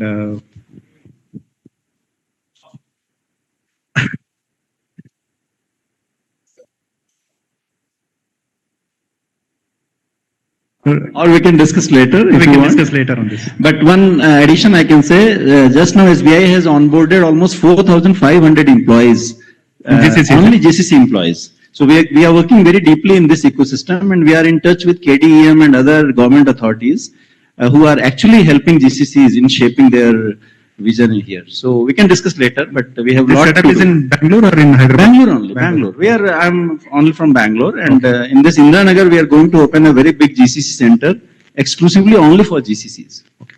Yeah, we connect. Due to shortage of time, can we take the questions offline? Yes. Thank you. So I request moderator and treasurer of Bangalore branch of SIRC of ICI, CA Shripad sir, to give away the memento to the speakers of the session. Thank you, sir.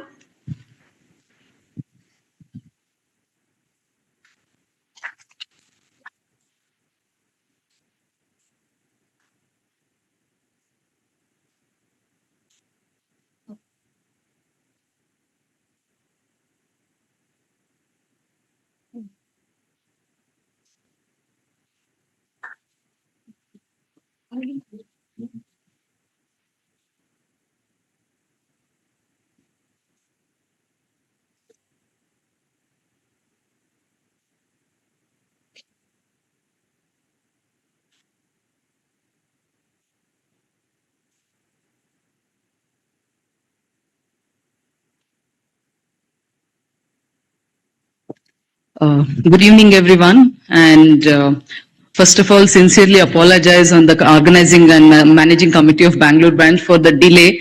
Some sessions got stretched beyond the times allotted, so we apologize for that. And because of that, we didn't want to all of you to take one more hour of dragged session. So we are postponing today's session scheduled last session, which was scheduled for today, to tomorrow. We will manage it within the time allotted tomorrow, so that you don't have to go through the sessions again and sit through one more hour. Again, sincerely apologize with to all of you from the managing committee of Bangalore branch. Thank you.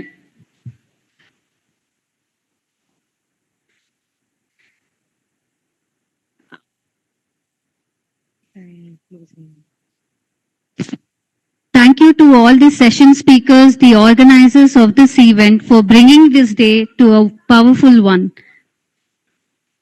We'll see you back tomorrow morning at 9:15 sharp for another day of transformation and insights.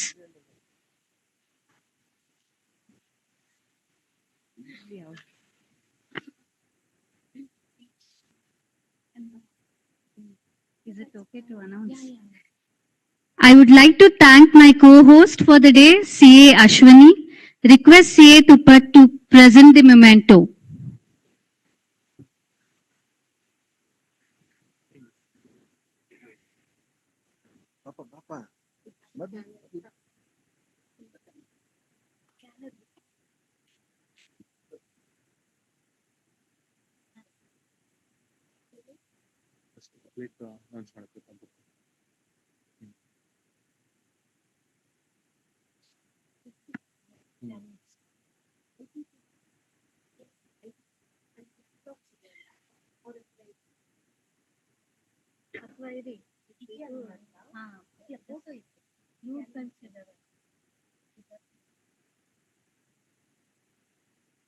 ಯಾಕಂದ್ರೆ ಅದು internet ಹೋಗ್ಬೇಕಲ್ವಲ್ಲ scan ಮಾಡಿದಾಗ open ಆಗಿತ್ತು.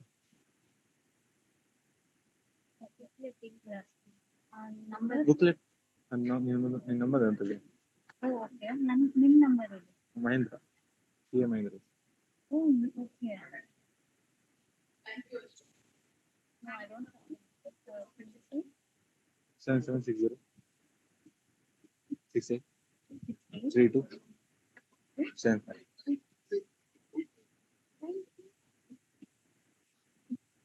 Okay, I'll send you.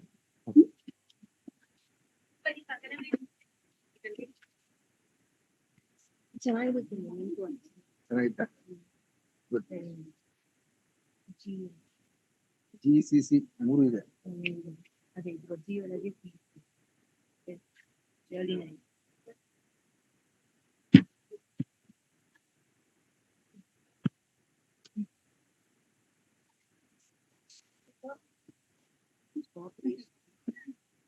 Your delegate.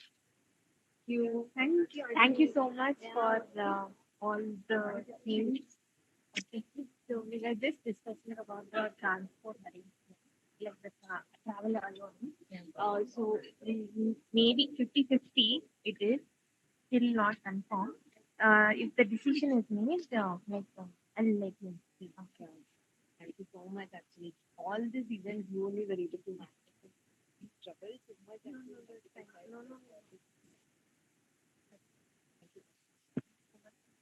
Actually, it happens when we also understand that I was difficult to very not very cold. Actually, today is my Saturday. So I'm going out tomorrow. Thank you so much. That's why it's nice.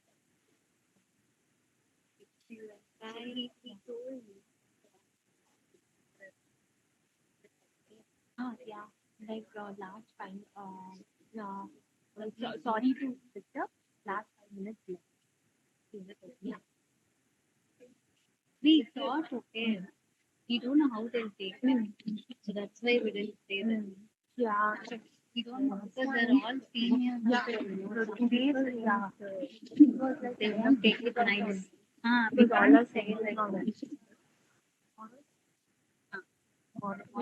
they are like weak director and all. They will understand. Tomorrow it will be postponed. Can you check where they're? Yeah. I think it should be after 5:20 only because we cannot reschedule. I'll keep it going. Thank you. Thank you.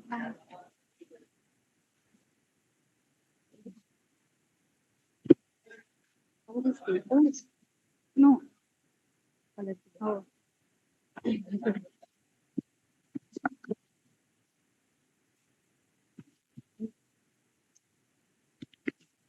But see, we can't say like every 5 minutes, like these people know what happened.